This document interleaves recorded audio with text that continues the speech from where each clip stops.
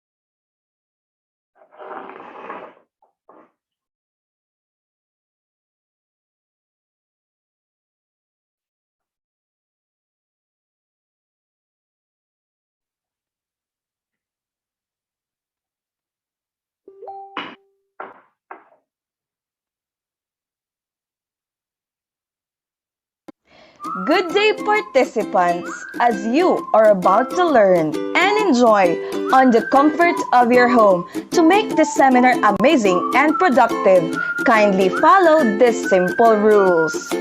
Number 1. In line with the Data Privacy Act, we would like to inform you that this online training is recorded. Your participation means that you are giving consent to be recorded. 2. Be on time. Be here 5 minutes before the online training starts. 3. Turn off your microphone. If you would like to speak, click the hand raise icon and wait for the facilitator to address your concern. Number 4. Use the chat function. You may also send your question and concern in the chat option. It will be addressed during Q&A. 5. Take down notes. Writing down notes will help you remember important concepts from the training. 6. Be polite and courteous at all times. And number 7, don't forget to accomplish the attendance and evaluation right after the training. The training is about to start. Sit back, learn, and enjoy. God bless us all.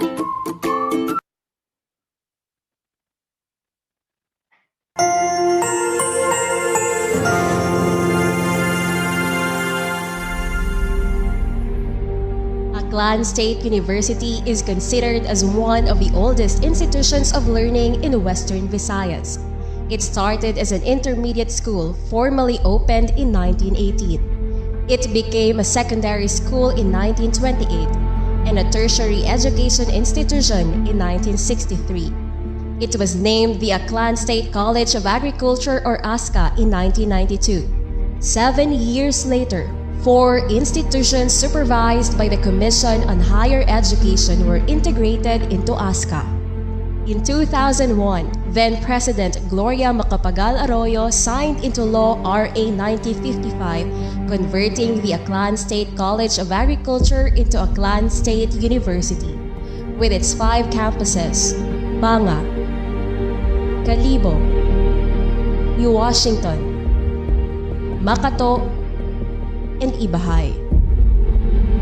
Rising from its humble beginnings as a rural farm school, Aklan State University has solidified its reputation as a prominent higher education institution in the country. Through the vision of its past presidents, Aklan State University scaled the apex as an academic pillar of excellence, improving the lives of the people, communities, and the country. The COVID-19 pandemic threatened to stall the gains of the university.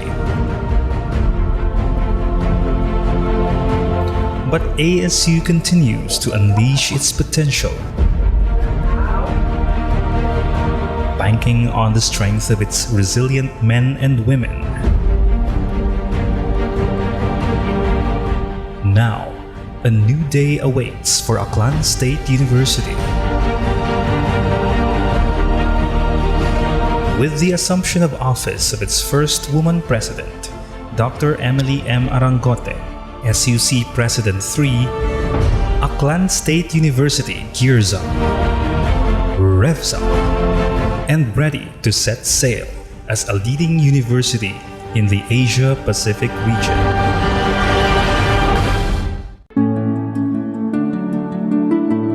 The Asia-Pacific region is going to be a tempestuous territory. We will sail through uncharted seas, wait out storms in the journey. But with all the men and women of Aklan State University as able sailors, and Dr. Emily M. Arangote at the helm steering the boat, surely the horizon is clear and the shore within reach. ASU, let's row the boat together towards one direction to become a leading university in the Asia-Pacific region.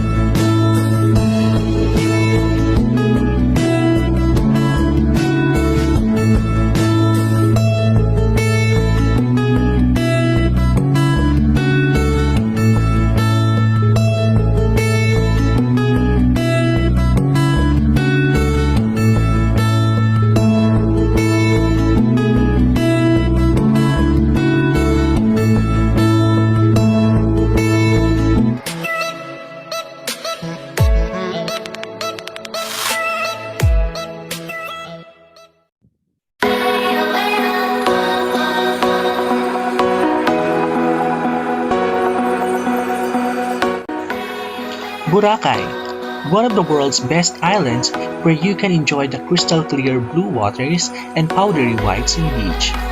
But beyond the shores of Boracay, you will find a place where you can also enjoy exciting and delightfully scenic nature-based tourism activities.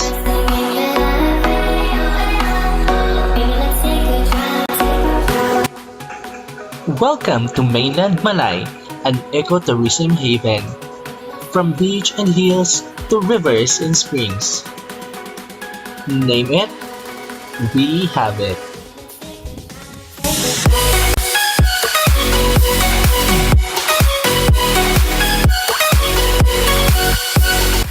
First stop, let me welcome you to Bongbongon Beach.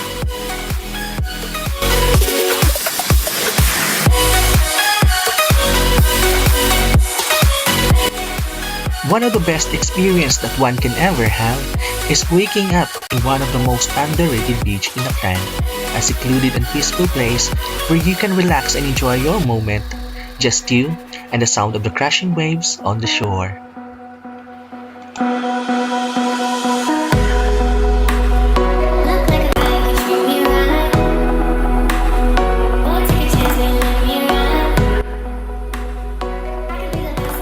Wake up in Bongbong Beach.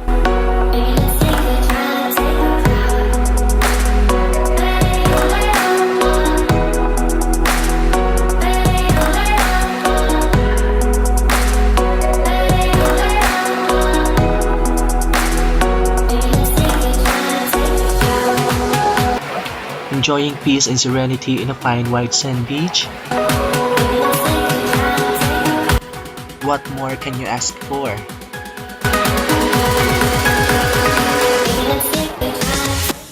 Bali feels? You'll have it here. Welcome to Vinewood Tuhaw.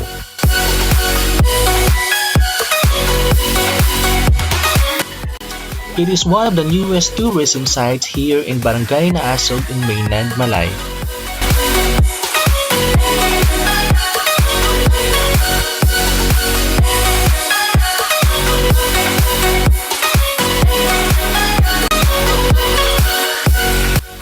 Vinewood Tuhaw has many different features that surely you will love and enjoy.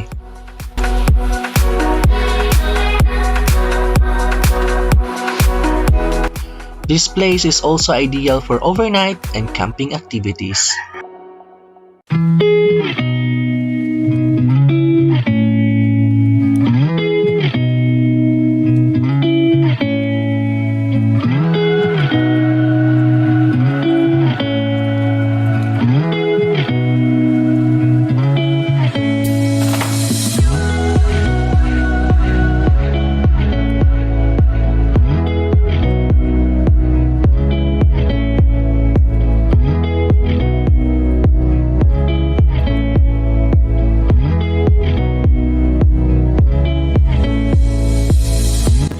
The relaxing scenic views can calm your weary heart and ease your mind from the busyness of life.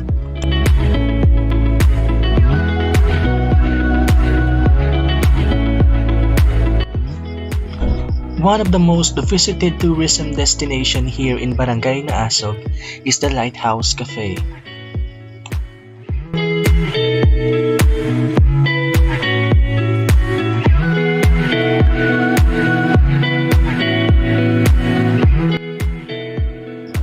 How I would perfectly describe this beautiful place? Breathtaking.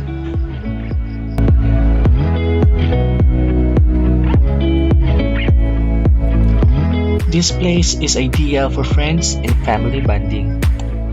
It is also a perfect place for sunset viewing. After the enjoyable tour in the Wonder Beach and hills of Naasog, it's time to get cool and drenched in Agnadan Mini Falls and Cold Spring. Located in Barangay Kabulihan, this mini falls and cold spring is ideal as a picnic place, favorably during summer because of its inviting water that beats the summer heat.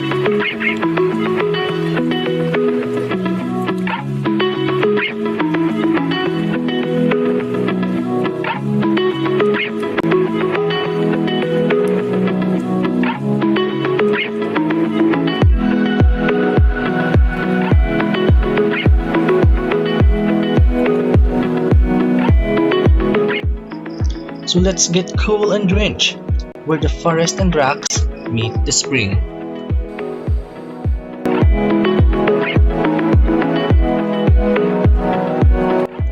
From the cold spring to the pristine waters of Nabaoy.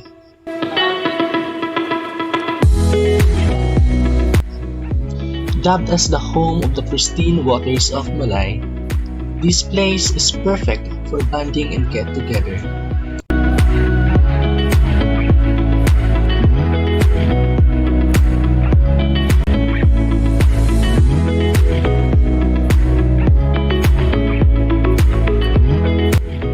When your tummy starts to feel hungry, dine in, as the Nabaoy is also a home to some of the most delicious local dishes.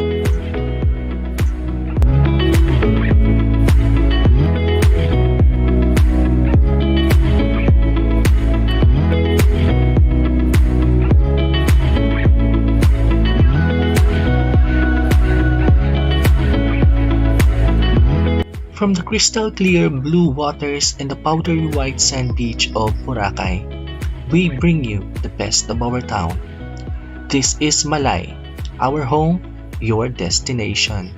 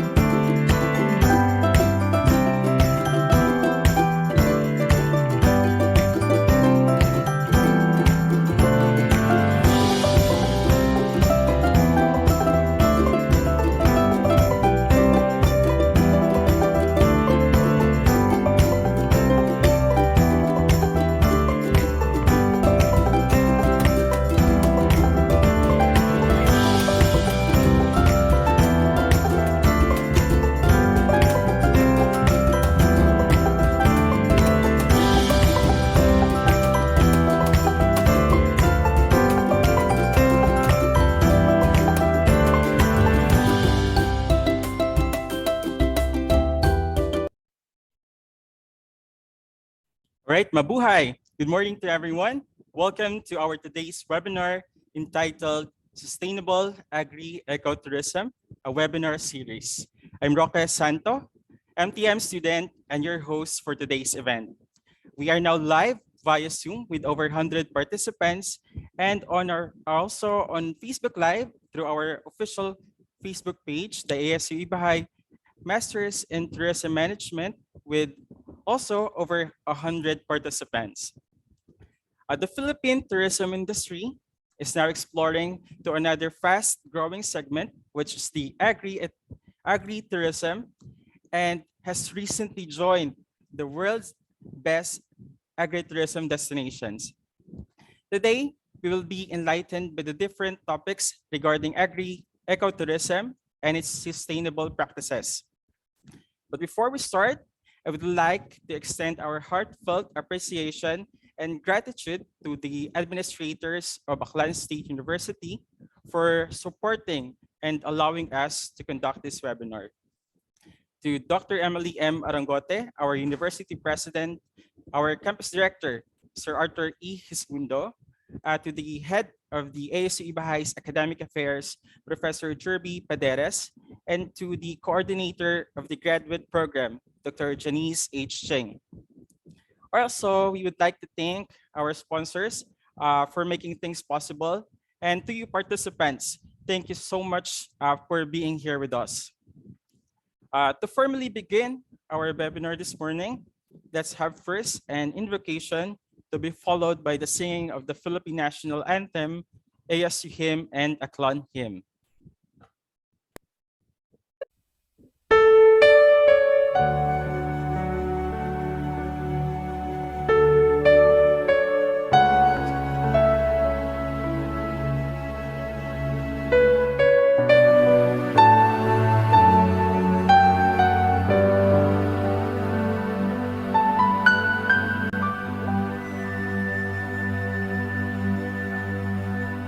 One day I'll hear the laugh of children in a world where war has been banned.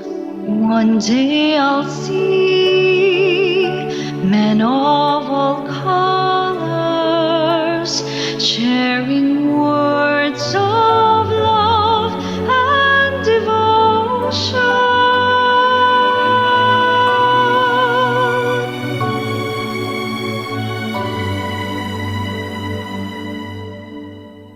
Stand up and feel the Holy Spirit. Find the power of your faith. Open your heart to those who need you in the name of love and devotion.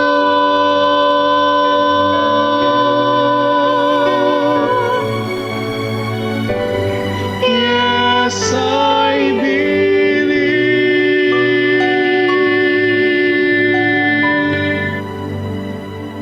I believe in the people of all nations to join and to care for love. I believe in a world In a where light will guide us, and giving our love With our love, we'll make heaven on earth.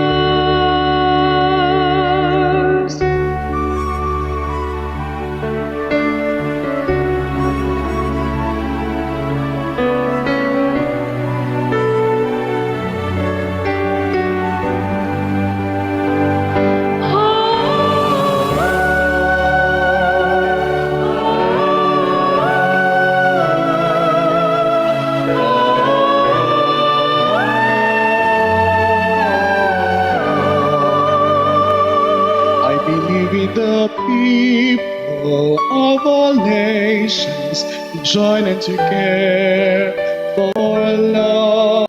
I believe in a world where light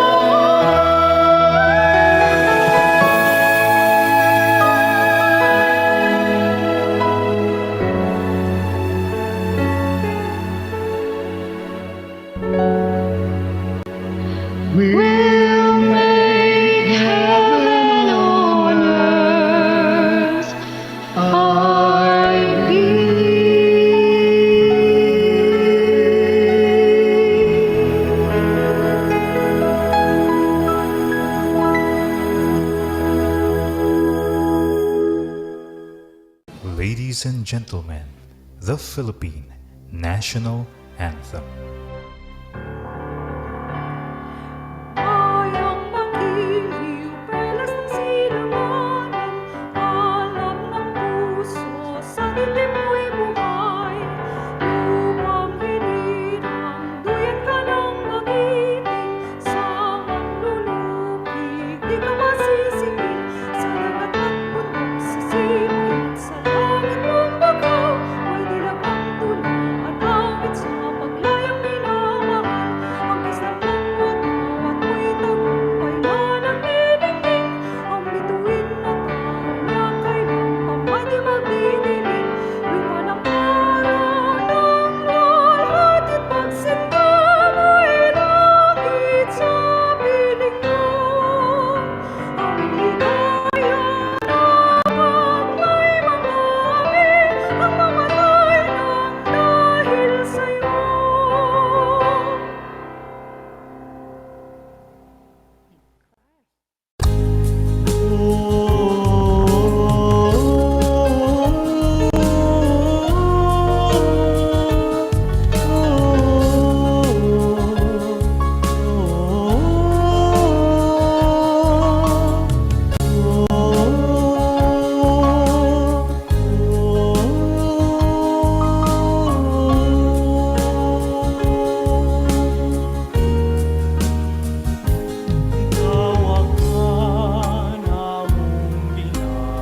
pinapalangga sa tagipusoon, una ikaw makita.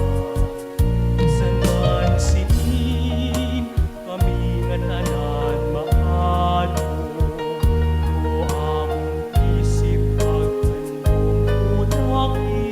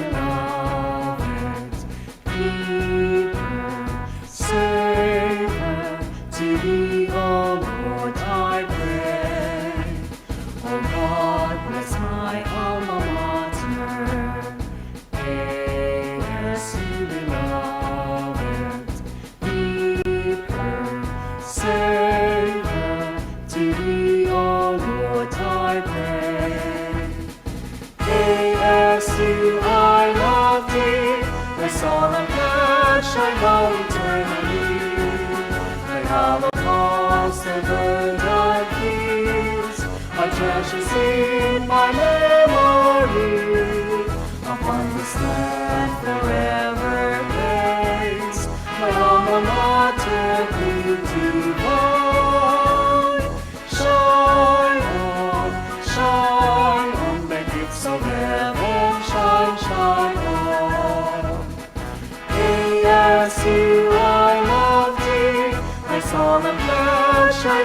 eternally. May hallowed halls, the verdant fields, are treasures in my memory. Upon this land forever reigns my alma mater, Queen divine. Shine on the gates of heaven, shine on. Shine on the gates of heaven, shine on. Oh God, bless my alma mater.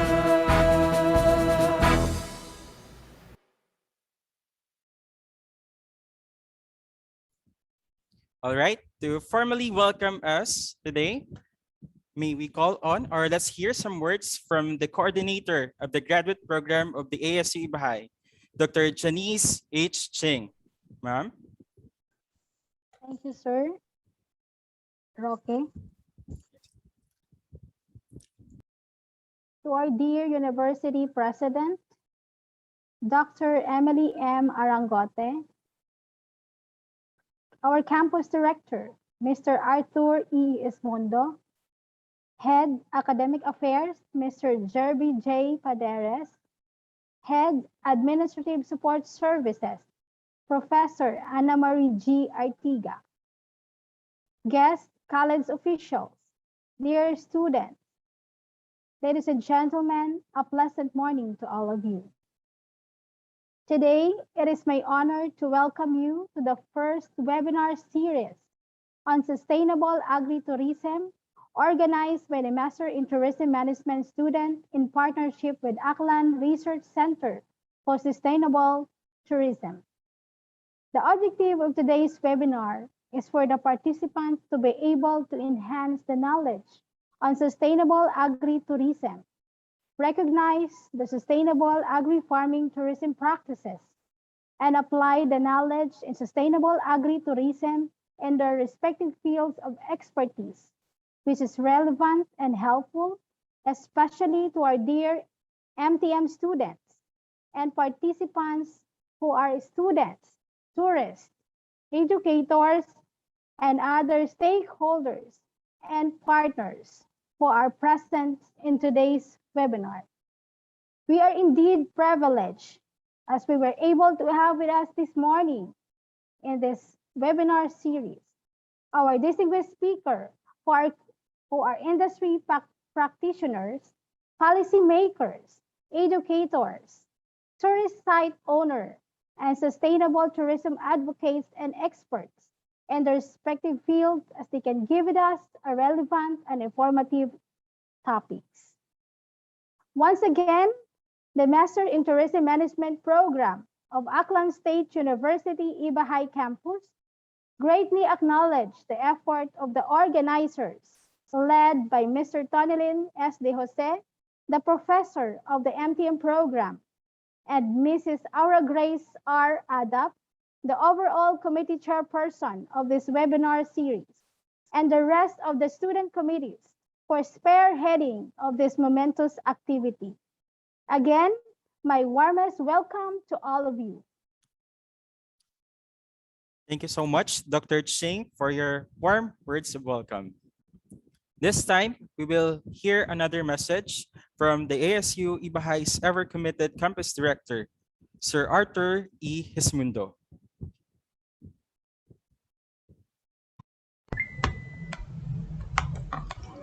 To our invited resource persons, guests, graduate students, campus officials, our partners in tourism development, good morning.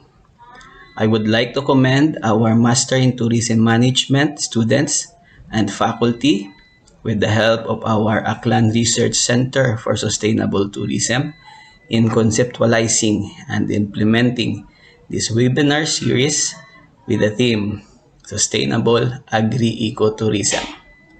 This activity will highlight the university's commitment to sustainable tourism amid this global pandemic, as well as deliver the mandate of ASU-Ibajay Campus Master in Tourism Management Program. Also, this webinar series will provide a viable learning opportunity for our graduate students, faculty, and our tourism industry stakeholders. I am extending my sincere appreciation to all our resource persons for extending their respective expertise to promote and advance sustainable tourism. To all our participants, may this activity provide you with the needed knowledge and skills for the advancement of your respective careers. Enjoy your day, keep safe, and God bless us all. Thank you so much, Sir Arthur, for your message. And in behalf of the MTM students, we thank you for your invaluable support to the program. This time, we will hear another special message coming from this very special person. A virtual applause to the First Lady President of Aklan State University, Dr. Emily M. Arangote.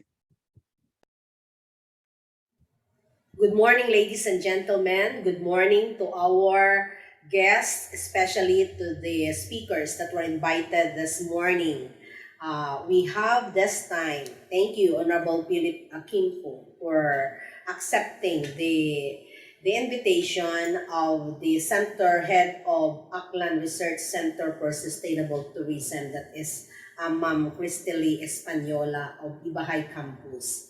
Likewise, to our our own graduate, Mrs. Lei and M. Fernandez, and at this time, she's already the faculty of the Cebu Normal University. Thank you, Ma'am Lei Ann, for definitely the tourism people will know a lot of things from you, from your experiences, and from the experiences you've had in Cebu Normal University. Regarding the sustaining Boracay amidst culture and pandemic, our very own also, Mr. Felix de los Santos, is with us in our several engagement with the Boracay tourism industry. Thank you, Sir Felix, for being with us. Likewise, to our own graduate also, Ma'am Richelle Kahilig, who will be discussing more of ecotourism practices. I'm very happy knowing your activities, Ma'am Richelle. We have also our very energetic, accommodating, and always with ASU. And this time with ASU-Ibajay, Honorable J.E. Tijada, our Sangguniang Palalawigan member of the Western District of Aklan. He's always with us even in our extension, as being an extension panelist in ASU. We have also Sir Canuto, the General Manager of EPRATA Farms, so we'll be discussing more of farming as a leisure. And thank you, sir, for being also with us and for accepting our invitation. I know you're so busy. To Ma'am Christine Mancinares also, and to Director Warner Andrada of the Office of the Tourism Development for Sustainable Agri-Tourism. So, this is a breakthrough in Ibajay Campus through our center headed by no other than Ma'am Cristely Espanola. I know you have a lot of enrollment this time, and this is a breakthrough in our masteral in tourism management. My congratulations to Sir Arthur Ismundo, the campus director of ASU-Ibajay, likewise to Sir Cherby Paderes, the academic chair of the Ibajay campus, the CHARM. When we started our masteral studies, I think we've started only a few weeks for the face-to-face, and definitely we have this pandemic until now, and you have your online classes.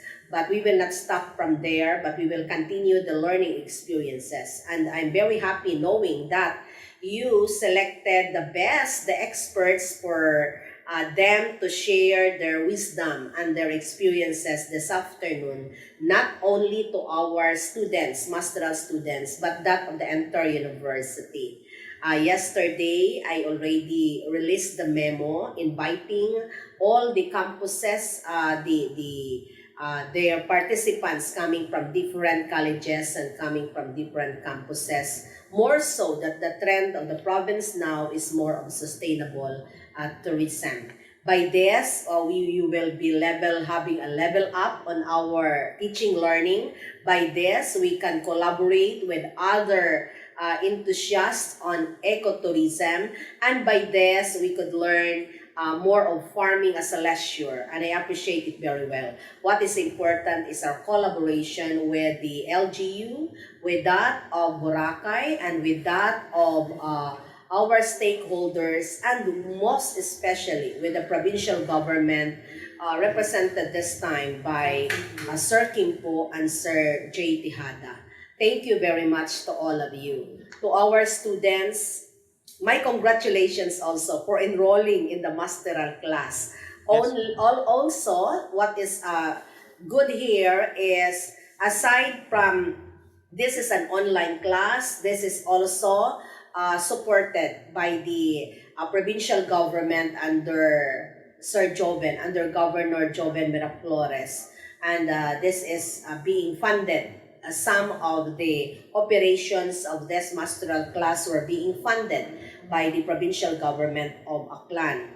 This is a very good project that we've started, and looking forward, we will sustain this and we can have a graduate of this Master in Tourism Management. To everybody, welcome to Aklan State University Ibajay campus, and to all the one who prepared from the invitation down to the details for today's webinar. My congratulations, Secretariat. God bless everyone. Good morning. All right. We are so glad and privileged to hear a message from you, Madam President. We are so grateful that you are with us in this endeavor. All right. Now, we will proceed to the most important part of the event, the webinar proper. But first, let me remind you about our house rules. Good day, participants, as you are about to learn and enjoy on the comfort of your home. To make this seminar amazing and productive, kindly follow these simple rules. Number 1. In line with the Data Privacy Act, we would like to inform you that this online training is recorded. Your participation means that you are giving consent to be recorded. 2. Be on time. Be here 5 minutes before the online training starts. 3. Turn off your microphone. If you would like to speak, click the hand raise icon, then wait for the facilitator to address your concern. Number 4. Use the chat function. You may also send your question and concern in the chat option. It will be addressed during Q&A. 5. Take down notes. Writing down notes will help you remember important concepts from the training. 6. Be polite and courteous at all times. And number 7, don't forget to accomplish the attendance and evaluation right after the training. The training is about to start. Sit back, learn, and enjoy. God bless us all. All right. I hope this is clear to everybody. If you have questions, feel free to send it on our chat box or on the comment section on our Facebook Live. We wish everyone a fruitful and productive participation in this webinar. So this time, to know more about our first resource speaker, may we request Ms. Aura Grace Adap, MTM student, for the introduction. Good morning, everyone. Our first speaker for today is a licensed professional teacher of Tourism and Hospitality Management courses at Aklan State University Ibajay campus. She graduated cum laude with a Bachelor of Science in Tourism degree from University of the Philippines, Diliman, and took her master's degree in Hospitality Management at West Visayas State University. She has been in the academe for 13 years and has been involved in research and extension activities of the Department of Tourism and Hospitality Management in Aklan State University. Her research work focuses on manpower requirements of the industry, stress coping and performance of hotel employees, and recovery strategies of accommodation establishments. She also holds a National Certificate 3 in Events Management Services, and is also an active facilitator, research panelist, and speaker in extension activities and in-service trainings. Currently, she is the program chair and the research coordinator of BS Tourism Management Program of ASU-Ibajay campus, and is also the center head of Aklan Research Center for Sustainable Tourism. Ladies and gentlemen, Ms. Christy Lee Terrazona Española. Thank you very much, Ma'am Aura. I will just share my screen.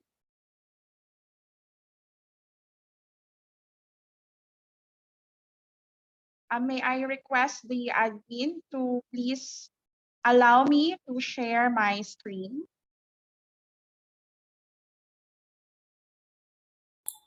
Okay na po, Ma'am Tele.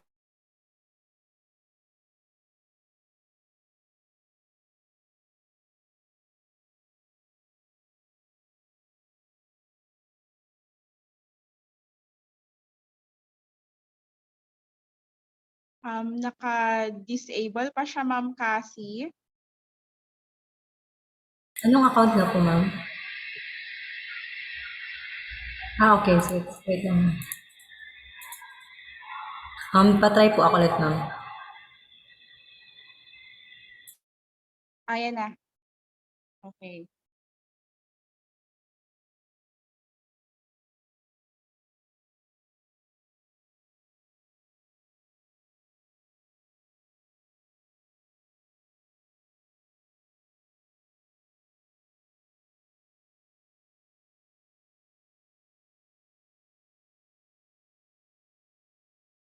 So good morning to all the participants to this two-day webinar series. I hope that you are well and in good health today. And thank you also to those who are watching via Facebook Live. Thank you very much for joining our two-day webinar series.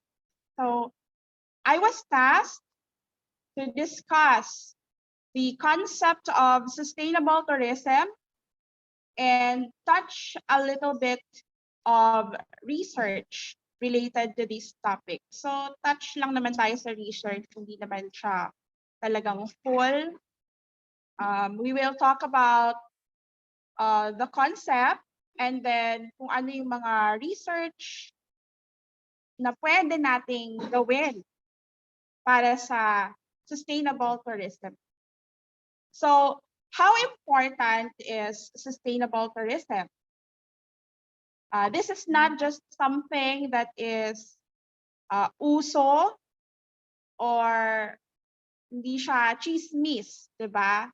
Sustainable tourism is something that we really need right now. And anything that is good, anything that bring good, kailangan nating i-sustain yan, diba? And that's why meron tayong sustainable tourism. Something that we want to nourish, we want to prolong, ayan, kailangan natin yan. So I will be discussing 3 subtopics for today. We will start with the concept of sustainable development kasi dyan talaga nag-start. And then after that, we will talk about sustainable tourism na specifically. And then we will go to research after that. So let me just share this quote from Thomas Jefferson. So itong ano niya is, I'm sorry for my screen. Ayan.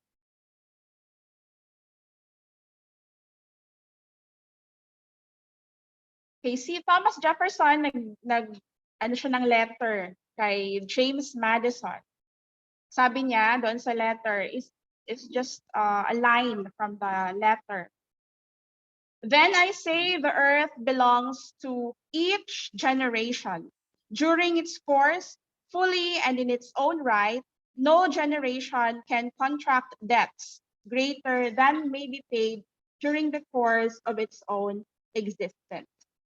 Okay, di ba? Ang ganda. I really like this quote from Thomas Jefferson. He believed in the principle that the earth belongs to the living and not to the dead. So, di ba, pag patay ka na, kailangan tapos na. Kung patay ka na, tapos na yung life mo sa earth, dapat wala kang iniwang debt or utang. Na kailangan yung future generation, they have to be able to live na wala silang babayaran mula sa utang ng kanilang mga fathers. Okay? So the previous generations should not bind the current generation to pay their debts or require them to work in their father's occupation or to accept laws and constitution. Yung tatanggapin lang ba nila yung kung anong iniwan sa kanila ng kanilang forefathers. So yun yung concept ni Thomas Jefferson. Hindi siya naniniwala doon. And itong line ni Thomas Jefferson, ito yung ginamit ng Brundtland Commission para gumawa ng definition ng sustainable development.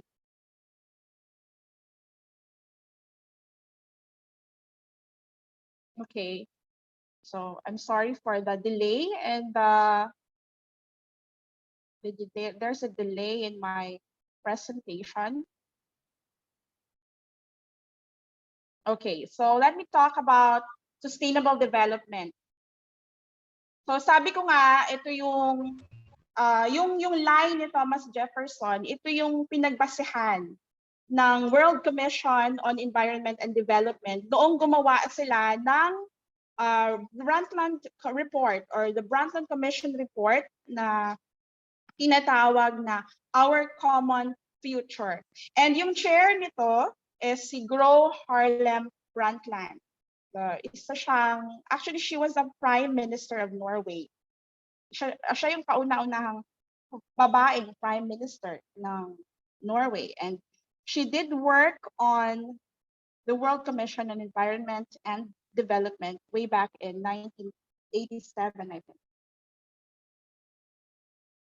So in their report, doon lumabas yung term or yung concept ng sustainable development. So sustainable development, they defined it as development that meets the needs of the present without compromising the ability of the future generations to meet their own needs.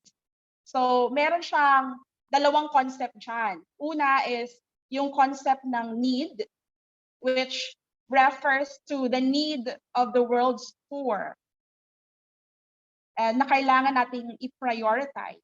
Kasi yan talagang priority din ng United Nations. Isa sa mga 17 goals ng sustainable development ng United Nations is to alleviate poverty. And the other concept is yung nakalinya, which is without compromising. So ibig sabihin, meron siyang idea ng limitation. Now, limitation which is imposed by the state of technology and social organization. So ayan. The implementation of sustainable development will require progress in 3 areas. So meron tayong tinatawag actually na triple bottom line. Hindi lang ito ginagamit sa sustainable development. Actually, ginagamit siya in other aspects, even in economics. Meron tayong tinatawag na triple bottom line. Kasi ito talaga yung parang systems approach when it comes to planning. Meron tayong economy, one of the pillars, and then meron tayong environment, and meron tayong society. So in other words, tinatawag din siyang the 3 pillars of sustainable development. So kailangan daw, pag nag-implement tayo ng sustainable development, kailangan merong economic prosperity, no? Hindi lang siya puro profit. Kailangan meron ka ding environmental quality. So pangangalagaan mo rin yung quality ng environment, may conservation efforts ka, and of course, social equity, kung saan kailangan we have to advocate also for the welfare of the society or even yung mga local communities. So yung triple bottom line ay meron din siyang model. It also has another framework kung saan ginawa sila na Venn diagram, if you are familiar with the Venn diagram na parang nag-overlap ng mga circles. And then we have the three bottom lines, which are the social, economic, and environment. And then pag kinumbine mo daw yung society tsaka yung environment, it will be a bearable kind of development. So ano ibig sabihin ng bearable? It has, bearable lang siya. Parang i-adjust mo lang yung iyong lifestyle para mag-fit kung ano lang yung meron sa environment, ano yung ino-offer ng environment. At the same time, yung society ay magkakaroon din ng magandang well-being. So it could be healthier environment and maganda din yung well-being ng tao. So that's a bearable kind of development. Now we go to equitable. So ano namang ibig sabihin ng equitable? Pag kinumbine mo daw yung society and economic, there is equal and fair share of a nation's resources.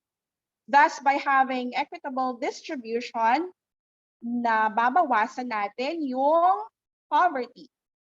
So we can help eradicate poverty, social inequality, and we can also raise the standard of living. So yan ang equitable. Now, pag sinabi naman nating viable, pag kinumbine mo ang economic at environment, viable or parang practical, feasible, kung saan ang isang country, they will strive for economic growth, pero at the same time, they have to pursue environmental protection. So, yung mga investments, hindi lang siya puro investments, but they must be feasible enough to sustain themselves, to create jobs, to contribute to the GDP, and to protect the environment from harm. Ayan. And then, at the end part, yung sustainable na yung nasa gitna, pag kinumbine mo yung tatlo, yung social, yung economic, tsaka yung environment, yun na yung sustainable tourism. So, di ba pag inano kasi natin, no, usually I have seen some of my students, pag sinabing sustainable tourism, iniisip agad nila environment. Parang yun yung automatic na pumapasok sa kanilang isip, no? Environment lang. But we have to remember that when we say sustainable, kailangan mabalance natin yung tatlong pillar na ito, which are the social, economic, and the environmental goals. Okay, let me share to you also the United Nations goal for 2030. These are the Sustainable Development Goals. 17 po ito. So number 1 dito ay no poverty. Ayan talaga yung number 1 na goal ng United Nations. Even dati pa, no, hanggang ngayon actually, ito pa rin yung number 1, no poverty. This is based also sa mga data nila, lalo na sa Africa, kasi mataas ang poverty rate doon. So, number 1 talaga siya sa goal ng United Nations. Number 2, I think connected din dyan ay yung zero hunger. Siyempre, no poverty. Hunger is also connected with poverty, diba? 3, the good health and well-being, quality education, gender clean water and sanitation, affordable and clean energy, decent work, industry, innovation, and infrastructure, reduce inequalities. Yan. Sustainable cities and communities, responsible consumption and production, climate. Isa din ang climate change sa problema ng United Nations. Life below water, life on land, peace, justice, and strong institutions, and partnerships for the goal.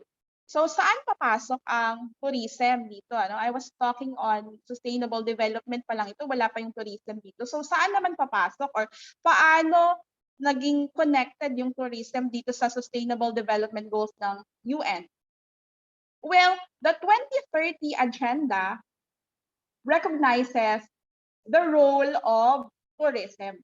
It recognizes the role of tourism kasi ang tourism, malaki ang kanyang contribution sa global GDP, 'di ba? Sa employment. So kailangan ipasok mo talaga yung tourism sector dyan.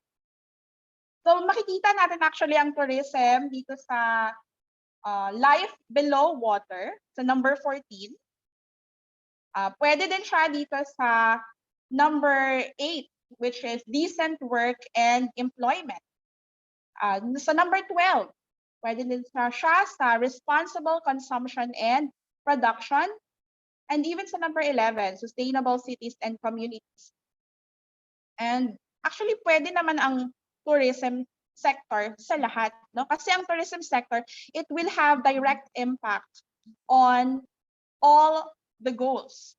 Especially, even yung eradicating poverty, yung number 1, yung no poverty. Kayang-kaya ng tourism yan na ma-address also. So, importante ang tourism sector sa pag-achieve ng goal ng United Nations. So, this is in 2030. Ito yung goal ng United Nations. So, sana ma-achieve din natin to. Of course, all the member countries of the UN should work together. So, dyan papasok sila sa number 17, which is partnerships for the goal. Okay, punta naman tayo sa sustainable tourism development. So, or tinatawag din siyang sustainable tourism. Pwede namang sustainable tourism lang. So, here, we applied the concept of sustainable development. So, baka ma-confuse tayo. Iba po ang sustainable development, iba naman po ang sustainable tourism.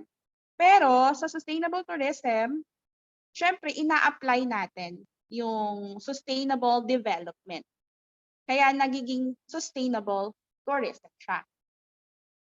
Okay, let me share first or show you a picture of this beach. This is a beach in Argentina. This is called Mar del Plata Playa. So my question is this place sustainable para sa inyo?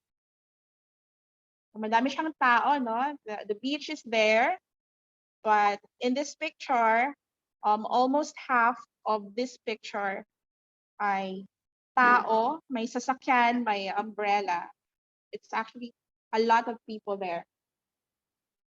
So let's find out the answer kung sustainable ba siya o hindi as we go along.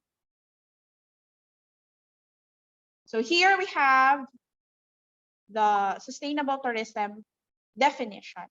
So ina-apply lang niya yung concept ng sustainable development in the planning and in the operation of tourist destination. It is also simply referred as sustainable tourism or sustainable tourism development. So ano yung mga important principles ng sustainable tourism? Paano natin masasabi na sustainable tourism ang isang lugar? So number 1, we have tourism should integrate the natural, cultural, and human environment. Yan. Hindi lang natural environment, hindi lang puro physical part na environment, kundi kailangan may cultural capital ka din. Number 2, tourism must consider its effects on cultural heritage and traditional elements, activities, and dynamics of each local community. So kailangan maipasok mo yung identity ng local community, yung kanilang dynamics, cultural dynamics, yung kanilang activities doon, yung kanilang traditions. And number 3, isa din sa importanteng prinsipyo ng sustainable tourism, the government should promote actions for integrating the planning of tourism with environmental NGOs and local communities. So kailangan nakasali yung government. Number 4, sustainable development means the solidarity, mutual respect, and participation of all players. So sabi ko nga, ano siya it's a system approach kung saan lahat ng players in the industry ay kasali.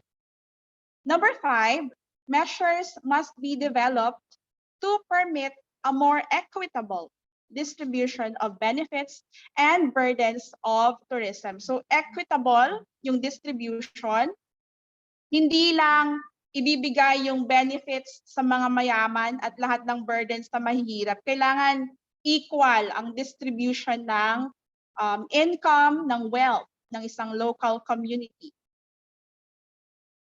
Okay, number 6, environmentally and culturally vulnerable spaces, both now and in the future, shall be given special priority. So pag sinabi natin sustainable tourism, talagang naghahanap tayo ng mga environmentally vulnerable and culturally vulnerable spaces, di ba? Kasi yan yung talagang bibigyan natin ng priority na ma-preserve, no? We have to prolong, for example, the culture of this community. That's why pag inano natin siya, pag minarket natin siya for tourism, kailangan sustainable. Number 7, attention should be given to the role and environmental effects of transportation in tourism. So importante din ang transportation sa tourism. You know, the airline industry is the number 1 na cause ng air pollution. Kasi yung airlines, yung mga eroplano ay nagko-cause ng air pollution, syempre. So kailangan meron talagang i-ano natin talaga yung transportation na part. No? We also have to focus on the transportation. Minsan kasi na ano natin, no? Hindi natin nabibigyan ng halaga yung transportation sa tourism, pero importante pala siya, lalo na sa sustainable tourism. Kasi we have to reduce our use of non-renewable energy or yung mga fossil fuels natin, kailangan ma-reduce natin.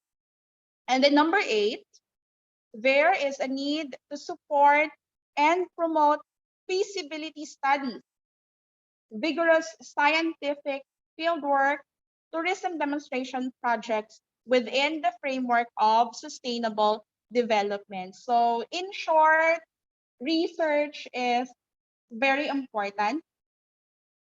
And dyan papasok yung mga feasibility studies na yan. That's all part of research, diba? So, dako na tayo sa research na part, research in sustainable tourism. So, did you know that the sustainable tourism na concept, pag sinearch mo yan sa Google, itatype mo lang yung sustainable tourism, meron niyang lalabas na mga search results.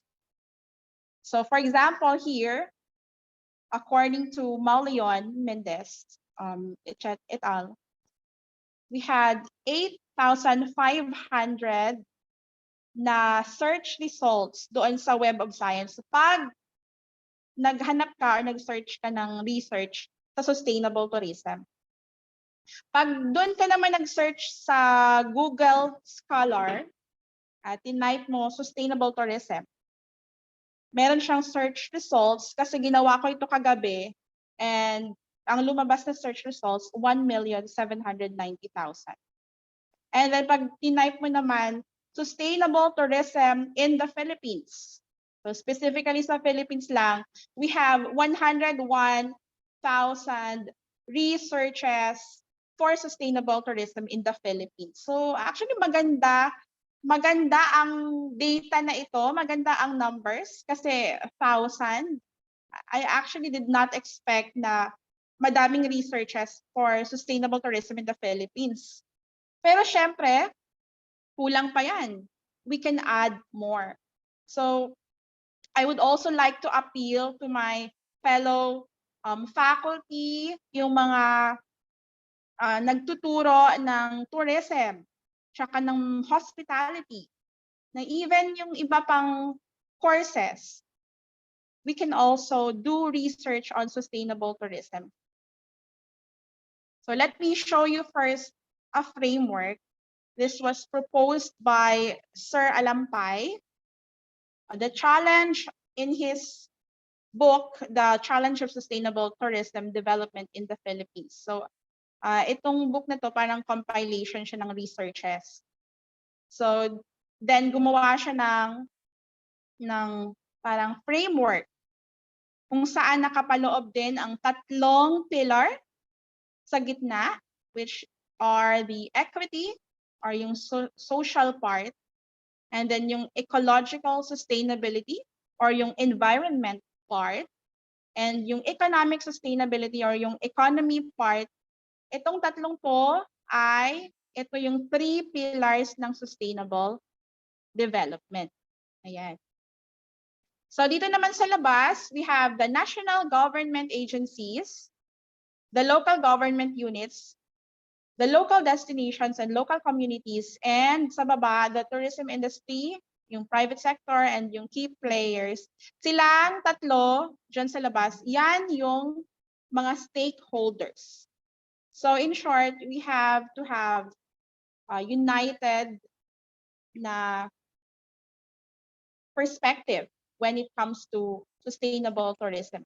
No, kailangan nating makita lahat ng perspectives doon sa mula sa local government, mula sa local communities, mula sa tourism industry. Okay, let me share to you some research topics which you can also do for sustainable tourism. So meron tayong number 1, yung carrying capacity ng mga sites. I think yung carrying capacity talagang hindi siya mawawala sa konsepto ng sustainable tourism kasi we really need to limit our visitors, especially sa mga vulnerable na mga areas. So we actually have social carrying capacity, meron tayong ganong term. Meron din tayong biophysical carrying capacity. At pwede din yung ibang mga indicators pa. We can do research on that.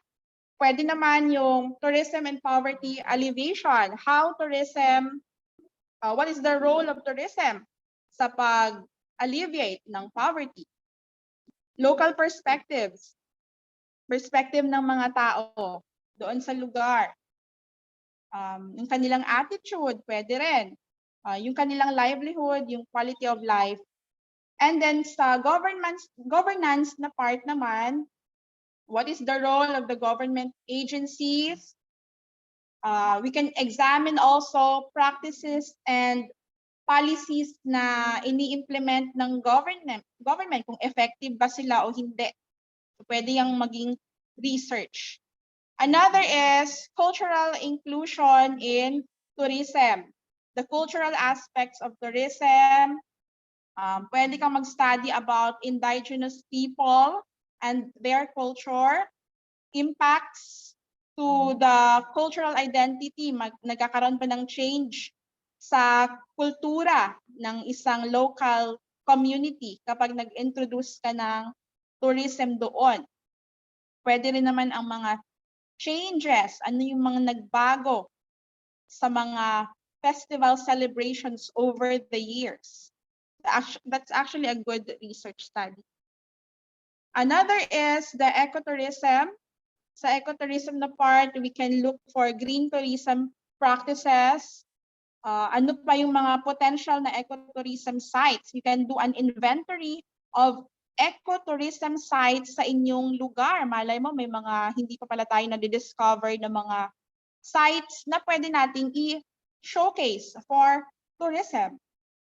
And then another is the community-based tourism. So ito na actually yung parang uso ngayon, no? Yung CBT. Ano yung potentials ng community-based tourism? Meron din tayong CBET or community-based ecotourism. Ano yung extent ng community participation? Gaano kalaki ang scope na maipapasok mo yung decision or opinion ng community doon sa dinedevelop mo na tourism site. Research topics also include yung tourist. Tingnan natin yung market. Ano yung mga behavior? For example, behavior ng mga millennials ngayon sa pag-travel. Baka mayroong mga changes. So we can do research on that. Ano yung mga preferences nila? Motives and intentions. Pwede rin tayong gumawa ng tour packages doon sa mga lugar na hindi pa masyadong kilala. Okay, dito naman sa economics na part, ano yung impact ng pandemic to a local economy? How did the economy transform in a locality? And then we have environmental science, and pwede rin tayong gumawa ng research na related sa environment. So pwede ito sa mga faculty ng environmental sciences actually. Global warming, climate change. Ano yung epekto ng climate change sa mga tourism sites? Meron yan, 'di ba? 'Di ba tumataas yung water minsan, yung level ng water. So you can do research on that. Another is in society and culture, the residents' attitudes. Yung impact ng tourism doon sa indigenous communities. O, di ba, meron bang impact yung tourism doon sa mga indigenous community? O, pwede mong gawing research yan. Coastal tourism, yung community, yung livelihood nila, ano yung pwede pang ma-add mo na livelihood doon. Assessment and monitoring, assessment of the master plan. Ayan, meron bang master plan yung inyong local community? Baka wala. O, pwede natin gawan ng master plan. But you also have to do an inventory first. Diba? Bago ka gumawa ng master plan, kailangan mong i-inventory muna yung mga tourist sites at yung 5A, yung accessibility, yung attraction, yung accommodation, kung meron ba doon sa lugar. Another is the life cycle of destination. Nasaan na ba siyang life cycle?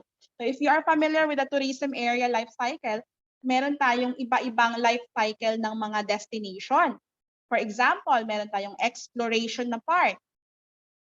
Yung exploration ng mga life cycle, ito yung mga bagong destinations. Hindi pa siya masyadong kilala. And then we have the development na stage sa life cycle ng destination. Kung saan yung destination ay medyo sikat, na-develop na siya. And then we have also the stagnation part in a destination. Ayan. You can assess, pwede tayong mag-assess ng mga places and then i-identify natin kung nasa anong stage na ba siya ng life cycle niya. No? This is a good research study. So I have reached the end of my presentation. Let me just end this talk with a quote from Fabian Cousteau of the World Travel and Tourism Council noong 2016. Sabi niya, I look forward to the day when there is no sustainable tourism, just tourism. So, di ba, just tourism, hindi na natin kailangan sanang i-advocate pa yung sustainable tourism. Kasi yun bang sustainable na yung lugar in the first place? Or yung industry natin, sustainable na siya na hindi na natin kailangan pang lagyan ng description na, this is sustainable tourism. Kundi lahat ng destination sana sustainable sana siya. 'Di ba? How beautiful would that be? So I hope that you have learned something. And if you have questions, I will try to answer them later. And thank you very much for the opportunity. Thank you for the MTM team sa opportunity na ito. At dito na po nagtatapos ang aking presentation. Good morning, everyone. Thank you so much, Professor Española, for the very informative discussion. We are enlightened by the different concepts of sustainable tourism development and its important principles. But the one thing I can highlight from Professor Española's topic is the importance of collaboration. No? Bali, if the key players from the public and government agencies down to the local community will work together, sustainable development is not impossible to achieve. You know, siguro before we proceed with the Q&A, let's have first photo op. So may I request everyone to please open their cameras.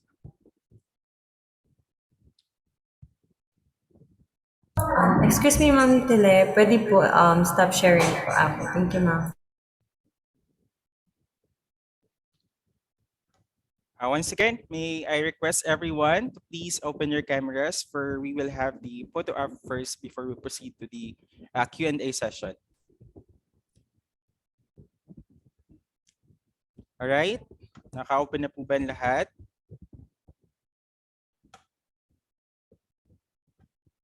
All right.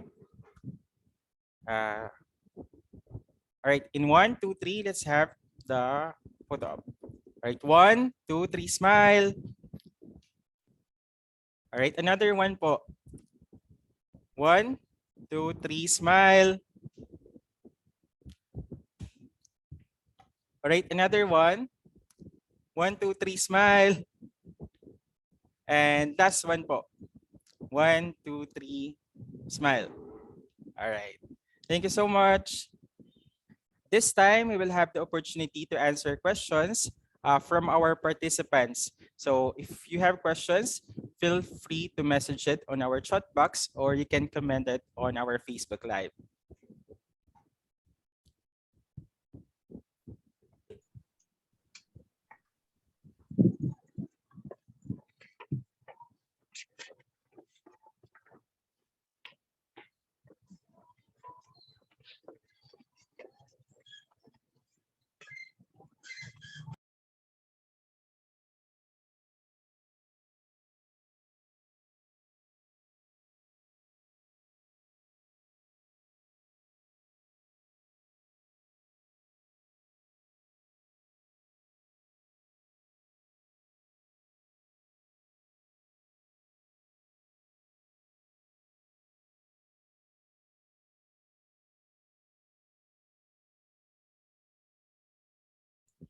All right. While waiting for the questions, we have first a video to acknowledge the support from our sponsors.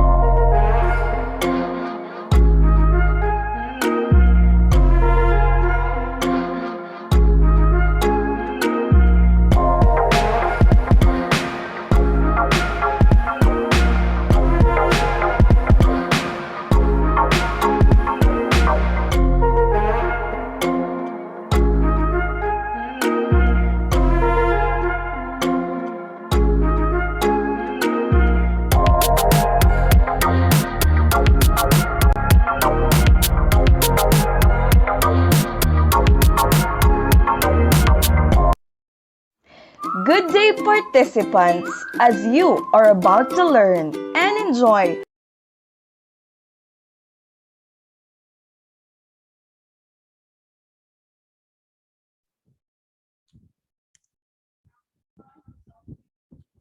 Alright, since wala pa po tayong questions, I want to acknowledge the participants coming from the different LGUs here at the province of Aklan, also along with the different LGUs or government agencies from the Region 6. Also, from the different universities outside Region 6, good day and welcome to our webinar.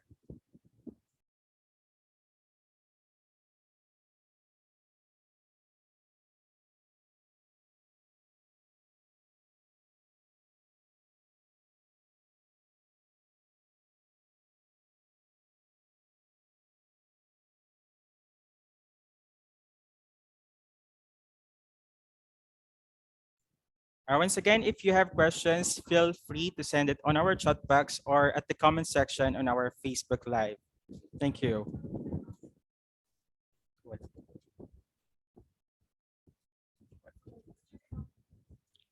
Wala, sir. Sure.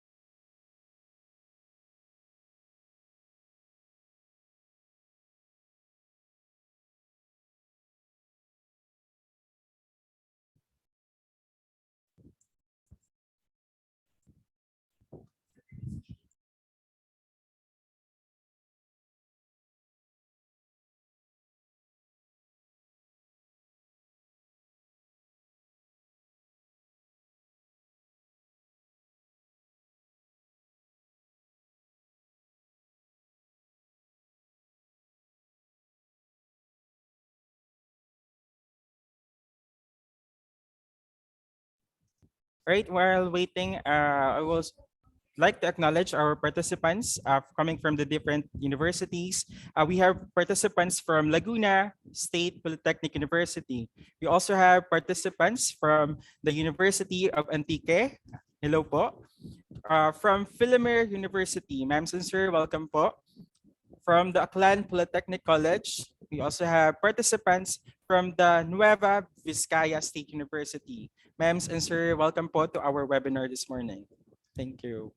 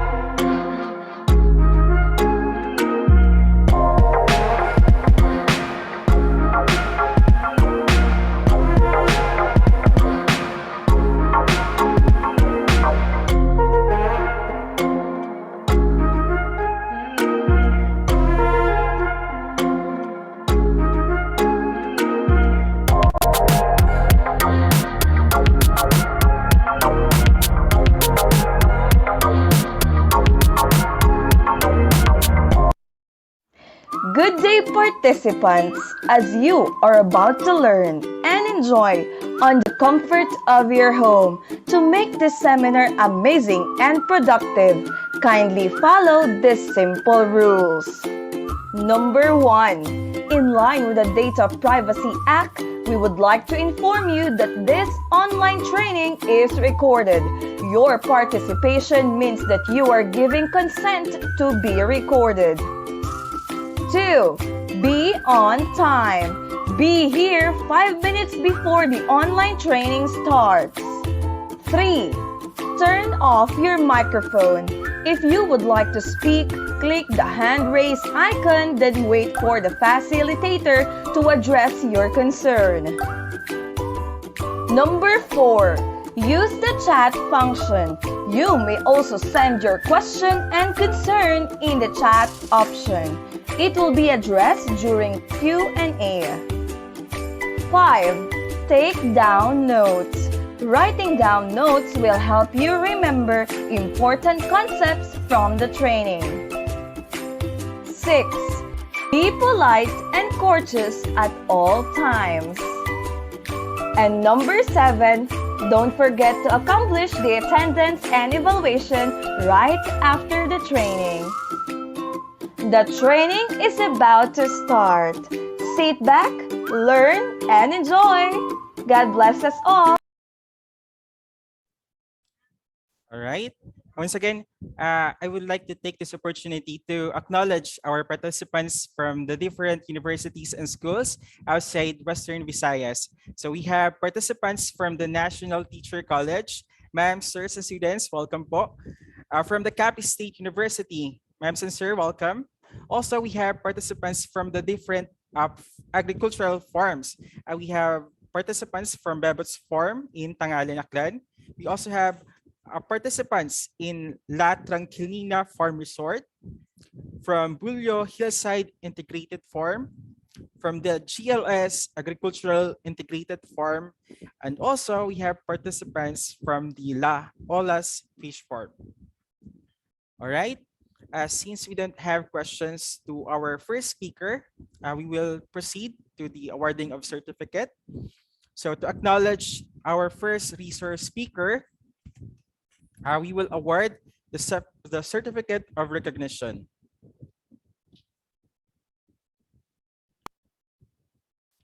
So let me read to you the citation of the said certificate. Aklan State University College of Hospitality and Rural Resource Management Graduate Program awards this certificate of appreciation to Mrs. Crescely Espanola, MHM, in grateful acknowledgement of her expertise, professional competence, and invaluable service rendered as resource speaker on the topic Sustainable Tourism and Research during the conduct of the 2-day webinar series entitled Sustainable Agri-Ecotourism, held on 7 to 8 of January 2022 via Zoom platform, given this 7th day of January 2022. Signed, Emily M. Arangote, PhD, SUC President 3. So a virtual applause to our first resource speaker, Professor Crescely Espanola. Once again, thank you so much, Professor Espanola. Thank you, everyone, for inviting me. Thank you, ma'am.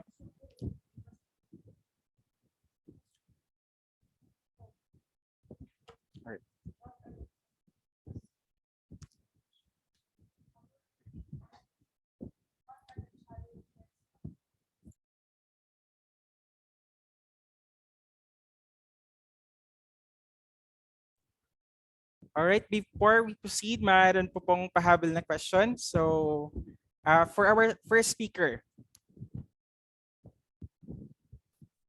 Anong question?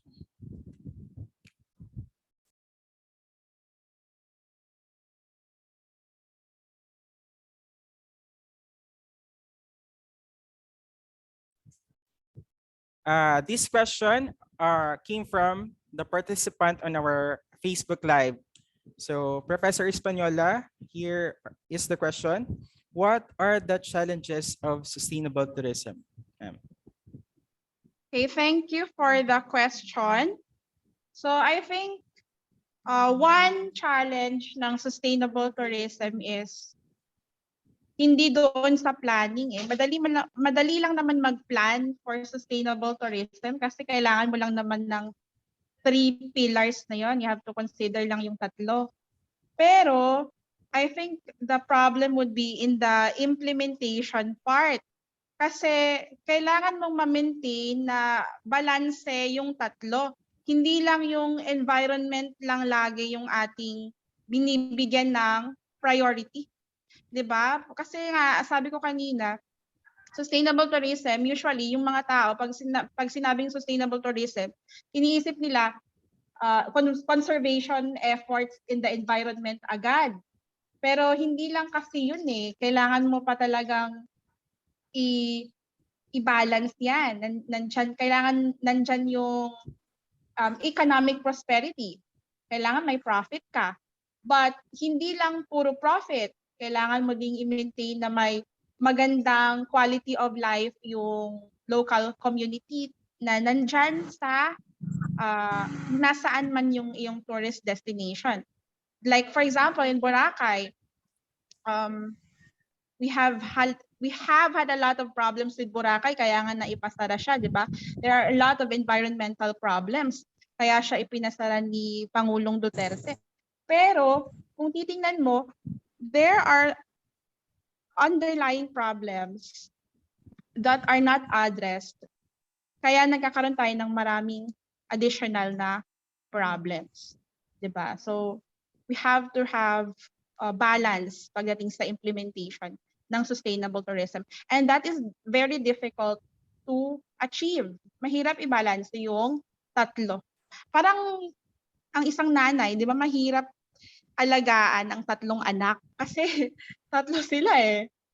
Parang ganun din siya when it comes to sustainable tourism, mahirap siyang i-balance na you can give priority to all the 3 pillars. So I hope that I have answered your question. Thank you. Great. All right, thank you so much, Professor Española. So since we don't have any other question, we will now proceed to our second resource speaker. So to know more about our second resource speaker, may we request Mr. Marlo Samuya, MTM student, for the introduction. Good morning, everyone. Our next resource speaker is an award-winning writer and a public servant. He's the author of 9 books, including Aklan's official tourism book. He was the editor-in-chief of ASU-Ibajay platform. Aklan, Will Alive, Will Aklan. As a public servant, he has brought pride to the province of Aklan on multiple occasions.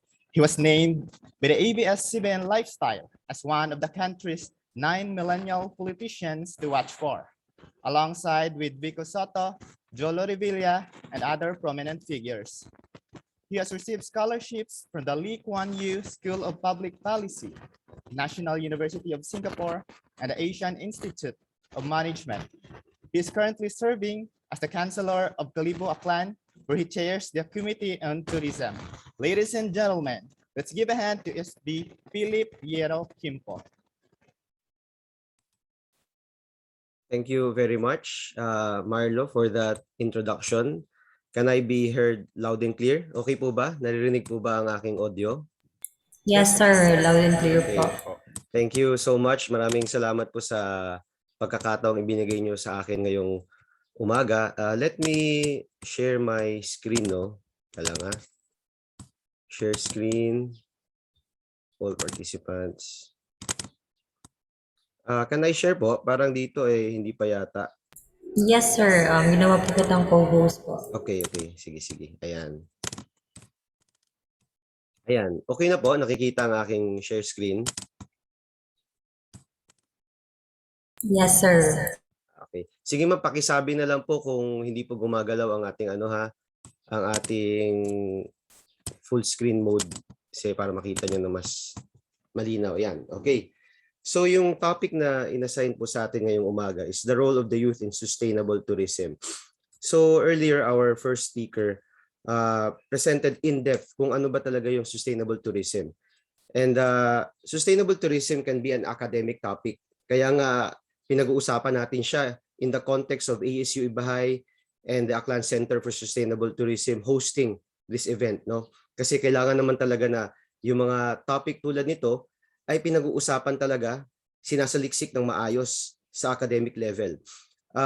I would be the first to admit that I am not a teacher, professional teacher, and I will be focusing on my expertise, which is youth empowerment. At anong kinalaman nito sa tourism? Based na rin sa experiences ko dati bilang editor-in-chief ng tourism property ng ABS-CBN, yung Choose Philippines. So, kung sabi natin academic, di ba? Allow me to be technical for one slide. Sabi nila, according to the UN Environment Program and UN World Tourism Organization, sustainable tourism is tourism that takes full account of its current and future economic, social, environmental impacts, addressing the needs of visitors, the industry, the environment, and host communities. And our first speaker very excellently described in depth kung ano ba talaga yung ibang aspects ng sustainable tourism. But I want you to focus on one word in this definition: future. When you talk about sustainable tourism, ang pinag-uusapan natin dito yung future, yung hinaharap, no? And when we say future, hindi ito maihihiwalay, no? Lagi itong nakatali sa kabataan, sa youth. At lagi nating babalikan yung sinabi ng isang magiting na Filipino, no? Kung sino man siya. Sabi niya, ano ba sabi niya tungkol sa kabataan at sa hinaharap? Ang kabataan ng pag-asa ng bayan. And when you say pag-asa, it is hope, it is future, future tense, no? So, hindi mo mahihiwalay ang usapin ng future sa kabataan. So, para sa atin, kahit maraming aspekto ang sustainable tourism, para maging sustainable mismo yung konsepto ng sustainable tourism, we need the youth to be involved in it. At hindi lang involved na dahil pinag-aralan nila, pero kailangan naniniwala sila dito, sila mismo yung nag-espouse, nag-champion, nag-advocate for sustainable tourism. So, nag-research ako ng kaunti, no, kung ano ba yung mga magagandang examples ng sustainable tourism sa buong mundo. You can look this article up sa isang website sa Switzerland, and it's a very good article, no? 5 example ng sustainable tourism around the world. And I identified some catchphrases na lagi ko na rin nababasa sa concepts ng sustainable tourism. One is high value, low impact. Yung high value, low impact daw is, for example, sa Bhutan, hindi ganun karami yung turistang pinapapasok nila. And I think this was also applied to Boracay nung just after the rehabilitation. So ang gusto natin ibibigay sa turista is hindi sila ganun kadami, hindi mass tourism, pero napakasulit ng value na nakukuha nila sa pinupuntahan nilang lugar. So doon sa Bhutan, medyo mataas din yung tariff nila, yung taxes nila, pero binabalik naman nila yung tariff and taxes nila doon sa mismong tourism industry. So yung isa pang nabasa ko sa isang tourism destination site, worm-based septic system. So yung sustainable tourism site kasi na to, very environmental friendly. Yun nga, gumagamit sila ng uod for their septic system, solar, energy, etc. Yung isa namang sustainable tourism destination, community run, owned by all the community members, yung mga taga nandoon sa villages, no? And another concept is volunteerism plus tourism, which will be explaining in depth later, no? Ngayon, sa napakagandang mga concept na ito, ito pa, dagdagan pa natin, no? Galing din sa website na yun, no? Ito yung tinuturo nila sa kabataan. If you advocate for sustainable tourism, this is co-conserve ka ng energy and water, pinoprotektahan mong wildlife and the culture, no? And we don't like animal cruelty, exploitation of culture, and mass tourism. But then again, yes, all of these concepts for sustainable tourism are very powerful at kailangan talaga. At tayong adults, quote-unquote adults, tayong siguro yung iba sa inyo nga nagma-master's program, yung iba sa inyo tourism students, papunta na sa adulthood, yung iba sa inyo teachers or government officials or someone who can enact policy na pwedeng makapagpabago ng daloy ng turismo sa bansa. Yes, we adults can make things sustainable. Pero meron tayong risk na we only make it sustainable, quote-unquote, for our generation. Sa atin lang generation na hindi para dun sa susunod sa atin.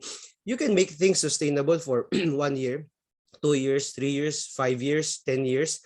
But is that really sustainability that we want?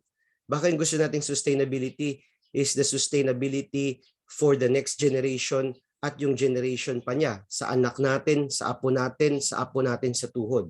So we need to cascade down sustainability. And ano ba ang nakalagay kayo na sa definition? No? Sustainable tourism takes full account of its impacts. Now, how can we take full account of the impact of sustainable tourism if we only think of the present generation in charge? No, pag sinabing future, there's short term. Yun siguro yung usually nako-consider ng mga businesses and government units. Government kasi, ang Pangulo, 6 years. Kami po sa LGU, 3 years. So, ang risk niya nagiging short term ang policies natin. So, hindi po, para sa atin, hindi po tama yun na hanggang ganun lang ang sustainable tourism. And now, sabi nga natin, we think of the present generation in charge. Kailangan natin busisiin pa yung words na yun. Sino ba ang in charge? Diba? Tayo ba na mas nakakatanda? Or actually baka mamaya sa panahon natin, ang kabataan na rin ang in charge. Why? The youth are the ones creating the content. You can see that everywhere on YouTube, on social media, and TikTok. The youth are the ones influencing the adults and their peers. The youth are the ones shaping the narrative. The youth are the ones deciding elections. No, dito sa amin sa Kalibo, kalahati ng botante bata. The youth are the ones shaping trends, including tourism trends. I remember nung nasa ABS pa ako no, sa Choose Philippines, papasimula pa lang yata nun yung glamping, no, yung glam camping. And more likely than not, kabataan yung audience nito, no, sila yung nag-shape ng trend na to. Meron din noon we were catering to music industry tourism. Nagkakaroon ng mga electronic dance music parties. Tapos po dadali nila sa isang beach. And that's a form of tourism. And 90% of the market would be the youth. No? So the youth are a market audience of their own, which is connected to be, the youth are tourism consumers. Kaya naman, ang kabataan hindi lang pahapyaw na dapat ma-involve sa sustainable tourism because they are a big part of our tourism stakeholders.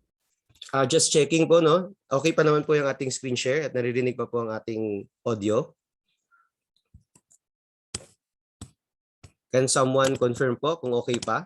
Yes, sir. Loud and clear. Thank you so much. Di ko kasi kayo nakikita dahil dito ako nakatingin sa ating slides. Ayan, so given na, we have established that the youth are crucial and critical to sustainable tourism. So how best to guide the youth? Of course, pag sinabing youth guidance, it would be education. Pero anong klaseng education? There's education within the classroom. Yun yung ginagawa natin sa ASU at sa iba pang educational institutions sa buong bansa. Pero ano pa yung ibang paraan para ma-educate natin, magabayan natin ang kabataan sa sustainable tourism? I have always been an advocate of letting the youth decide for themselves. Na maganda po, syempre nanggaling tayo lahat sa isang academic system, no? Maganda rin na tinuturo sa atin, harap-harapan sa klase, sa blackboard, sa notepad, sa laptop, yung mga concepts ng sustainable tourism. Pero mas maganda pa rin that we immerse them. We let them feel. Hindi lang we let them see, no, we let them feel all of their senses. Let them experience for themselves what sustainable tourism is all about. Then let them decide for themselves kung sila ba ay willing na maging champion or advocate ng sustainable tourism. Yung lahat po tayo dumaan sa kabataan at siguro we can agree that isa sa mga bagay na ayaw ng mga kabataan ay yung pinapangaralan sila, no? Kahit tama yung pangaral natin. Pero ang kabataan mas gusto nila that they find it for themselves, na ginagabayan lang sila, hindi yung sinasabihan sila, oh mali yan, ito ang tama, ito lang tama, no? We need to be more immersive about our education. So, para po sa atin, we let the youth become sustainable tourism's lifetime ambassadors. Kung ngayon pa lang, they are all in, sold na sila sa sustainable tourism because they have become part of sustainable tourism at such an early age, then we have already earned for ourselves lifetime ambassadors and champions. So how can we do that? No? Here are just 4 humble suggestions based from our experiences. First is arts and culture. Second is agri-tourism. Third is voluntourism, tulad na nasabi natin kanina. And third is social media and other emerging media. Ngayon po baka natatanong nyo, usually sustainable tourism is related sa ecotourism, sa environmental management. Pero bakit walang environmental management dito sa 4 suggestions natin? Actually, pag nagawa po natin itong 4 na suggestion na to, we're already taking care of the environment, no? And I will discuss that later. Okay, first, we suggest that we make the youth the backbone of culture-based and culture-sensitive tourism. Siguro po napapansin nyo sa Pilipinas, no, meron tayong problema. Pag umiikot tayo ng Pilipinas, nagsistay tayo sa mga hotel, wala nang distinctive na Filipino ambience yung iba nating hotels or marami sa hotels natin. Architecture-wise pa lang, wala na, no? Either Balinese, Mediterranean, Greek, no? Doon tayo kumukuha ng inspiration. Pero actually, dito pa lang sa archipelago natin, ang dami-dami ng pwedeng panghugutan ng inspiration sa architecture pa lang, no? Sa interior design pa lang. Maranao, nandyan yung mga gawa ng mga national artists natin sa architecture na pwede natin ma-integrate sa ating mga tourism sites. Pero mababaw pa lang yan na pagtingin sa culture-based and culture-sensitive tourism. Yung ibig sabihin natin dito, we need to understand that culture is what makes tourism. Yes, the beaches are white, the waterfalls are refreshing, the festivals are visually spectacular, pero ang tourism talaga na hinahanap din ng maraming tao ngayon is culture-based. When I was still editor-in-chief of ABS-CBN Choose Philippines, ito yung na-emphasize namin na we would like to promote destinations or tourism resources na mayroong malakas na sense of cultural identity. No?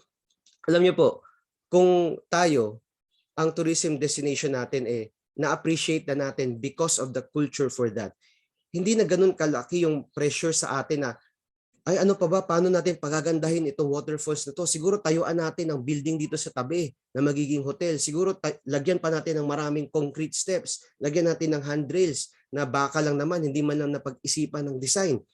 Pero kung andun pa lang tayo sa kultura, na naisip kagad natin na pabayaan muna natin itong maganda ang waterfalls, onting ayos lang dito, kasi ang hahanapin naman ng turista dito, yung kultura ng IP tribe dito, yung indigenous group na nandito, yun yung ina-appreciate nila. Then, the pressure to create infrastructure na minsan nagko-conflict dun sa heritage, it will be drastically lessened. So, kaya ko po ito nasasabi because I am also the former president of a historical society, a heritage conservation group here in Aklan. So isa po yun sa gusto natin, no? Yung mga kabataan, nagiging member na sila ng historical and heritage youth groups. We give free arts workshops to really hone the skills of these young cultural workers. We involve them in cultural mapping para alam nila kung ano yung mga cultural resources ng bayan nila. We involve them in tour guiding na malalim na merong kinalaman tungkol sa kasaysayan, hindi lang kung gaano kaganda ang lugar. And then of course as LGUs and as schools, as commercial establishments, we can also hold arts contests. Pero napansin nyo, may exclamation point po yung arts contests natin. No? Bakit? Because we have a caveat for that. Ako po ay membro ng isang LGU. No? So LGUs make contest, no, para sa kabataan. Pero para po sa atin, pag gumagawa tayo ng tourism contest, kailangan yung alam nating may impact at may kinalaman din sa turismo talaga. No, for example, kung tourism week, tourism month, and I hope I won't offend anyone, no. Usually gumagawa tayo ng essay contest. Gusto ko 'yan kasi writer po ako, no. Tama po na kailangan nating i-inculcate ang writing skills ng kabataan. Pero kung tourism ang pinag-uusapan, siguro meron pang ibang writing contest kaysa sa essay writing contest. And I'm not talking about spoken word din. No? Siguro ano ba ang tingnan natin, ano ba ang basis ng marketing? No, paano ba natin na ma-market ang isang destination? Paano ba mina-market ng isang company ang sarili niya sa TV, sa radyo, sa billboard? It's copywriting. Meron ka lang isang line, isang tagline, isang slogan, ilang salita na yun yung magko-convey ng gusto nating message ng company natin. And that can be a contest, no? Caption this contest, no? Pakuha ka ng isang picture ng tourism destination nyo, ang contest mo lang caption this. You don't need to write a whole essay about it. Okay? Meron po magandang contest ng LGU Kalibo recently, yung mga dolls pinasuot ng pinya fiber, which is the Queen of Philippine Fibers, at yun ang pinagmamalaki ng Kalibo Aklan. Ang ganda ng contest na yun kasi sa contest na yun, nahon mo yung artistic talent ng mga tao, ng mga Kalibonhon, pero napopromote mo rin yung culture, no? Nagiging IG worthy yung mga dolls nila. Okay, so punta naman tayo, sorry, number 2 ito dapat, no? Provide the youth with livelihood through agri-tourism. Agri-tourism is again another catchphrase, another buzzword right now, no? Hindi lang sustainable tourism, na dyan rin ng ecotourism, agri-tourism. Pero tayo po, we are strong advocates of really involving the youth with livelihood sa agri-tourism. Hindi lang natin tinuturo sa kanila kung gaano kagandang agri-tourism. We convince them, we help them have livelihood through agri-tourism. So how can we do this? Una, pwede po tayong gumawa or mag-lobby ng institutional policies. When we say institutional policies, pwede po ito maging batas sa inyong barangay, sa inyong munisipyo, sa inyong probinsya. Pwede rin ito maging polisiya ng inyong eskwelahan na sinusuportahan ng agri-tourism. Isa pong example nito, tayo po ay sumulat ng batas last year, 2021, the Kalibo Youth Agripreneurship Ordinance. So ang gusto po natin gawin dito, yung mga kabataan, binibigyan na natin ng training para ma-involve sila sa agripreneurship. Take note, hindi po agri-tourism, agripreneurship. Tuturuan natin sila kung paano magkaroon ng kanilang, for example, kanilang farm, paano sila magtatanim ng maayos, paano nila mako-convert ang kanilang fish pond bilang isang agri-tourism site. Kasi kung alam naman natin na ang medyo paghihirap ngayon ng tao is sa panahon ng pandemya, walang trabaho. So kung ang kabataan natin, tinuturuan natin kagad to be involved in agripreneurship, that in itself is already a big push for agritourism. Kasi kahit unti lang yung suporta mo, mamaya-maya, ang dami na magma-mushroom na sites sa lugar ninyo about agritourism. I'm a strong advocate of fish ponds being agritourism site. Kasi po naalala ko, nung nasa ABS po ako noon, nag-tour po kami sa isang province sa Bicol region. At yung isa po nilang pinagmamalaking destination, maganda nga naman, ang pinuntahan namin is a fish pond. No? Hindi po siya ganun kalaki. At syempre, as usually, pag fish pond site, no, namimingwit yung mga tao at yun yung iihawin nila. Dito sa Aklan, meron na po tayong ganun at napupuntahan din natin at napakaganda ng pag-develop nila sa sites nila. So, nung panahon na yun, wala pang ganun sa Aklan. So, nagtataka ako noon na, grabe, no? Dito sa amin, doon sa amin sa Kalibo, punong-puno ng fish pond. Sa neighboring towns, punong-puno ng fish pond. Pero dito sa province na to, sa Bicol region, they are heavily promoting this one tourism destination na fish pond lang naman yung laman. So, at pinupuntahan ng turista. So, personally, masaya po tayo na ngayon, dumadami na po yung agritourism sites. Pero, mas kailangan pa po nating ma-involve ang kabataan. And one way to do that is to create laws. Kung galing po kayo sa bayan na outside of Kalibo at gusto nyo pong ma-implement itong ordinansa na ito sa lugar ninyo, you can get in touch with me. Baka pwede po nating ma-endorse ito sa mga kilala nyong konsihal sa lugar ninyo na makagawa tayo ng Youth Agripreneurship Ordinance sa inyong bayan. Okay. Number 3, we need to introduce the youth to volunteerism. So this is another trend sa tourism, no? Volunteerism plus tourism. So habang nagvo-volunteer ka, nakakatulong ka na sa ibang tao, pero at the same time, umiikot ka ng bansa, umiikot ka ng probinsya mo. Yung kabataan natin, they're having fun. Bago po ako nung pumasok sa ABS-CBN, for 3 years I think, meron po kaming volunteerism program na umiikot kami sa buong Pilipinas. Nagtuturo kami ng tula. nagtuturo kami ng communication skills, nagtuturo kami ng writing, ng literature. Iniikot namin yung mga kabataan namin mula sa Manila, iniikot namin Luzon, Visayas, Mindanao. So magtatrabaho sila ng isang araw, the next day, andun na sila sa beach, andun na sila sa waterfalls, andun na sila sa heritage site, nag-enjoy sila. So we're combining service plus leisure. And it's one of the most fulfilling experiences a young person can have. Kasi sa puso niya, ang saya-saya niya na nakatulong siya sa ibang tao. Pero yung kanyang physical senses, no, sight, taste, lahat ng sensation niya, nag-enjoy siya kasi nakakapunta siya sa ibang lugar. Ngayon, hindi lang po ito para sa mga organization o mga schools na pinapaikot yung kabataan nila sa buong bansa. No. This can be achieved even at the town or barangay level. Because we believe that, kunwari, ako po taga Kalibo, yung mga kabataan namin dadali namin sa Malay, no? Pupunta doon, hindi lang naman kailan sa Boracay, pero sa Malay lang. Tapos mag-enjoy sila ng waterfalls doon, pero tutulong din sila sa mga communities, nag-outreach program sila.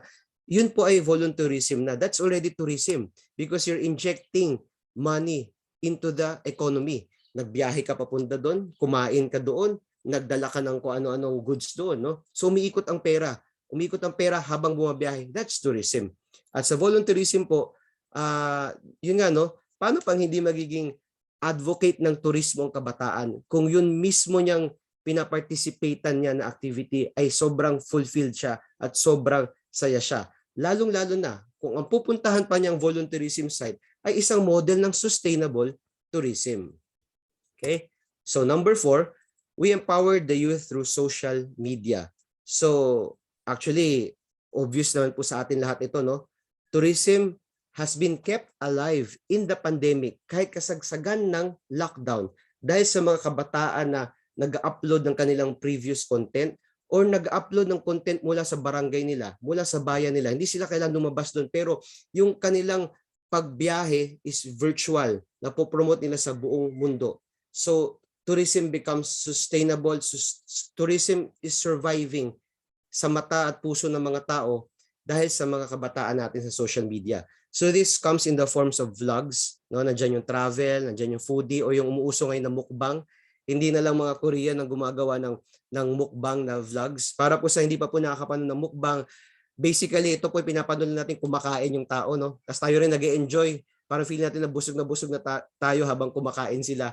At kagabi lang po nanonood kami ng family namin ng mukbang video na lechon, no? Mag-asawa ba sila? Basta partner po sila. Tapos inuubos lang nila yung lechon, no? And that's a form of tourism vlogging for us, no? And another is app-based content sa TikTok, for example, na ginagawa na ng tourism contest ngayon. May nakita yata ako sa ASU-Ibajay na may contest sila na based sa TikTok, and that's a very, very good initiative. Nandiyan din po yung photography-based Facebook pages and of course, online magazines.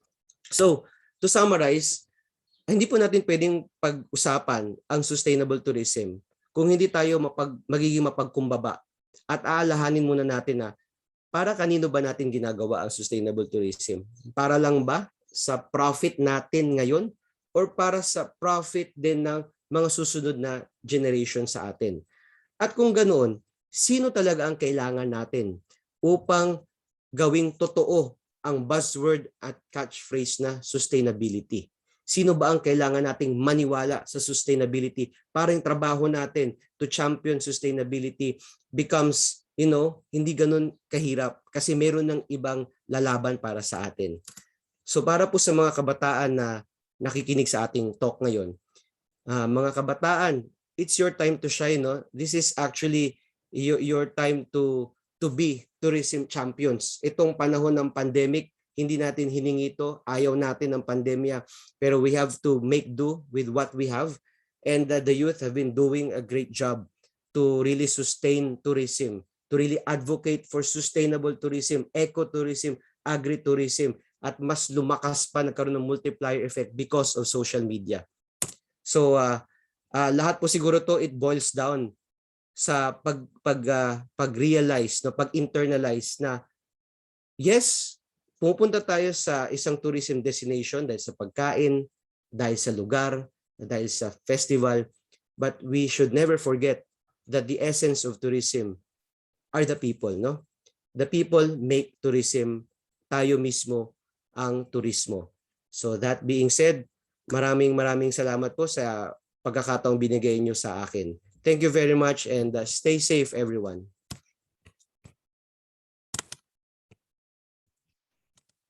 Thank you so much, Sir Kimpo, for the very enlightening discussion. I agree with you that youth, future, and sustainable development are connected. Thank you so much, sir, for giving multiple tips to our youths to make them become the key players for sustainable tourism development. So this time, we will have the opportunity to answer questions from our participants. So to our participants, if you have questions to our second speaker, to Sir Kimpo, please feel free to send it on our chat box. All right, siguro while waiting for the question, sir, we will have first the photo op. So everyone, once again, please open your cameras.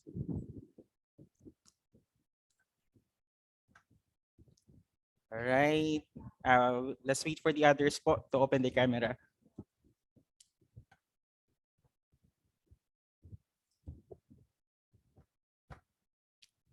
All right, in 1, 2, 3, smile. Another one po. 1, 2, 3, smile. Last one. 1, 2, 3, smile. All right, thank you so much. So if you have question, once again, you can send it on our chat box or on the comment section on our Facebook Live.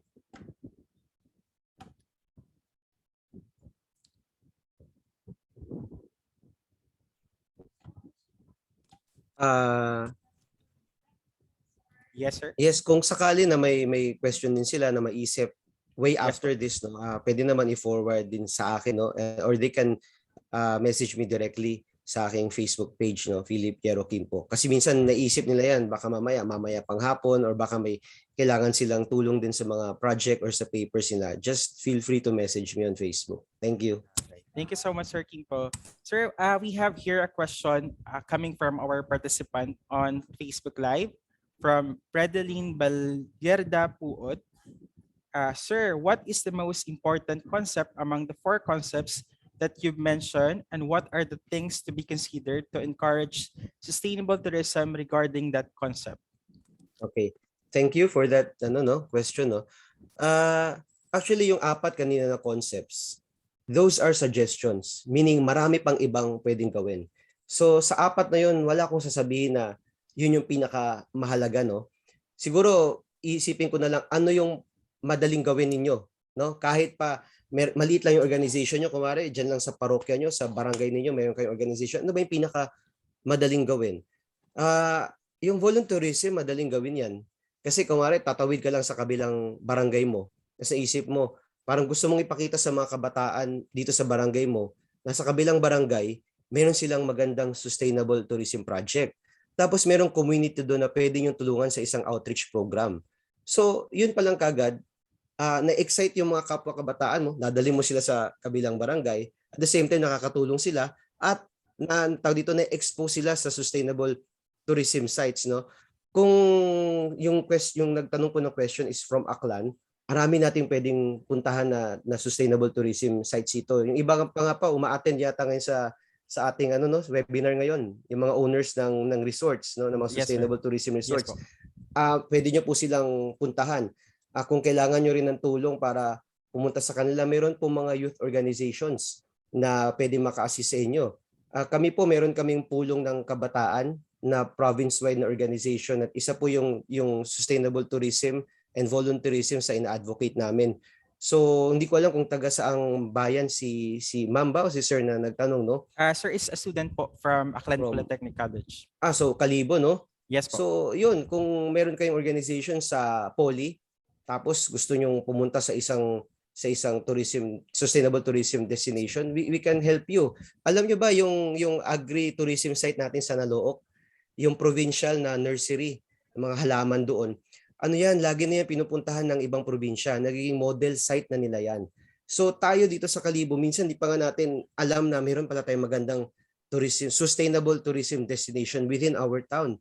So yun, no, madaling gawin yung volunteerism.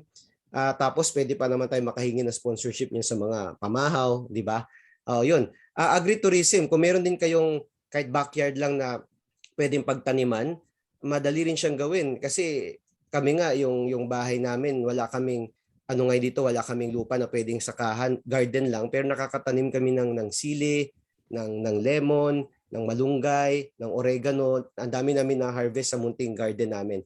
At para sa akin, yung agritourism is a great start because if we're talking about ecotourism, we're talking about the environment and nature, and involving the youth in agriculture is one way of teaching them how to respect nature, how to respect the environment, no? So, hindi ako makapili sa 4 na suggestions ko, but all of them are very, very feasible. Lalo na yung social media kasi kayo yung bida sa social media, ang kabataan ang bida sa social media. Just be responsible on how to post. At huwag kayong mahihiya. Kung sa barangay mo, meron ka nakitang maliit na garden, na urban, backyard farming ng kapitbahay ninyo, tapos feeling mo makaka-inspire to sa ibang tao, then you can already post that sa Facebook and you're already helping sustainable tourism. Kahit sa ganung act mo lang na nag-post ka sa Facebook. Thank you. Thank you, Sir Philip. Sir, we have here another question from the University of Antique Libertad Campus, Kabali. The question is, what will be the opportunities for the youth, most especially for us students, when we want to engage in any sustainable tourism projects? Thank you, no. Masaya kami na ang daming nakikinig o nanonood outside from Aklan, no. Maraming opportunity, yung iba na banggit ko na nga kanina no, na if you're talking about opportunities for self-growth, personal growth, na ikaw mismo lumalago ka bilang tao, marami sa sustainable tourism because there is the respect for nature and environment. There is what do you call this, nagkakaroon ka ng disiplina na nai-inculcate mo sa sarili mo na hindi lahat ng bagay ang mga bagay hindi pinapasobrahan, laging may pagtitimpi. Maraming values formation na pwede mangyari sa sustainable tourism. But if you're talking about opportunities for your career, for example, then kung at such an early age, kung student ka pala ngayon at bumibisita ka na sa mga sustainable tourism site at tinutulungan mo silang i-promote sa social media, actually, praktikalan lang, you're also expanding your networks, di ba? Nakikilala mo yung resort owner, nakikilala mo ngayon yung mga tourism stakeholders, nakikilala mo yung tourism officer ng banwa ninyo. If you're looking for the tourism opportunity, a job opportunity after you graduate, then that's a practical way to do that, no? Nag-expand ka, kinikilala mo yung mga tao, inaalam mo ngayon, baka mamaya in the future magkaroon sila ng opening doon. At ikaw, na alam mo na yung tourism destination nila, advocate ka ng sustainable tourism, makakatulong ka sa kanila, then chances are baka pag-isipan nila na ikaw yung kunin din nila for their job opportunity. Thank you. Thank you so May much, question Sir po Philip. sa May question dito sa chat. Chat box po. Basahin ko na lang. You discuss about the positive involvement of the youth, but responsibility on how to take care of our environment. Yes, actually, you're very correct. Pero at the same time, ako natutuwa tayo sa kabataan kasi yung kabataan very aware. Tulad mo, very aware ka kung paano nagkakaroon ng impact sa environment. And how can we take responsibility? That's very simple. Sa bahay pa lang, we observe segregation, di ba? Nasa tourism destination tayo na advocates ng sustainable tourism, tayo mismo magsasabi sa mga kaibigan natin, uy, huwag ka magtapon ng basura dyan. No? Kung may makita ka kunwari na nasa baybay ka, sa beach ka, makita ka kagad na supot or straw, kahit wala kang oras, galugarin yung buong baybay, yung buong beach at mag-beach clean up by yourself. Pero kung ano yung nakita mo, kunin mo na. Because you might be saving the life of a dolphin. You might be saving the life of a pawikan. Pangtanggal mo ng isang straw na yan. No? So, we start small. Tayong kabataan, we should also believe in the slogan of Milo. Ano yung sabi ng Milo? Great things start from small beginnings. And that's very true. No? Yung pag-appreciate sa nature, yung pagiging responsible sa environment, it starts small. Sa bahay natin, sa pinupuntahan nating lugar, at tayo mismo sa Facebook, no, we can share posts about sustainable tourism. We can share awareness, we can raise awareness. Kung may makita kayong pictures ng mga mga dolphins at pawikans, yung very heartbreaking na mga pictures na hindi makahinga or nasa lungs nila yung mga plastic. Yun pa lang, pag share nyo sa Facebook, that creates impact sa fellow youth ninyo na sila mismo nagiging more responsible sa environment kapag alam nila na nasa kamay nila kung paano rin naalagaan yung kalikasan. Okay. Thank you. Thank you so much, Sir Philip. Sir, we also have another question Okay. from Mark Escalada. Sir, what are the challenges might the youth encounter in sustaining sustainable tourism? Actually, ako kasi very optimist ako pagdating sa kabataan eh. Hindi ako naniniwala na may malaking challenge ang kabataan pagdating sa sustainable tourism kasi lahat ng ng sinabi natin kanina, they can be done. Kaya niyong gawin mula pa lang sa bahay ninyo, sa city niyo, sa barangay ninyo. Siguro lang ang magiging challenge din dito is kung may challenge gid man ay siguro yung how to convince other youth. Minsan kasi meron tayong mga kaibigan na hindi masyadong naniniwala sa mga itong bagay or di ba pagdating sa beach tapon dito tapon doon iiwanan yung plastic ng chippy ng cheese curls, di ba? Yun pa lang kagad, it's a challenge how to convince other youth, no? Mas kailangan pa i-convince yung mga nakakatanda sa atin, no? Sa atin, no, inisip ko bata pa ako eh. So yung paano mo i-convince yung mga mas nakakatanda na talagang very stubborn yung utak na wala naman yan, tinatapon lang dapat yan sa baybay. Okay lang to iwanan sa puno, kakainin naman to ng lupa. May mga ganung di ba? Konsepto, di ba? Yung mga mas nakakatanda sa atin minsan. So that's a challenge, no? How to convince your elders. And we can start with our families. Kung meron lang po kumare na uncle, auntie, tatay, nanay tayo na hindi masyadong environmentally aware, pag pupunta sila sa isang tourism destination hindi sila nag-observe ng environmental awareness, tayo mismo we can remind them, and that's already big, no?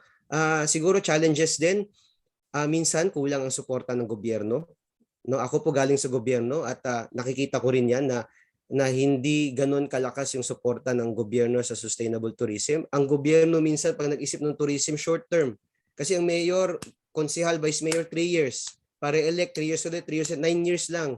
Pero sustainable tourism dapat forever yan, di ba? Dapat 2 dekada, kalahating siglo. Dapat ganun tayo mag-isip sa sustainable tourism. Mahirap mangyari yan sa gobyerno kasi iniisip lang nung nasa pwesto ay ano ba yung magagawa ko habang nandito ako? Tapos bahala na yung susunod sa akin. At kayo po bilang kabataan, sana hindi kayo maging ganun. Kailangan kung kayo rin maging leader, iniisip nyo, sige gagawin ko to kasi yung apo ko gusto ko makikinabang dito sa tourism destination na to. Okay? Yan lang. Thank you. Thank you, Sir Philip. Sir, we have here another question from Mr. Hector Sorso, an MTM student, sir. How can you encourage the youth when most of them has no interest in sustainable tourism? Ayan.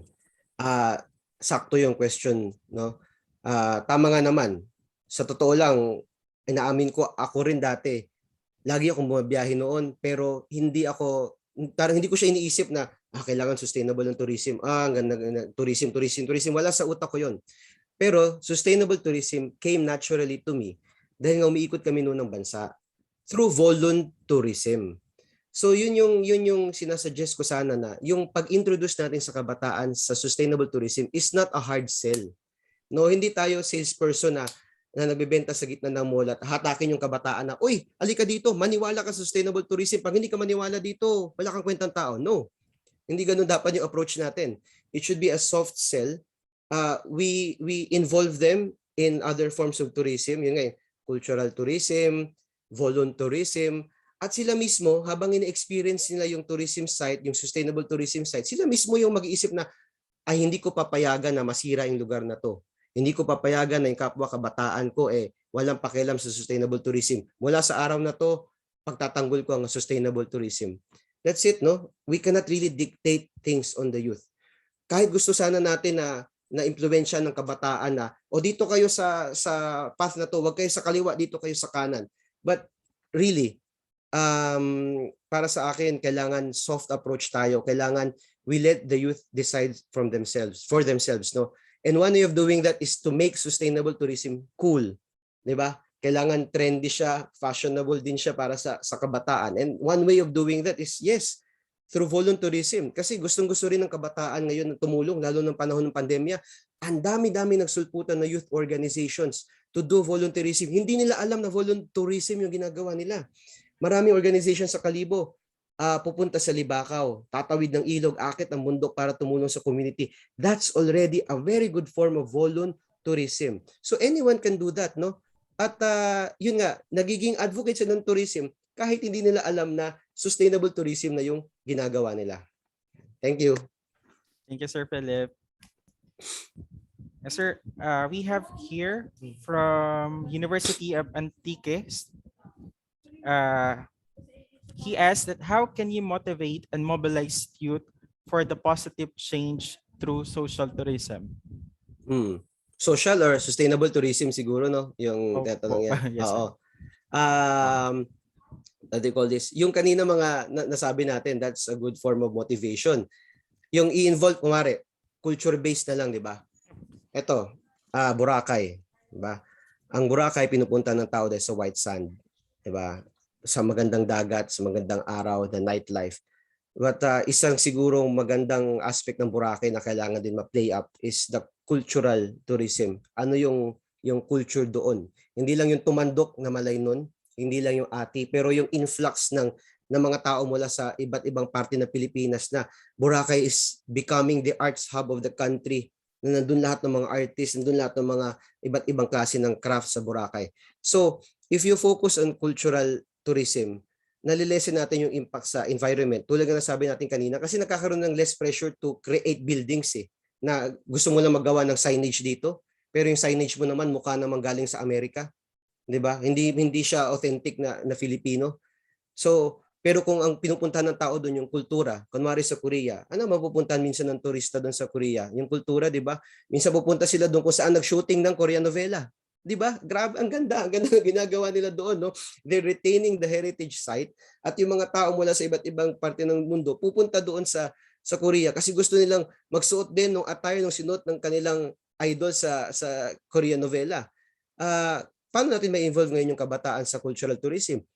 Give arts workshops, no? Magdaos ka ng arts contests na involve yung kabataan, nagiging cultural workers sila, naging artist sila, nahuhon yung talent sila. Just one way, no? Ano nga pa, sorry, ang dami ko nang sasabi, no? Very kasi ako dito sa topic na to, no? Basta yun, yung mga nasabi natin kanina, pwedeng motivation lahat yan.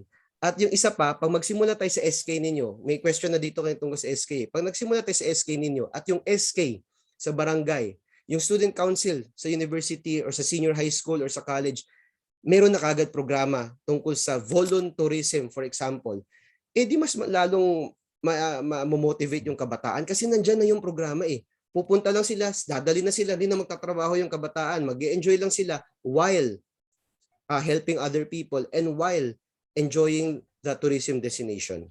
Okay? Thank you. Thank you, Sir Philip. So, may message po dito, sir. Basahin ko lang po.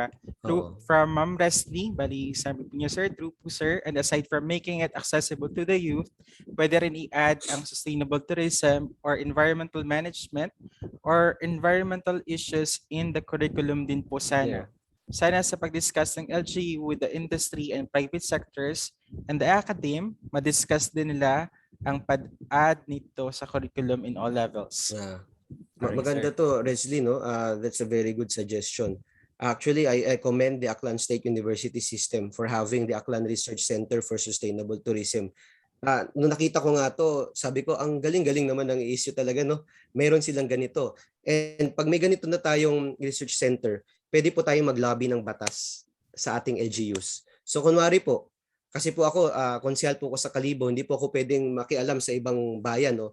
Pero kung meron po kayong gustong i-push na policy, gawing batas sa Kalibo, no? Pwede po natin gawin yan. Mag-usap po tayo, gagawa tayo ng ordinansa tulad sa ginawa natin sa agripreneurship ng Kalibo, which I think is the first agripreneurship ordinance sa buong Western Visayas, no?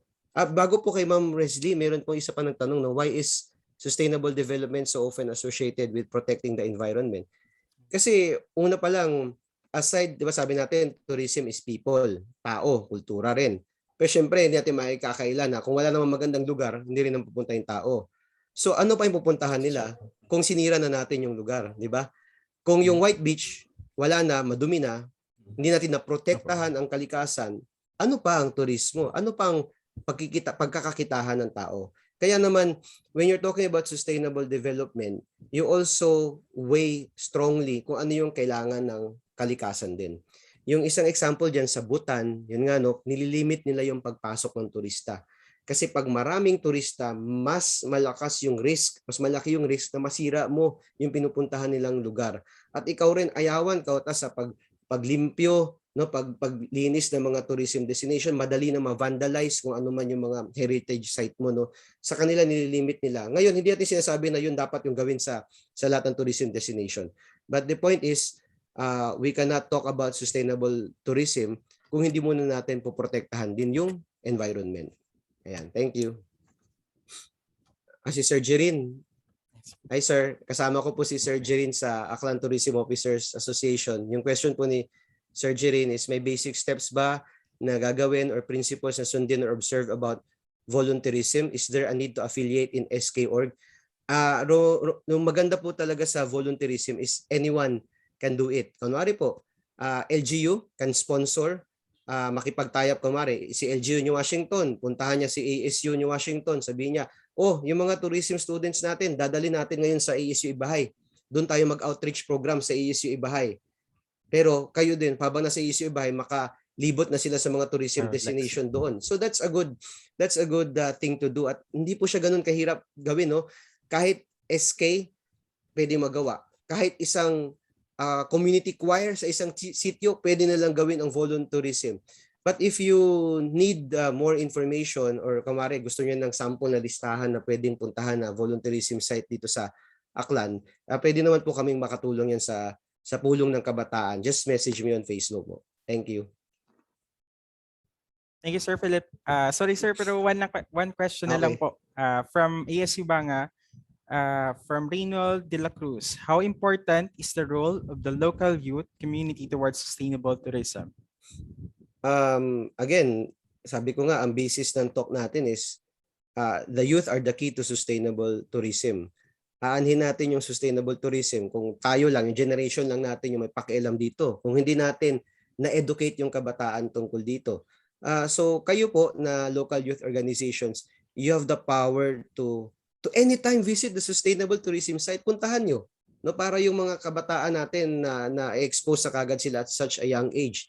Ito na lang, kung meron kayong organization, di ba meron tayong vision, mission, may goals tayo, may projects tayo, may committees tayo sa youth organizations. Kung sold na sold yung organization nyo sa sustainable tourism, you can actually create a committee for that. Di ba? Ang tutok niya is sustainable tourism. Para yung presidente ng organization, hindi na lang siya nag-iisip ng activities. Meron kayong taong nakatoka, mag-partner, at meron na tayong Aklan Research Center for Sustainable Tourism. Baka gusto nyong bisitahin sila, mag-tie up sa kanila for an immersion project, di ba? It starts with the organization, create a project, look for partners, kung kailangan nyo ng sponsors, look for sponsors. So maraming gustong tumulong yan sa inyo. Thank you. All right. Thank you so much, Sir Thank Philip. Thank you. Thank you, sir. So I believe yung ibang questions po na hindi po natin na-answer is same with other questions din naman po. Yeah. All right. And as mentioned earlier by Sir Philip, sa mga participants natin po nahihiya mag-raise na kanilang question, you can directly message Sir Kim po on his Facebook page. So thank you so much, Sir Philip, po, for the productive exchange of ideas. And sa participants po natin na nag-raise ng kanilang questions, maraming salamat po. This time, to acknowledge our second resource speaker, we will award the Certificate of Appreciation to Sir Philip Hierro Kimpo. Thank you. Let me read to you once again the citation of the said certificate.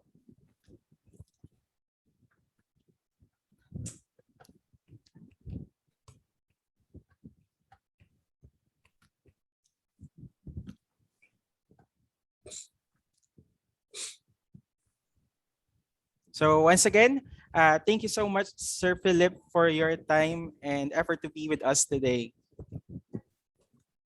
Salamat. Thank you. Thank Thank you you so so much, sir. much. Looking forward to our next collaboration. God bless Yes. everyone. Ingat kayo ha. Thank you Ingat. so much, sir.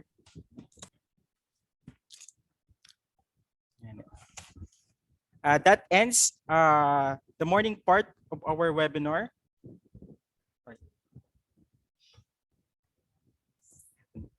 So, eto po sir yung citation ng certificate. So, babasahin ko na lang po.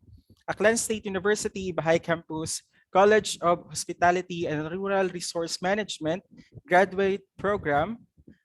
This certificate of appreciation is hereby awarded to Honorable Philip Kimpo in grateful acknowledgement of his expertise, professional competence, and invaluable service rendered as resource speaker on the topic Role of Youth Towards Sustainable Tourism. During the conduct of the two-day webinar series entitled Sustainable Agri-Ecotourism, held on 7 to 8 of January 2022 via Zoom platform, given the 7th day of January 2022. Signed, Emily M. Arangote, SUC President 3. So once again, thank you so much, Sir Philip. Thank you so much. Salamat. Thank you. Thank you. So that ends the morning part of our webinar. We will have our lunch break first. Please don't leave the meeting, for we will see you, or we will begin the second part of our webinar at exactly 1 p.m. So evaluation link and attendance will be posted later. Thank you and God bless everyone.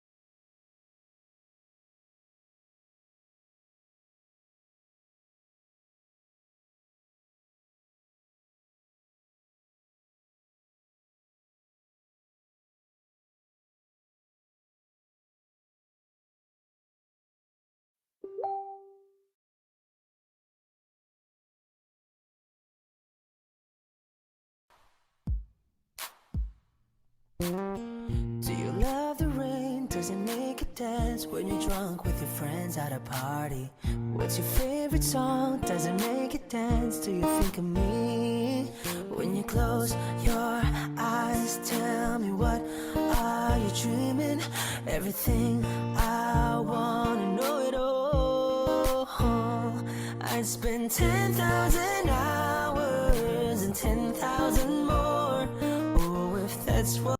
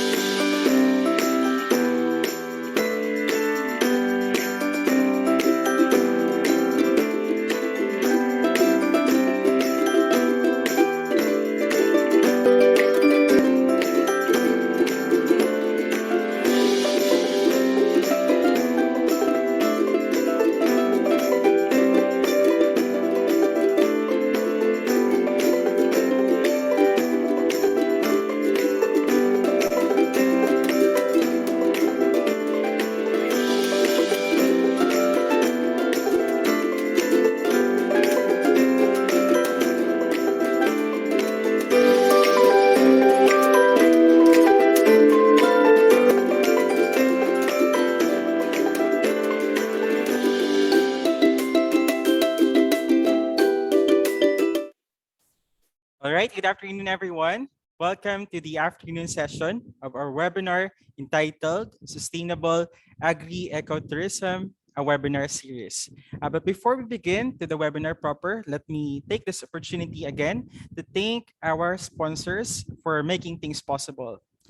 Also, I would like to acknowledge our participants from the different colleges and state universities. We have participants from the National Teachers College. You also have participants from the Laguna State Polytechnic College, from the ASU campuses, from ASU Banga, Calibo, New Washington, Makato, and Ibajay. Mems and sir, students, welcome po. From Aklan Polytechnic College, from the Philomer Christian University. You also have participants from the UALC, also from the Nueva Vizcaya State University. You also have participants from the University of Antique. Ma'am, sir, students, welcome po to our webinar. From the Capi State University. We also have participants from the Pamantasan ng Lungsod ng Marikina, from the Iloilo City Community College, and also from the Pampanga State University. Also, we have participants from the different government agencies from the different LGUs of Aklan. Hello po, ma'am and sir. Welcome po to our webinar.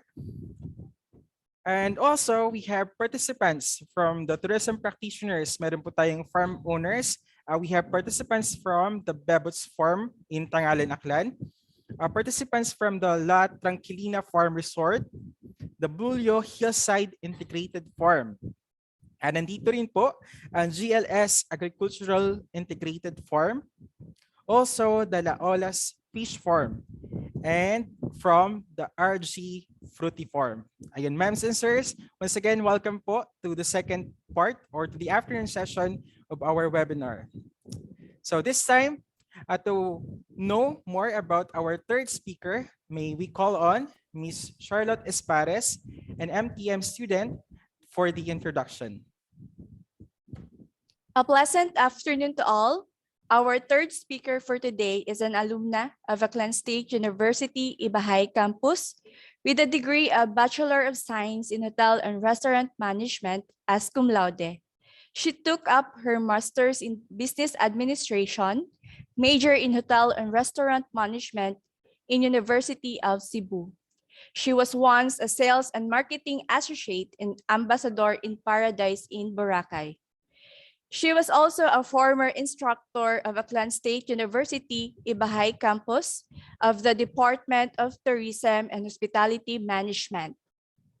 Former teacher of quick and quality English in Cebu City, and currently an instructor of Cebu Normal University main campus of the Department of Tourism Management. She was the author of 3 researches. The following are: a self-organizing behavior in hospitality industry in the Philippines, cultural tourism in the Philippines, a problem-based learning, and the third one is the unconscious work track of the displaced workers of Boracay Island. The COVID-19 pandemic paved way for her to innovate the Duyan sa Kanyugan in Kulong-Kulong Ibajay, Aklan. This is a community-based tourism project responsible in helping out displaced Boracay workers during pandemic in the island. It aims to provide livelihood to the community during these trying times in her own barangay. Her project has become successful and well-known. It made her barangay gained a lot of local tourists. Because of her advocacy for tourism, she was invited in different seminars and webinars as a resource speaker. Our speaker for today is no other than Mrs. Leanne Mijares Fernandez. Let us give her a virtual applause. Thank you very much, Ma'am Charlotte. Am I audible? Yes, ma'am. Thank you very much. Mayad-ayad nga hapon kinyo tanan. Thank you very much for inviting me to this webinar and for giving me the opportunity to share what is community-based tourism, or the CBT? Now, to be honest, this is really close to my heart, and I want really to share it with you kung ano gid man abag ang araro community-based tourism. So as we all know, tourism hay imo gid aros ang bilog nga sector nga naapektuhan it pandemic, no, impacting our livelihoods, our economies, our opportunities, mga public service, no. And last year, di ba, ating nga tourism hay nag-open, no, atong domestic tourism para maka-help man sa ating economy. And that is why community-based tourism is so important, no, in our place, to our place, because CBT, no, or community-based tourism, this has been presented as an alternative to sustaining tourism development. So before I continue with my presentation, pwede po ba, could you please allow me to share my screen? Yes, ma'am. Naka-co-host na po kayo. Okay na po? Sige. Thank you.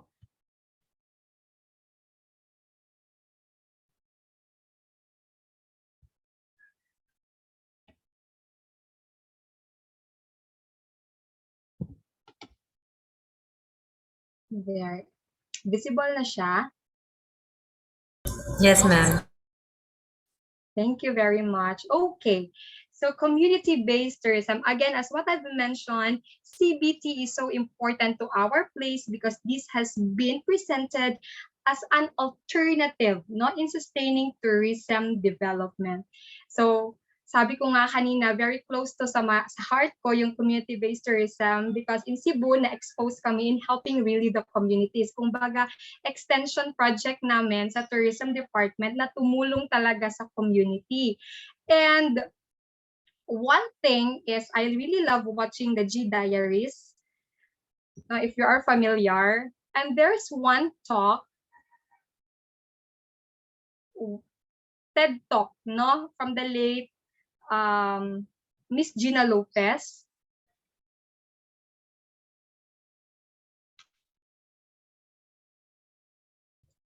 Okay.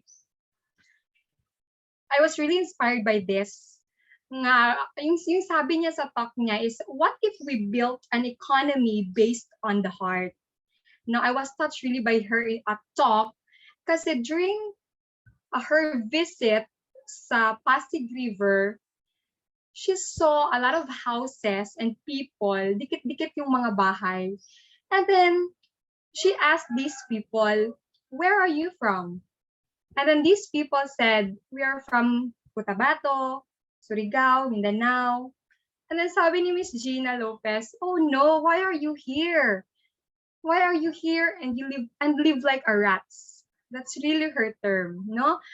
God bless you, no, your provinces is napakaganda.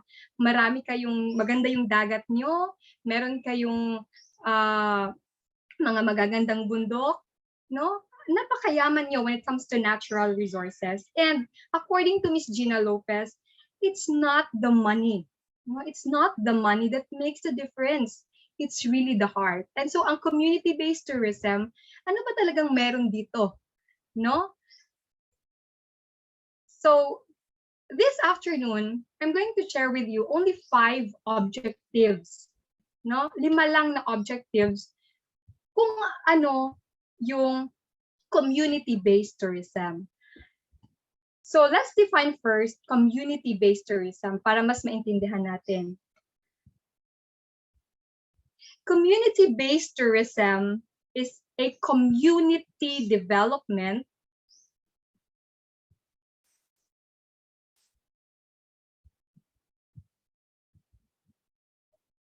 that strengthen the ability of rural communities to manage tourism resources while ensuring local communities' participation.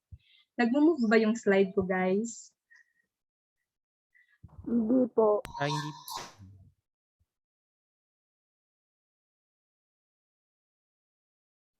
Hindi po, Ma'am Fernandez. Okay, hold on. Yes po.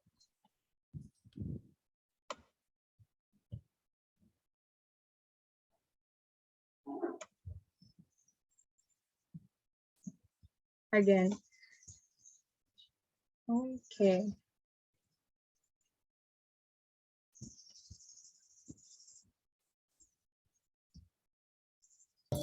Right arrow key siguro ma'am sa laptop niyo. I don't know, but hindi talaga siya ma-move.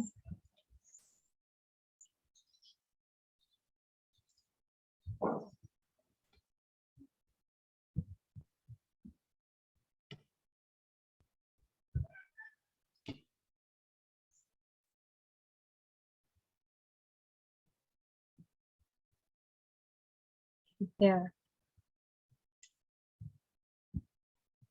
So again, community-based tourism is a community development tool that strengthens the ability of rural communities to manage tourism resources while ensuring the local community's participation. So ibig sabihin po, yung talagang isi-strengthen natin yung local community na sila talaga ang mag-manage ng kanilang tourism resources. Because I believe if the destinations are well managed, no, they are more likely to generate wise growth.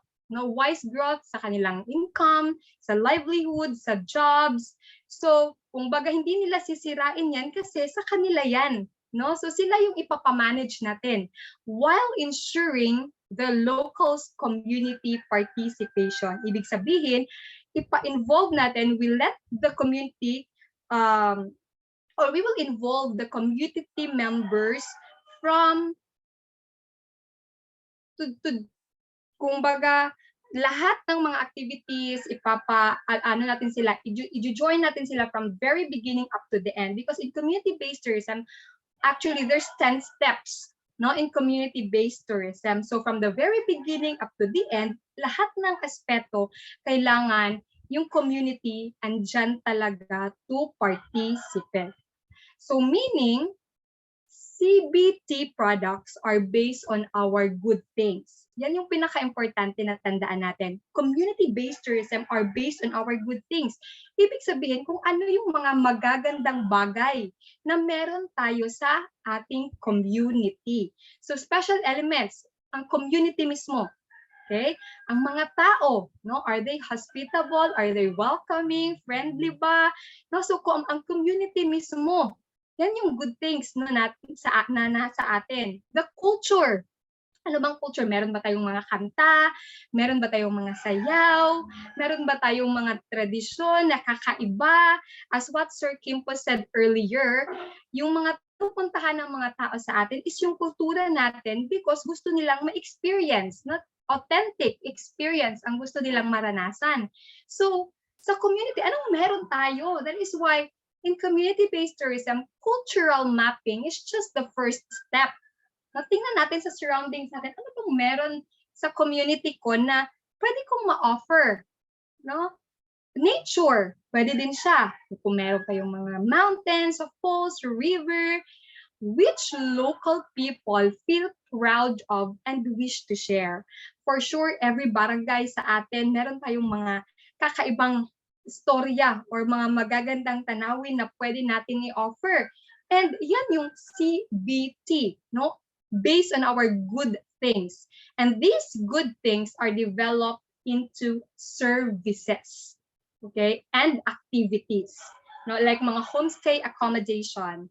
Itong homestay, very popular din ito sa Cebu, especially in the Camotes Island, wherein yung mga tao, they will not book a hotel, kundi doon talaga sila magsistay sa extension ng bahay ng mga pamilya doon, and they will really experience yung talagang andun talaga sila, no, sa isla. Nature trails, local cooking, mga local ingredients, etc. So yan pala yung pinaka-overview ng community-based tourism. I have this study, one study research I pinublish ko ito sa International Journal of Scientific Research and Management. Focus siya sa economic and management. And this research was during the rehabilitation of Boracay, and I interviewed the displaced workers. And nakita dito sa research, no, this paper proved that the displaced workers carry their indomitable spirit of survival as evidenced by their efforts to find other means of livelihood. Isa sa mga na-interview ko, sabi niya, kahit walang Boracay, pwede naman dito maghanap ng trabaho sa community namin kung meron lang naman. Okay? Kung meron lang namang trabaho dito sa community na, then why go to other places and work there? Actually, dyan talaga nagsimula yung Duyan sa Kanyugan. What if I try, no? Yung learnings ko, yung experiences ko in Cebu, and try na dito sa purok namin sa kulong-kulong na gawin itong Duyan sa Kanyugan. And really, ito talaga yung nakatulong talaga ito sa kanila kahit papaano. And see, hindi na sila pupunta sa ibang lugar, kung saan pang isla, kung meron lang naman, no, na trabaho dito sa kanilang community or sa ating community. So, I will share to you 5 objectives of community-based tourism. Number 1 is contributes towards community, human resource development, and participation. So yung picture po na nakikita nyo, that's actually our extension program na entitled Katilingbanong Turismo Malungtarong Panginabuhi. That is a Cebuano term na yung translation niya is Community-Based Tourism, Sustainable Livelihood. There, tinitrain namin yung mga tao, focus kasi kami dito sa fishermen and mga fish vendor, na ito, meron silang dagat, meron din silang mangrove, no? Simple lang din naman yung lugar nila. So, tinuturuan namin sila kung ano pa yung pwedeng mga activities na pwede nilang gawin, pwede nilang ma-offer. And sa CBT, yung una talaga is CBT is planned and managed by community groups. Okay? Yan talaga, hindi siya private or ano. It's really the community, no?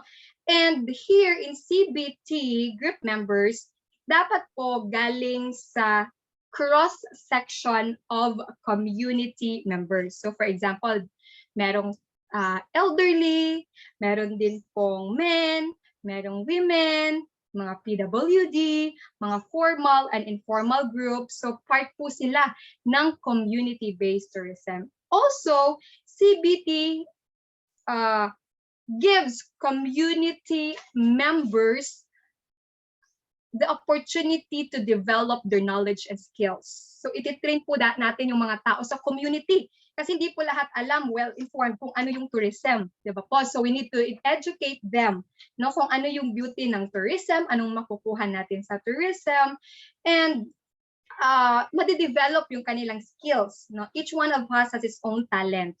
Merong magaling magluto, merong magaling mag-welcome or maging receptionist, merong magaling mag-tour guide, merong iba-iba po tayo ng skills and knowledge. And here, titingnan natin ano ba yung meron yung community na to na pwede pa natin ma-develop.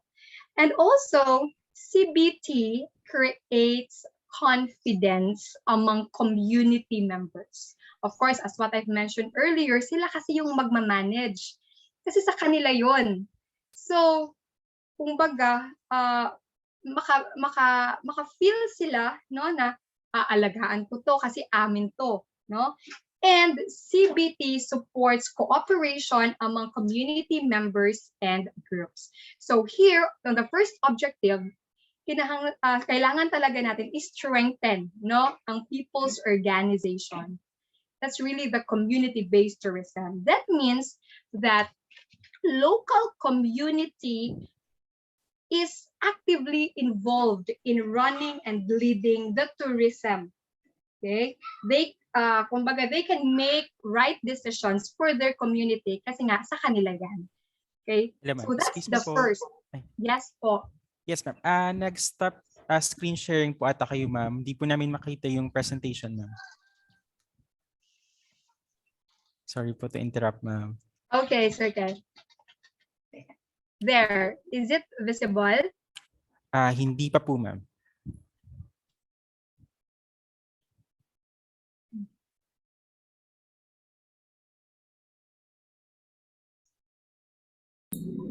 If you wanted po, ma'am, pwede din po ako yung mag-share ng screen po for you. O sige po.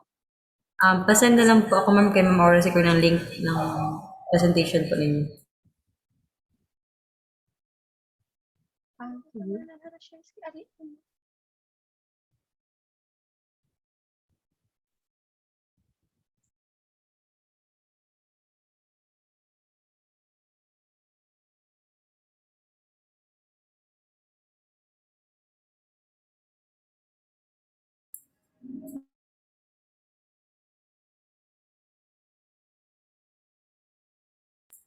Sa connection niyo po ata, ma'am. Naka-offline po kasi. Yung sa upper na lang, ma'am, yung share po, yung okay na po.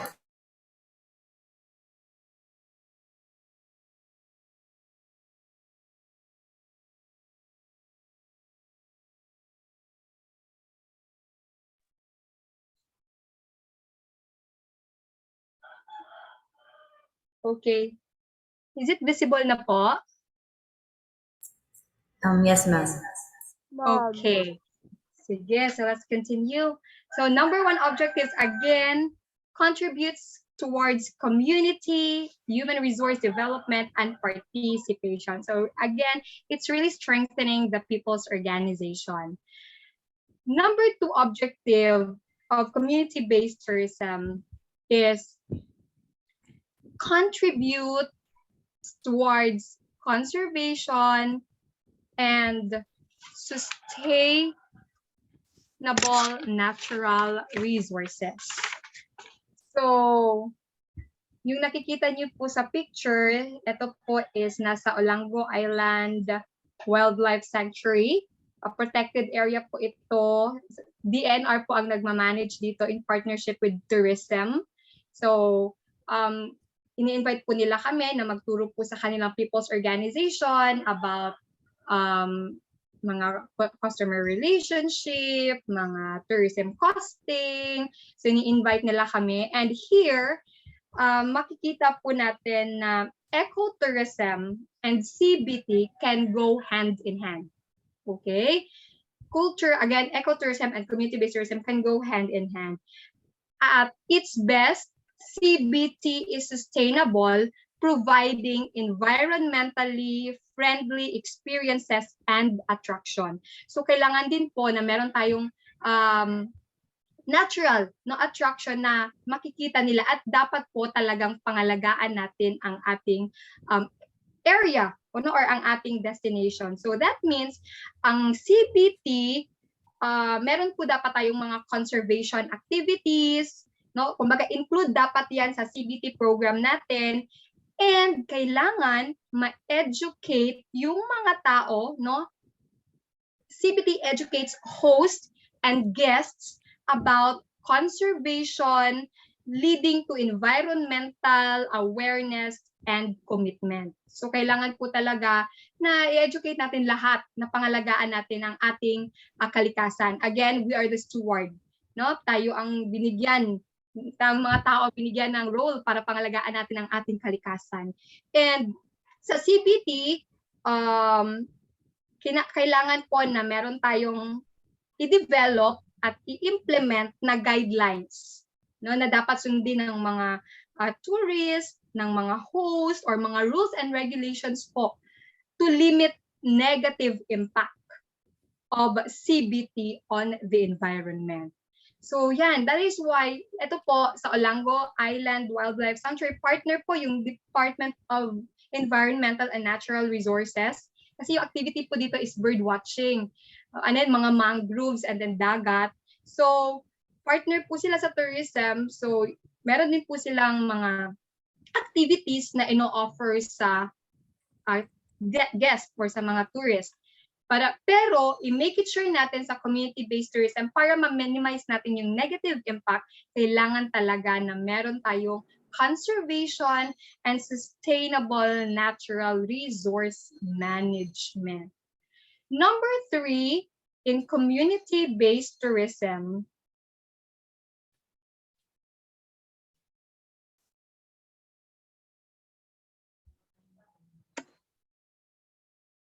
is ito yung pinakamaganda, no? Yung number 3 actually yung pinakamaganda na objective ng tourism. Ito yung increases income. Hold on.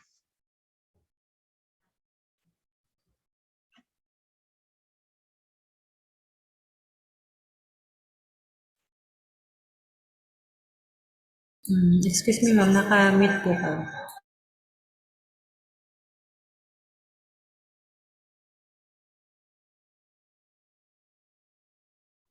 Okay, number 3 is, ayan, increases community members' income. Paano ba sila magkakaroon ng kita dito sa CBT? Okay? So if you are a tourism practitioner or tourism students or faculty, alam natin yung tinatawag na costing. Di ba? Tourism product costing. And so allow me to give an example. Paano ba nagkakaroon ng kita dito yung community? So, merong ginawang, during the seminar, merong ginawa kaming itinerary, no? Sa Olango, birds, yung activity is Olango Birds and Seascape Tour. So this is a one-day activity from 9 to 3. And inayos talaga yung lahat ng activities from 9 a.m. is pre-departure briefing at a dock in Mactan. And then at 9:15, mag-start na ng cruising, no, by boat to Suba, Olango Island. Excuse me ma'am, nag-stop sharing po ulit kayo ma'am. Nag-stop po yung presentation ninyo ma'am. I think sa ano parang siguro, sa internet po ninyo ma'am, baka nag-offline po yung po. Pero pwede din po ninyo i-share na lang ma'am yung presentation ninyo para ako po yung mag-share screen for you po. Kay Ma'am Aura ko isi-send? Apo, kay Ma'am Aura na lang po ma'am. Okay. Hold on. Siguro sa internet ko talaga. Please bear with me. I'm so sorry. That's okay ma'am.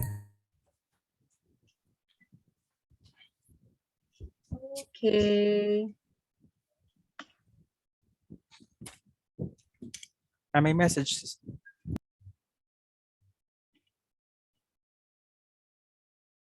Sige, so let's proceed while nag-send po ako kay Ma'am Aura. Let's continue, no? Number 3 objective. I think meron talagang problem.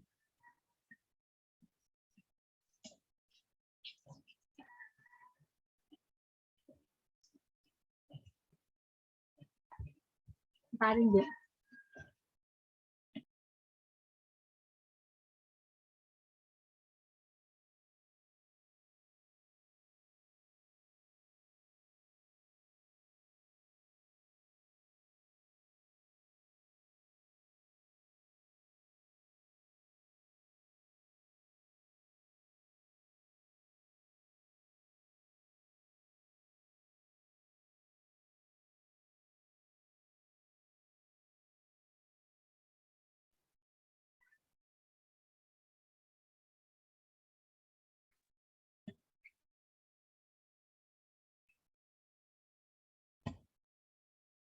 Pwede ma'am tag-link na ma'am sa upper kat sa imong presentation no i-send ma'am. Or kat may share yun nga option ma'am to edit po.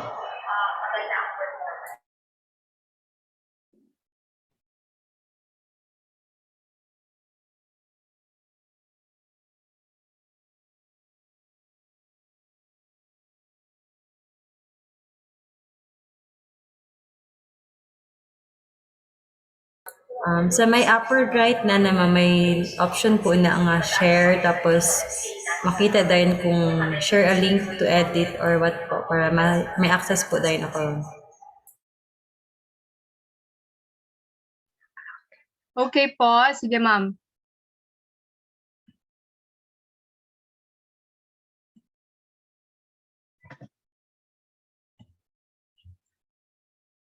Dito ko na lang po isi-send po sa chat box, ma'am. Okay, sure, ma'am.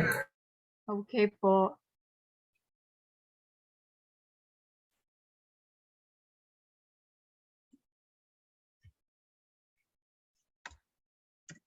There po. Wait for a while, ma'am. I'm trying to send it also to Ma'am Aura.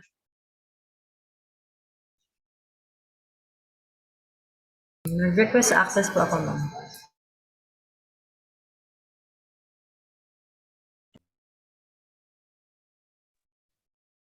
Okay, ma'am.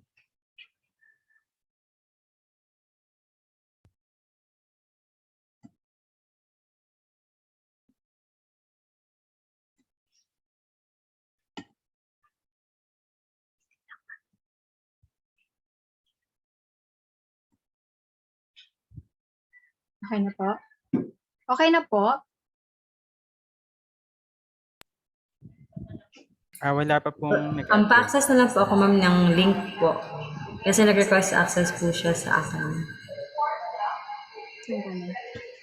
Okay. Ma'am, I sent it to Ma'am Aura na. Sige po, ma'am. Wait ko lang yung chat ni Ma'am Aura po. Sa email po.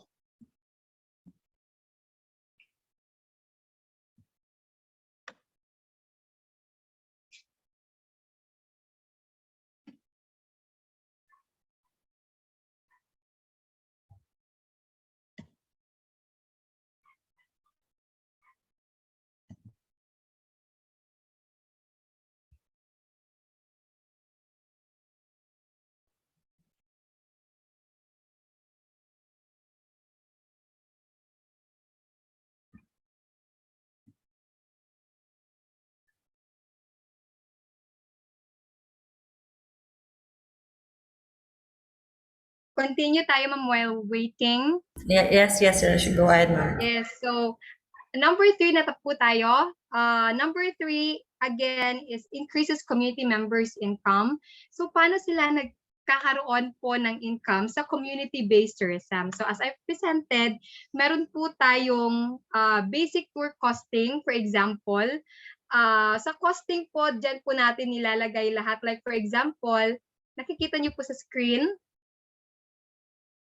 hindi pa. Meron tayong, of course, sa costing po natin, kailangan meron pong local, bayad po yung local tour coordinator. So, for example,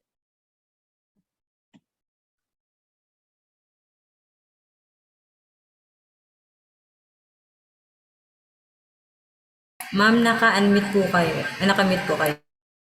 Okay, so meron tayong local tour coordinator, bayaran natin sila ng 200.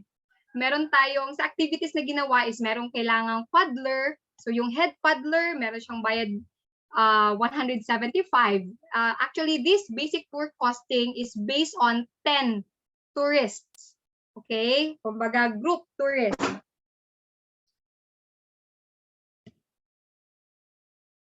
On what page na nga po, ma'am? Dito na po sa objective number 3, increases community members' income. Sa basic tour costing.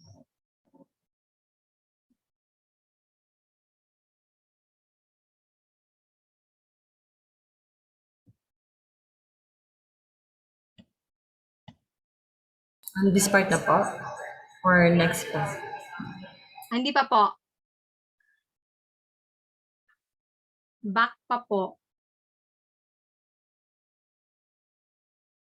Sige pa po.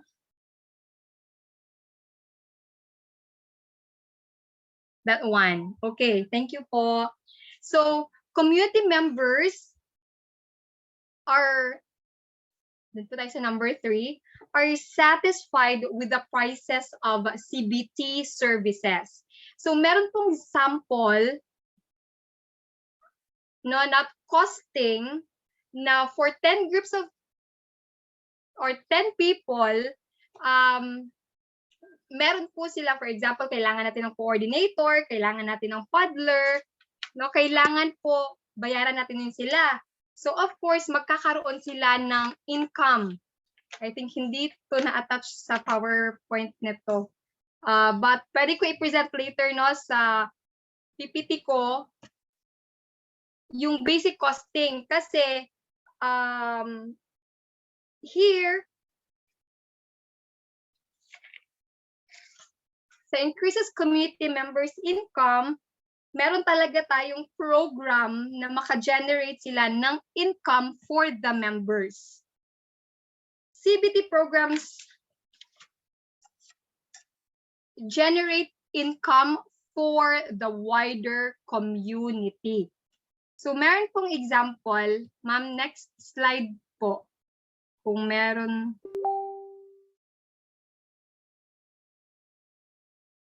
Next slide, ma'am.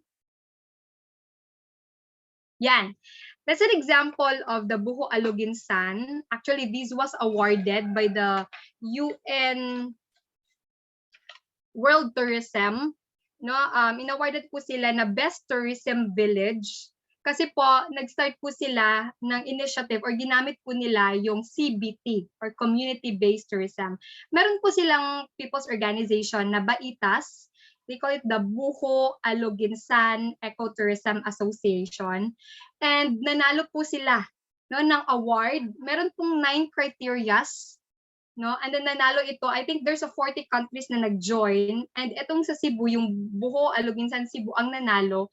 And yung mga criteria niya is cultural and natural resources, promotion and conservation of cultural, economic sustainability, potential tourism and development, governance and prioritization of tourism, infrastructure, connectivity, the health, safety and security, value chain integration. So sila yung nanalo kasi nakita na meron talagang income, no, sustainable yung kanilang pag-practice talaga ng tourism. So sa number 3 na objectives is meron talaga, no, merong kumbaga kung meron silang kita, of course, it's very empowering. So CBT can be very empowering and helping to generate pride and confidence and at the same time, income sa mga tao na andon. So that means na CBT improve the quality of life. No, kung meron silang kita nila sa of course, kung merong guest, sila yung magluluto, so babayaran natin yung cook. Kung merong mga tourist, meron din silang entrance fee. So ipapart natin yun sa costing. Later, pagkatapos nito, ipipresent ko sa inyo yung yung costing para makita po natin. So babayaran sila and take note, isang grupo yun ha, isa lang grupo yun. So what if in a day, meron tayong 2 or 3 grupo. And yung cook na yun, yung binabayaran siya ng 175 pesos per group. So kung 2 yun, so times 2. So meron talagang income sa CBT. Number 4, objective is contributes towards the empowerment of local cultures and traditional ways of life. So CBT activities are designed based upon aspects of local culture and life which community members chose to share with guests. So ano bang meron tayo, no? Ano bang pwede natin i-share sa mga guests natin, no? So dito sa number 4 na objective is makikwento natin kung ano yung mga pagkain, ano yung mga culture, ano yung mga nature, no, na meron tayo sa lugar natin. As what Sir Kim po said earlier, hindi kailangan na gawan talaga ng mga buildings, no, gawan ng mga malalaking infrastructure. Ang importante lang, a little lang na pag-develop. And then yung importante talaga is ma-preserve natin yung environment. So CBT supports the protection and recovery of local cultures. Kumbaga, kung nakakalimutan na natin yung mga kultura, yung mga kanta, sa CBT, as what I've mentioned, culture mapping is the first step. Doon ma-revive natin yung mga kultura natin, yung mga kanta natin, yung mga sayaw natin, no? So mapoprotektahan natin kung anong kultura meron tayo. Then also sa CBT, CBT development process and activities encourage the transfer of local knowledge and skills between generations in the community. That's very important. Kaya nga sa talk kanina ni Sir Kim, ni Philip, meron talagang role yung youth, no? Kasi etong mga culture natin, kailangan talagang ipasa sa next generation. Anyan yung kagandahan ng CBT. Kasi hindi siya mawawala kasi yun yung ibibenta, no? Or ipapakita natin sa mga tourists natin. And CBT development process and activities encourage community members to feel proud of their traditional cultures and way of life. So yan yung pinaka-importante talaga sa CBT, ma-preserve natin yung mga cultures natin, no, and ways of life natin. So again, 'di ba, pag sinabing tagasan ka, pag sinabing ako taga-kulong-kulong ako, sikat yung kulong-kulong when it comes to pottery. So pwede yun yung culture namin na i-share sa mga tourists, nagagawa sila ng pot, no? So part siya or gagawin siyang part ng community-based tourism. Number 5 objective is stimulates cultural exchange and mutual respect between host and guest. Next slide po. There. So today, more than ever, we believe that it is important for people of different backgrounds, faith to come together, diba? And learn about one another. So ito yung maganda sa CBT, no? CBT activities and programs are designed to allow hosts and guests opportunities to interact and exchange knowledge and experience, no? So kumbaga yung CBT or yung tourism na to, this kind of program can heal divides. Siyempre, maintindihan mo yung kultura nila, and it really creates a stronger and more united world. So CBT educates guests about local cultures and lifestyles. CBT Club has developed and implements guidelines, rules, and regulations to limit negative impact on CBT on local cultures. And last is CBT staff receive training to reduce cultural impacts of CBT. Okay, so CBT can deeply enrich your life and really broaden your horizon. So yan yung 5 objective, no, ng CBT. Again, number 1 is yung people's organization, no. Number 1 is kailangan talaga natin ng community human resource and development participation. Number 2 is the conservation and sustainable natural resource management. Number 3 is increase community members' income. And number 4 is contribute towards the empowerment of local cultures and traditional ways of life. And last is stimulate cultural exchange and mutual respect between host and guest. Next slide po. Actually, napakaganda po yung CBT. Kung titingnan po natin sa lugar natin kung ano po meron tayo, no? I-develop lang po natin, i-train natin yung mga tao sa community natin. And so, yung mga objectives na yon, meron tayo, ito-turn natin yun into services. And CBT criteria by service, no? So we need to have an accommodation, mga food, transportation. So for accommodation, meron din po tayong criteria. Make it sure na meron po yung structure of the house, safe po, the local atmosphere, di ba? Iba po yung atmosphere pag malapit tayo sa dagat, yung hampas ng halon, yung malapit tayo sa palayan, di ba po yung simoy ng hangin, no? So local, the comfort, the safety, of course, that's our priority, no? Safety and security, the hygiene, hospitality, cultural information, minimum impact on environment, and rotation system. Then for the food, opportunity to try local food. Kung anong meron tayo, no? Yun yung i-offer natin na pagkain sa kanila. Use local ingredients. Taste of food, variety of food, size of portion, quality of food, hygiene of utensils, hygiene of drinking water, and minimum impact on environment. So yan po yung mga criteria, no, for CBT when it comes to food. Next, for the transportation, we also have, or next slide, ma'am. criteria is for the transportation, kailangan comfortable, on time, no, yung mga sasakyan natin, no, yung mga tricycle drivers, pwede natin part sila ng tourism, yung mga tricycle drivers, mga so i-train natin sila kung paano mag-welcome ng guest, paano mag-alaga ng guest. So make it sure on time, safe, varied, creative, minimum impact on environment, rotation system. So still, since it is a community people's organization, kailangan meron ding rotation system para lahat try, no? Then for the activities, make it sure the activities that we offer are safe, comfortable, enjoyable, educational. Yun yung pinaka-importante. Ano yung ma-learn nila nung nag-visit sila sa community natin?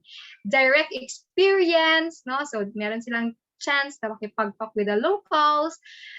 Quality information. Then we have the minimum impact on environment and minimum impact on local cultures.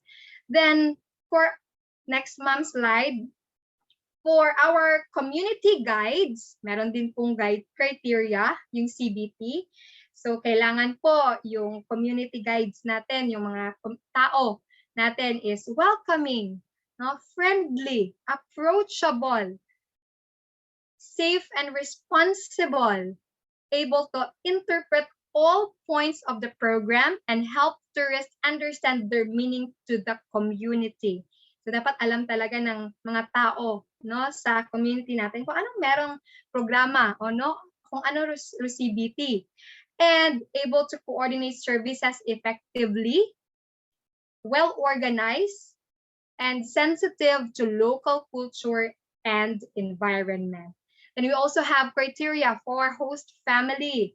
So kailangan din po welcoming, friendly, approachable, safe, responsible, well-organized, sensitive to the environment, provide sufficient information about do's and don'ts in their home and local food. So yun yung mga criteria na susundin natin, no? Pag gusto natin gumawa ng CBT sa community natin. Next slide po.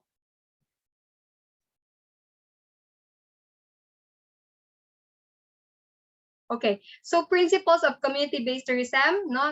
Kung isa-summarize natin, recognize and support and promote community ownership of tourism. Yan yung pinakamaganda.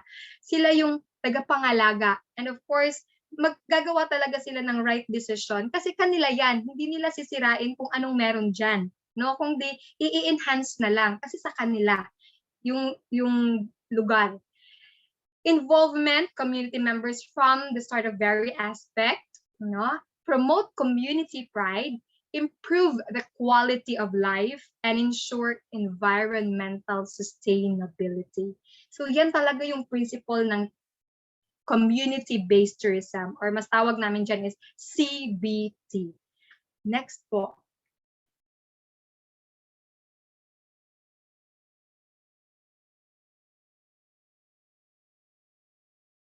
Okay, so why should I choose CBT?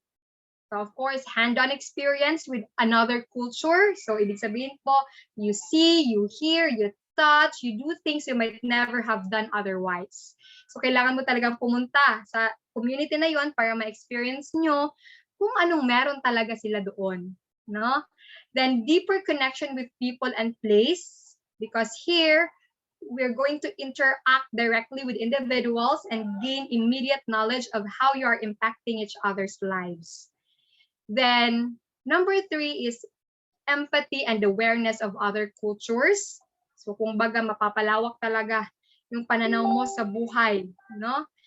And last is greater control over where your money is going, no? Kung baga, yung lahat ng mga tao sa community, meron talaga silang makukuha na benefit or kita, no, sa pera ng mga turista or sa mga taong mag-visit sa community natin. Next po.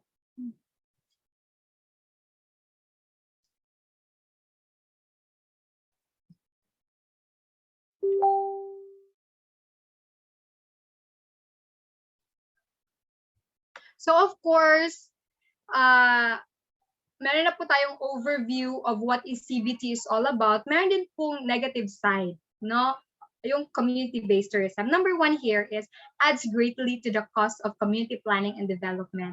As what I've mentioned, 10 steps yung community-based tourism. At ang una dyan is the cultural mapping. No? That means mag-site visitation tayo. Ano yung mga tourism resources na meron tayo sa lugar? No?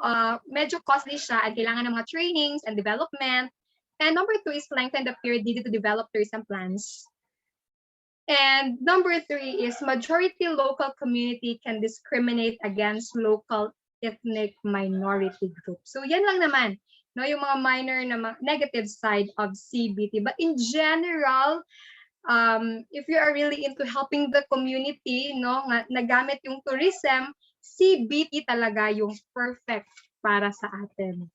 Next slide po. So here, para ito summary po, to summarize, no, kung ano yung CBT, it is really an eye-opening. No, not for the tourist and at the same time tayo po sa community. Ano ba yung meron tayo sa paligid natin na pwede nating ma-offer? For the side naman po sa tourist, o nga no, merong mga culture na ganito, so mawawiden yung horizon nila. It is a thought-provoking, mapapaisip ka talaga, soul-enriching, life-changing, and travel experiences in partnership with local people. So yan po yung CBT, no? And I hope that you've learned something from my talk this afternoon. And that's all. Daghang salamat sa pagpaminaw na po mga higala. No, that's Cebuano term. Thank you very much for listening. And if you have any question, feel free to ask. And that's all. Thank you very much. And thank you so much, Ma'am Lay Ann Fernandez, for the very informative discussion. It's true, no, na community-based tourism and community development are connected. Bali, this community tourism are strengthening our locals, for they were involved and respected in all tourism activities. That's true. So participants, if you have any questions, feel free to send it on our chat box, or you can comment it on our Facebook Live.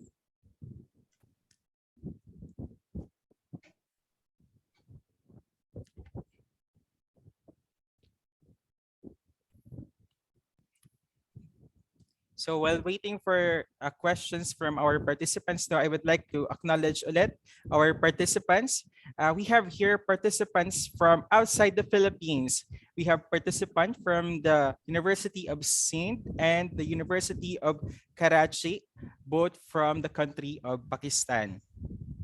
Also, we have participants from the Intel Corporation. Ayan po, ma'am and sirs, welcome to our webinar this afternoon.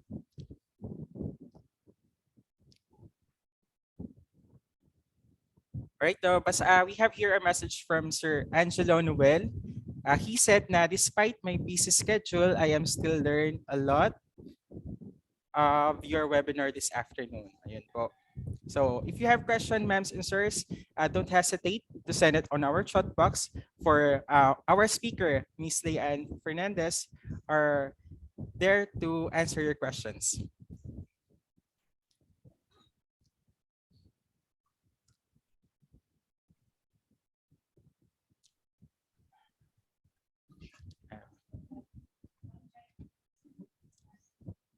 All right, ma'am, while waiting po, ma'am, no, I would like to ask you, ma'am, no, about, can you tell us about Duyan sa Kanyugan po, and ano po yung mga ino-offer niya to tourists? Ayun na lang po. While waiting for the question. Thank you, Sir Rupe. Yes, as what I've mentioned, meron pa akong research na ginawa no, ng mga displayed workers, and there, I asked myself, kasi marami po nawalan ng trabaho during the rehabilitation, and I asked myself, ano kaya yung pwede kong maitulong sa community namin? Kasi marami pong nawalan ng trabaho sa Boracay. And there I started, hindi naman pwede na wala tayong magagawa. And there I crafted, meron kaming dagat, meron kaming niyog, no, owned by the Cloud Bureau. At maganda yung lugar namin. Meron kaming dagat. Actually, to be honest with you, Sir Roque, meron kasi akong anak, 2-year-old. And palagi kaming nasa dagat. Nung nag-train pa siya na maglakad, sabi ko, hindi pwede na madumi yung dagat namin. Kasi meron akong anak. And there, sabi ko, what if lagyan natin ng duyan, yung kanyugan, and then yung mga displaced workers sa Boracay, kasi magagaling na sila when it comes to hospitality, when it comes to cooking food, magagaling na sila, hindi na kailangan i-educate. So there, nag-start ako, since this is really my advocacy, the CBT, itry itry ko kaya dito sa purok namin na gawin. And yun, yung mga tao, yung mga nagma-manage dito is sila, the community, the Purok 5, the people in Kulong-Kulong, sila yung nagluluto, sila yung nagsiserve ng food nila, iba-iba yung owner. Kasi nga is Purok 5 na community, meron sila mga pagkain, like mga sisig, meron din, iba din yung ino-offer ng street foods, iba din sa snack, mga chichirias, iba-iba din. Sa drinks, iba din. Lahat, iba talaga. It's really the community na nagmamanage ng duyan sa Kanyugan. Ako lang yung nag-start, initiate na, sige, try kaya natin. But actually, the program really is for the whole Kulong-Kulong sana. Kung well-supported ng LGU, no? Well, yan kasi yung kailangan talaga, sir, well-supported ng LGU. Kasi kung isa lang talaga, wala talagang kulang, di ba? Kailangan ng support ng LGU, ng barangay councils. Luckily, Honorable Dindo is so supportive of our project. Sabi nga namin, meron tayong river, sir, meron tayong dagat. What if gawan natin to ng package? And then, meron tayong pottery dito. So, pwede natin yung mga stories sa Kulong-Kulong. During my research, sir, meron daw kaming golden ship dito from the mountain going to the sea. So Yes, see, ma'am, those are the stories that we need to share to our tourists na kailangan lang natin pagandahin, no? With the support talaga of the LGU and the people in the community itself. So that started doon sa Kanyugan, Sir Roque. Thank you so much, Ma'am Layan. Bali, I commend you, ma'am, for doing that initiative. I'm sure na marami po kayong natulungan in doing that project, ma'am. And I agree with you, as mentioned also by Sir Philip kanina in the morning, na there should be collaboration from the private agency or government agency and the local community. So ayun nga kanina napag-usapan na our politicians or our officers can create or enact policies na anchored to sustainable practices po. Ayun po. Yes, that's true, Sir Roque. Because Yes, kailangan talaga natin, kasi sa kada barangay, I believe, Sir Roque, na meron talaga tayong pwedeng ma-offer. Certainly Meron po. tayong Yes, iba-ibang kwento, meron tayong iba-ibang natural resources na pwede nating i-develop. So, yes, ang community-based tourism talaga, napakagandang program. If makita lang po natin yung kagandahan, since yan po talaga yung pinapractice namin dun sa Cebu. Ayun po. So from the participants, hopefully may na-learn po kayo kay Ma'am Layan, since the Philippines are a tropical country, no? We have a lot to offer. Ayun nga, as said by Ma'am Fernandez. So I hope na na-inspire kayo to look for potentials in your area to start a community-based tourism. Yan. So ma'am, meron pa tayong question dito, ma'am, from Mr. Hector Sorso. MTM student po siya. He asked po, what do you think are the barriers of community participation? Okay, for me, isa sa mga barriers siguro is they have lack knowledge or information kung anong meron sa CBT. Kung anong meron, mapagkakakitaan ba namin yan? Meron bang benefit na makukuha kami dyan? So kung hindi po sila ma-educate kung anong yung CBT, one thing na hindi sila magjo-join or magpa-participate is yan, no? Kulang sila ng knowledge. Then, isa din po siguro kung kulang din po yung support na, as I mentioned earlier, ng mga LGU natin. Another din po yan. Siyempre po, hindi po sila ma-encourage kasi ano ba yan? Seminar, tuturuan kami, anong makukuha namin dyan? So kung supported siya by the LGU, for sure, yung community, mag-join din yan sila. So that's number one siguro po, sir. No, number one is hindi nila masyadong alam. Ano ba yung CBT? Narinig ko lang yan sa seminar, pero kung nasa puso niyo po talaga, as what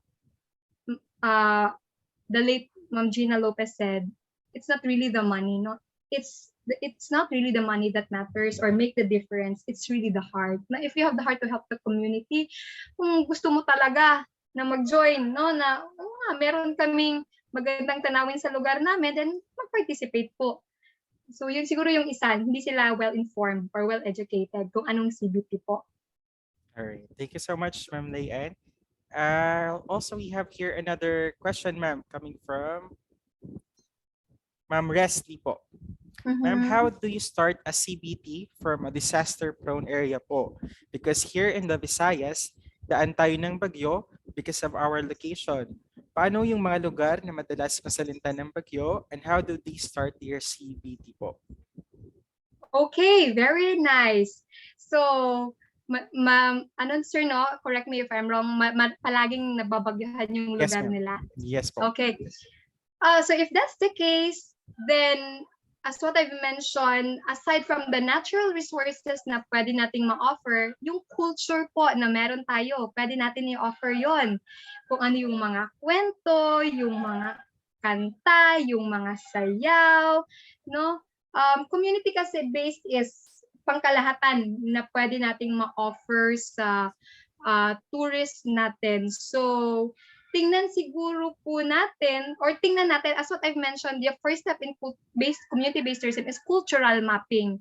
Titingnan muna natin kung ano yung mga lugar, kung ano yung, kung baga site visitation, importante po yun, para po makapagsimula tayo ng mga seminars or trainings sa inyo pong lugar, kung possible ba or hindi possible na magkaroon po ng CBT. So that is why cultural mapping is the first step in community-based tourism. So kung delikado po talaga yung lugar nyo na palagi po talaga, of course, hindi po natin i-risk po yung tourist natin or pilitin na gumawa ng activity sa area natin. So we need to make it sure that the safety of our tourists is still our priority. So makikita din po natin yan, ma'am, sa cultural mapping kung pwede ba or hindi talaga. I hope I've answered your question po. And thank you so much po, ma'am. Ako naman po, ma'am, since meron po tayong mga farm owners na participants dito, ma'am, no? Ano po kayo yung mga activities or strategies po na pwede nilang i-add on their destination for them to involve the local community, ma'am? Okay. So thank you, sir. Okay, for the private sectors, pwede nilang tulungan yung, again, this community-based tourism is strengthening people's organization. So if ever na meron na tayong people's organization, pwede po tayo mag-partner with the private sectors and then maging part siya ng package. No? So yung private sector na yun, mag-hire sila ng mga of course, mag-hire talaga yung mga private sectors ng mga employees nila, no? So, pwede silang kumuha dun sa community nila and additional po yun na income sa kanila, no? sa mga tao doon. And mag-partner po yung people's organization with the private sectors para maging part po siya ng product, no? Or maging package tour, kung baga. All right. Thank you so much, Ma'am Layan. Once again, to our participants, meron pa po tayong time for our Q&A session. If you have questions po to Ma'am Layan, don't hesitate to send it on our chat box. Siguro po, ma'am, while waiting po for some other questions, we can have the photo off. So participants, may request to open your cameras.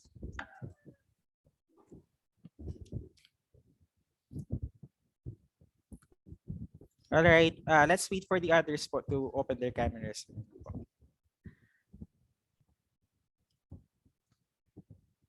All right, I think everyone's ready. In 1, 2, 3, smile.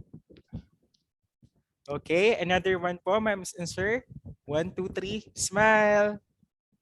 All right, for the last one. 1, 2, 3, smile. Ayun, thank you so much po, ma'ams and sirs. So kung meron pa po kayong question, feel free po to send it on our chat box.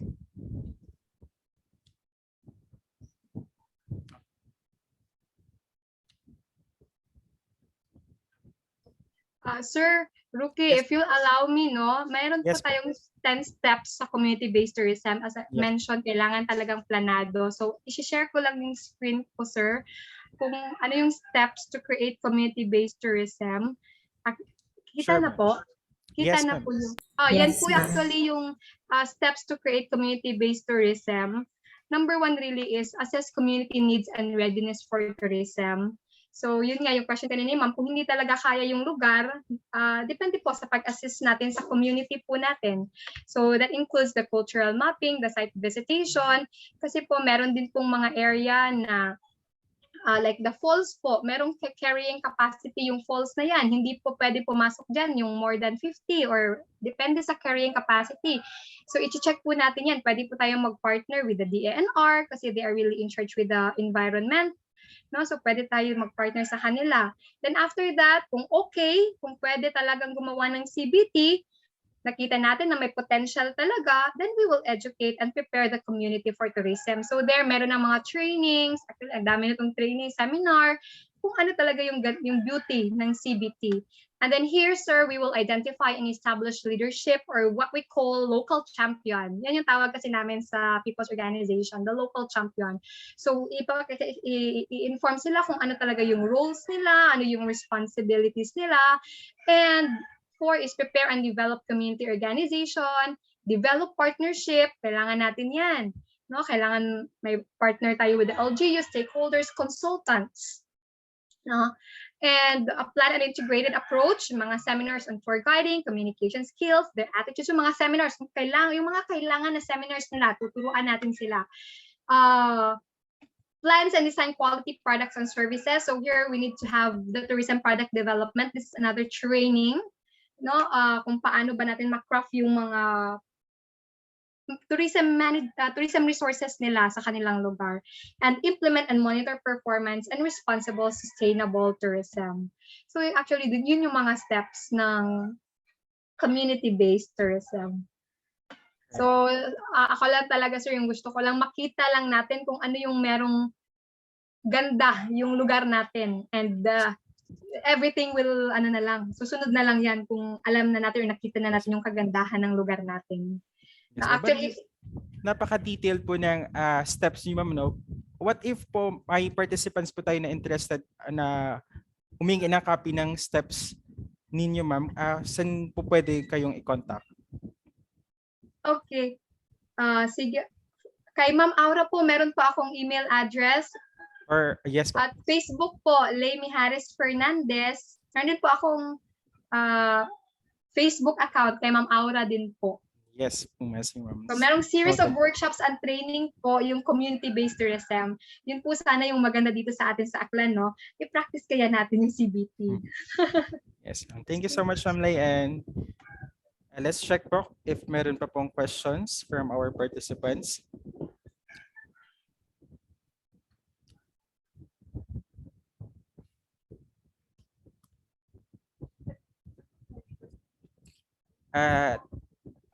There is a message po from Sir Dean Dumuyo. It is possible we can inject the 7 branches of agriculture, agronomy, horticulture, forestry, animal science, fishery, agriculture engineering, home science into agri-ecotourism to widen the scope of understanding of agri-ecotourism, because the 7 branches is connected into agriculture and ecology.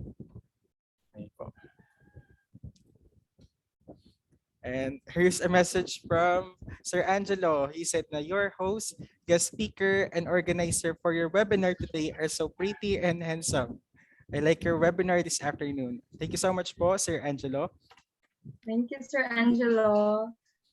So if we don't have any questions, ma'am, we will proceed to the awarding of the certificate of appreciation. So thank you so much, Ma'am Lay, and for the very productive exchange of ideas po. I'm sure na marami pong natutunan ang participants sa inyo. So this time, we will, to acknowledge our third speaker, we will award a certificate of appreciation to Ms. Layan Fernandez. So we'll wait for the citation of the certificate. Wait for a while, sir. Yes, ma'am. Sabi po.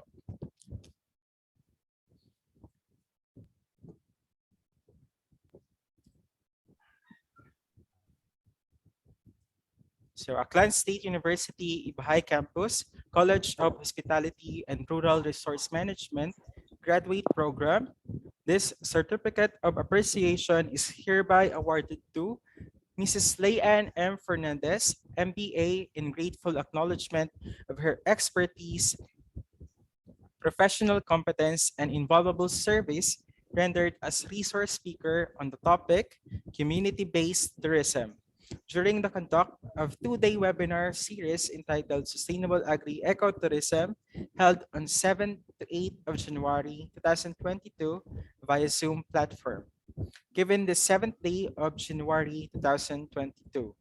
Signed, Emily M. Arangote, SUC President 3. Ayan.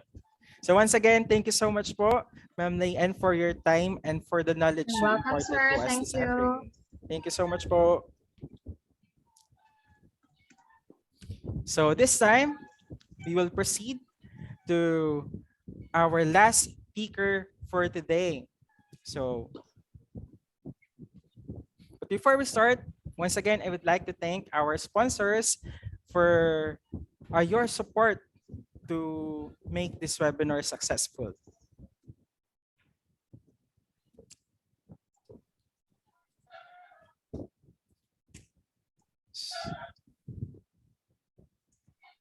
So I would like to thank the Wow Baka Water Refilling Station, the Duran Travel and Tours, the Sunshine Travel and Tours, the Office Escuela School and Office Supplies, the Judge Specialicious,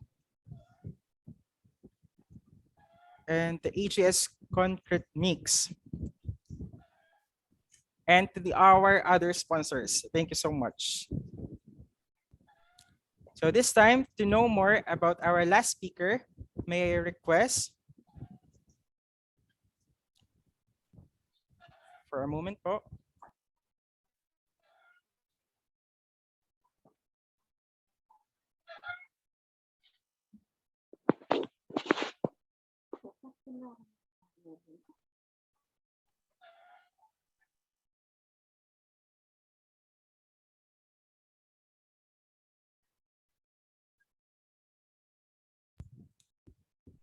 All right, once again, to know more about our last speaker for this afternoon, may we request Miss Sunshine Castro, MTM student, for the introduction.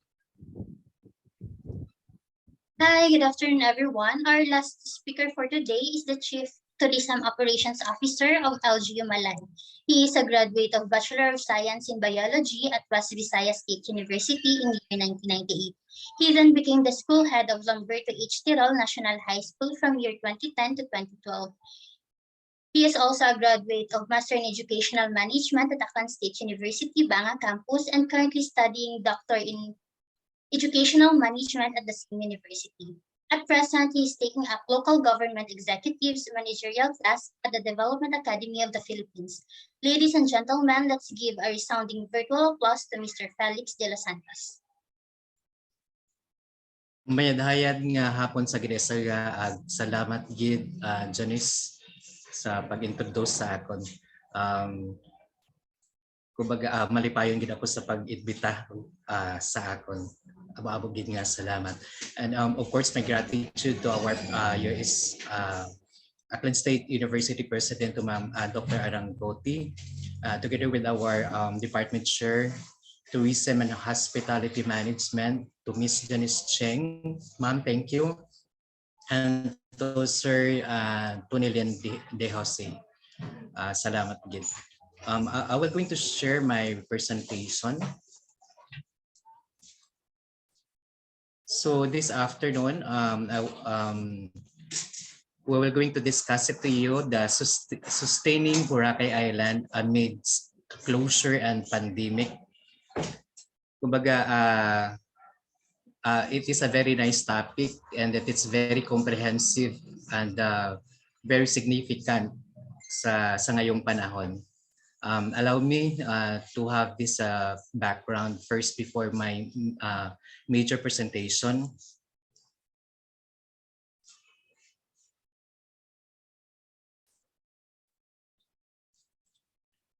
Okay, klaro, ag makita nga ito yung presentation.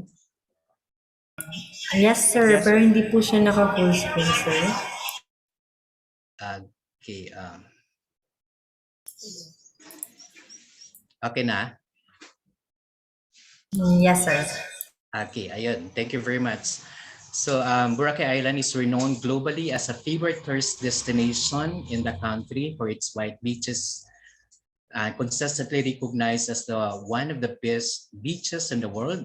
In 2019, the Continental Travelers awarded Boracay as the top island Asia and the second best island beach in the world in the year 2020. With its established tourism industry, Boracay has been a major source of income in the municipality of Malay and the province of Aklan. And furthermore, Boracay's income hugely contributes to the country's gross domestic product in general. And in 2019, the island generated 58 billion in tourist receipts based on our data. However, in the past 3 years, from 2018 to 2020, several events have put a huge toll on the tourism sectors, not only of the island, but also the whole province of Aklan. Our island dependent on agricultural products and human services to sustain its tourism industries. In April 2018, alam po natin yon that the national government closed down Boracay for tourists to address environmental issues and to speed up its rehabilitation efforts. So yun nga, it's all about environmental issue, kaya nag-close po tayo doon. And in 2020, while the island tries to recuperate from the huge economic loss from the 6-month closure, COVID-19 pandemic struck the country and did not spare Boracay from its devastating effects to the tourism industry caused by the nationwide community quarantine mandate. The COVID-19 global health crisis has caused to drop the tourism receipts as low as 81% compared to the previous years. Many tourism workers and providers lost their regular jobs and livelihood sources. With the low tourist arrivals, business establishments and shops were forced to shut down to lessen the economic loss. The business owners have to incur maintaining the daily operational expenses and salary of workers. Yun nga, kahit sa ngayon rin po na-experience rin po natin yun siya. Pero at least by this, before this year end, kahit papaano po nakausad po yung ekonomiya po natin dito. Kahit papaano nakabawi po naman po tayo. And another, my background, kasi gusto ko lang i-share ito kasi kanina it talks about the sustainability and from Sir Philip's presentation at saka kay Ma'am Lian, and I really learn a lot from them kasi parang at least with my presentation hindi na ako mahihirapan pagdating or to talk about the sustainability in our island of Boracay. Kasi usually, if ever that we're going to craft with our projects, programs, and activities, nagbe-base po talaga kami dito sa mandates ng this sustainable development, which is mandated by of our LGU, especially with this number 1, the no poverty, because in the tourism it's more on kumbaga inclusivity, no one left behind. And the number 5, the gender equality, that dapat babae, lalaki, the PWD, dapat mayroon involvement pagdating doon mismo sa turismo natin. And even with our number 8, the decent works and economic growth, na dapat within the people within the community, dapat mayroong decent work po talaga.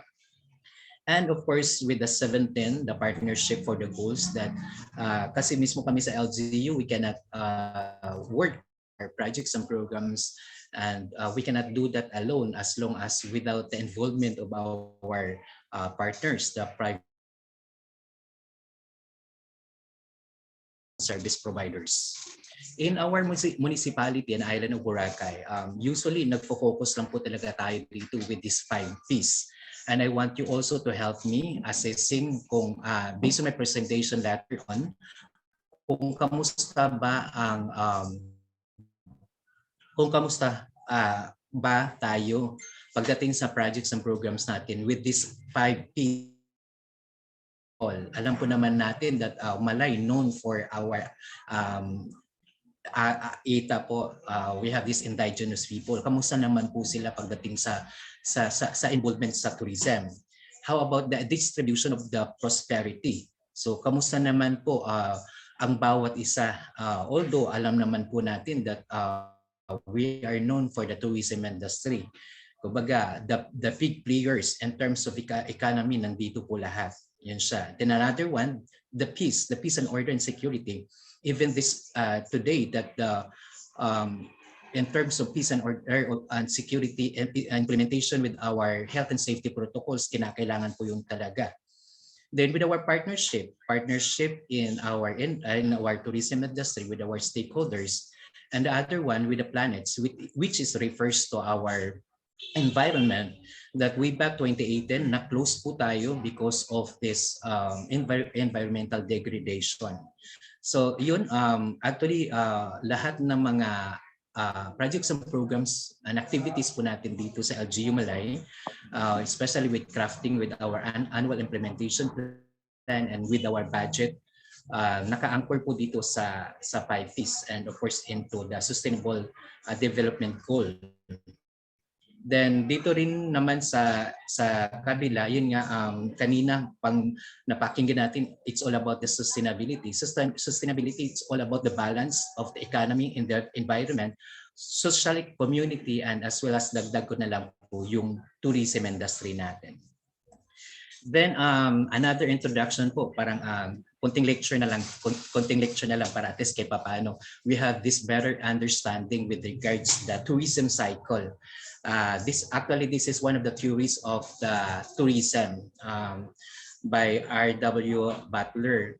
So kasi kung titingnan natin, di ba, kasi in tourism, mas madali lang po talaga mag-promote ng isang tourist area or tourist spots. But the question is, paano ba siya masusustain? So kung titingnan natin, di ba, kung titingnan natin and the critical range of elements of capacity, based mismo sa Boracay natin, na-reach na natin yan siya. Kumbaga, nandun na po tayo.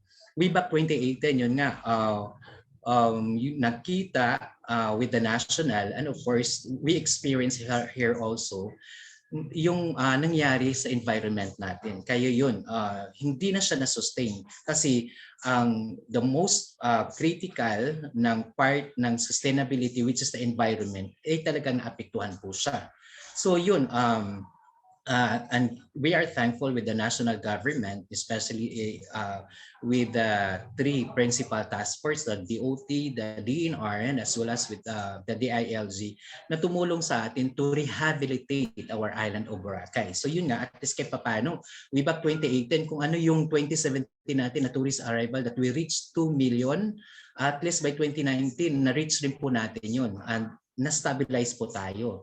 Then here comes with the pandemic naman, COVID-19. Kasi kung titingnan natin, hindi lang talaga nag-decline tayo. Just try to imagine yung sinabi ko kanina, it's almost 81% that tourist reset negative na nag-down siya. So hindi lang siya nag-decline but immediate decline talaga. So yun, ang challenge naman po sa atin is how are we going to work with that in terms of reviving, sustaining, and recovery with our tourism industry. Kasi alam po naman natin that almost karamihan nagde-depend rin po ng living nila dito sa isla ng Boracay. So actually introduction pa lang yun siya para kasi gusto ko you have that clear understanding with regards the sustainability and tourism cycle para at least kumbaga yun maintindihan niyo rin kung kamusta naman yung pamamalakad namin dito. With pamamalakad ng local chief executive natin dito with the tourism frontliners, tourism business owners, and of course with my leadership here as chief tourism. Okay, so my presentation, it's all about the pre-opening of Boracay Island, during opening of Boracay Island, and Boracay Island updates. Kasi yun nga, na-experience natin, roller coaster yung dating natin dito sa Boracay in terms of opening and closing of our island for the tourists. So in our pre-opening of Boracay Island, we're going to show it to you the comparative of pre and during pandemic reports. No? Para at least kumbaga may basehan po tayo. And the 8 standards, health and safety protocols in preparation for opening of Island of Boracay. Kung paano po tayo naging pilot at naging modelo pagdating sa opening ng tourism industry in the Philippines. Okay, at kung paano po tayo pinayagan ng National EITF, Interagency Task Force, na para at least payagan ulit na bumalik yung turista natin dito. Okay, so just try to imagine with our 2019 summary of tourist arrival. After the rehabilitation of our Boracay way back 2018, we reached into 2 million. Okay, with at kung titingnan natin, mas marami pa yung foreign tourists natin compared to the domestic tourists. Then here comes the 2020. So yun lang. Kasi nag-start talaga yung closure ng Boracay natin for tourists way back early March. So we got only 334,455 tourist arrival. So talagang nag-drop po siya.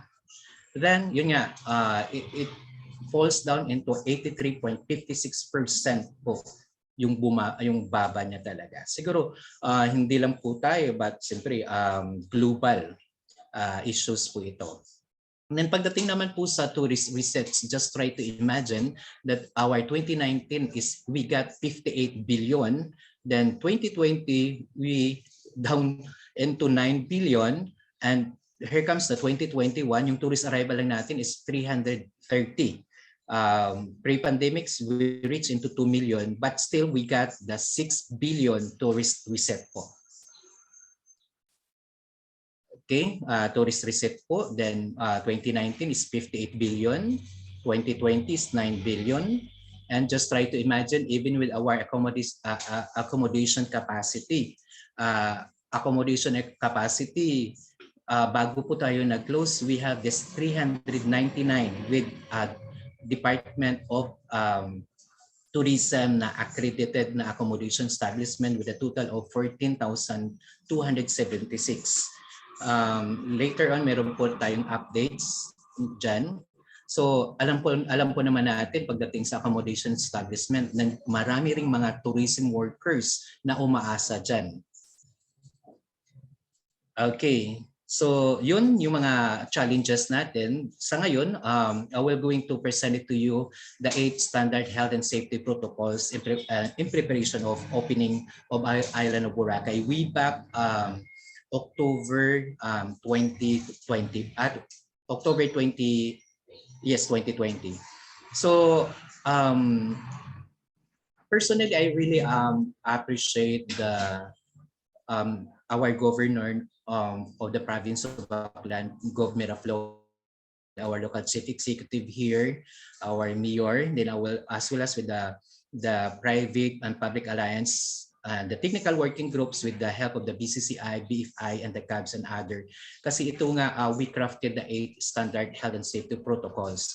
So yung first po natin is yung airport, second is transportation, number 3 is jetty port, number 4 accommodation establishment and restaurants, 5 yung health referral system po natin dito. Yes, number 6 is marketing, a new brand and promotion, 7 is peace and order and security, and number 8 is tour activities. Okay, yung number 1 po natin, sa ngayon parang nabago naman kasi we back 2 days ago, meron tayong bagong protocols naman based on the executive order na i-release po ni Gov. So sa ngayon, yung tourist natin is balik ulit po tayo sa negative RT-PCR with 72 hours of validity. Then another one, as long as you are tourist, Aklan Airport is solely for the tourists, and Calibo International Airport is for LSI, ROF, APOR, and essential travelers lang po talaga. Yun nga, you cannot enter with or you cannot fly with the airlines as long as you don't have your OHDC QR code. Yun siya. Then the other one, from the airport to the jetty port, yun pa rin yung QR code na kinakailangan natin. As long as wala kang QR code ulit, hindi rin po tayo makakasakay doon siya. Kasi yung QR code natin is intended for our contact tracing, yung main objective niya po talaga. And then the other one, doon mismo, dyan mismo sa GT port po natin, another checking of your QR code. So dyan, meron po tayong dalawang daanan for the lane for tourists and lane for our residents and other travelers. Then even in our accommodation establishment and restaurants, you cannot enter as long as you don't have your QR code. So yun yung mga practices, but same QR code rin po ang ginagamit natin. Ito, as of December 24, we have this 308 accommodation establishment with certificate authority to operate with total rooms of 12,854. Yun nga kanina, based on my presentation, bago po tayo nag-close, we have this 399. Just try to imagine almost 70 plus pa rin ang hindi pa po naka-recover sa ngayon at still they are closed. Then the other one, and health and safety protocols, sa ngayon, yun nga, parang pinaglalaroan po talaga natin sa ngayon ang health and safety over economy. Kasi even in our health and safety protocol sa ngayon, kasi sa Boracay ngayon yung top most priority natin, it's yung safety pa rin ng tourist natin and especially with our community. So sa health referrals natin, in place rin po yung health referrals natin from the residents through BHERDS, barangay.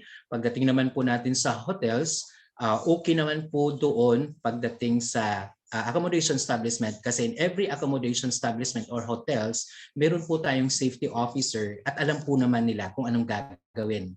So like halimbawa, if ever kung merong COVID case, so a matter of dialing into 152, hotline po natin dito, then the nurse will assist the patients, then deployment of responder to pick up the patients if ever kung suspected or nag-positive po siya sa RT-PCR. Then after that, transfer po sa mainland kasi sa ngayon wala po tayong quarantine facility sa isla. Talagang pipick upin po sila then transfer to island. But in our accommodation establishment, mayroon naman po tayong isolation area for the meantime while waiting for the result of negative RT-PCR po. So sa ngayon, ito, in place po yung health referral system po natin dito sa Boracay. Then another one, yung marketing and new branding of Boracay. Sa ngayon, di ba na-remember natin way back 2017, no, bago tayo rehabilitation, our island of Boracay known for 24/7 best beach party po talaga siya. Pero ngayon, pinag-isipan po talaga natin kasi yung Boracay natin ngayon, it's more on environmental sustainability siya. Dapat focus po siya talaga sa wellness, focus po talaga siya sa serenity. So we rebrand Boracay nowadays as Boracay better than ever. So it's more on environmental sustainability po talaga siya. And yun rin, parang ni-shape rin natin ito, ni-craft rin po natin ito para at least mag-jive rin po siya sa mga restriction or sa mga guidelines na ibinigay ng EITF natin.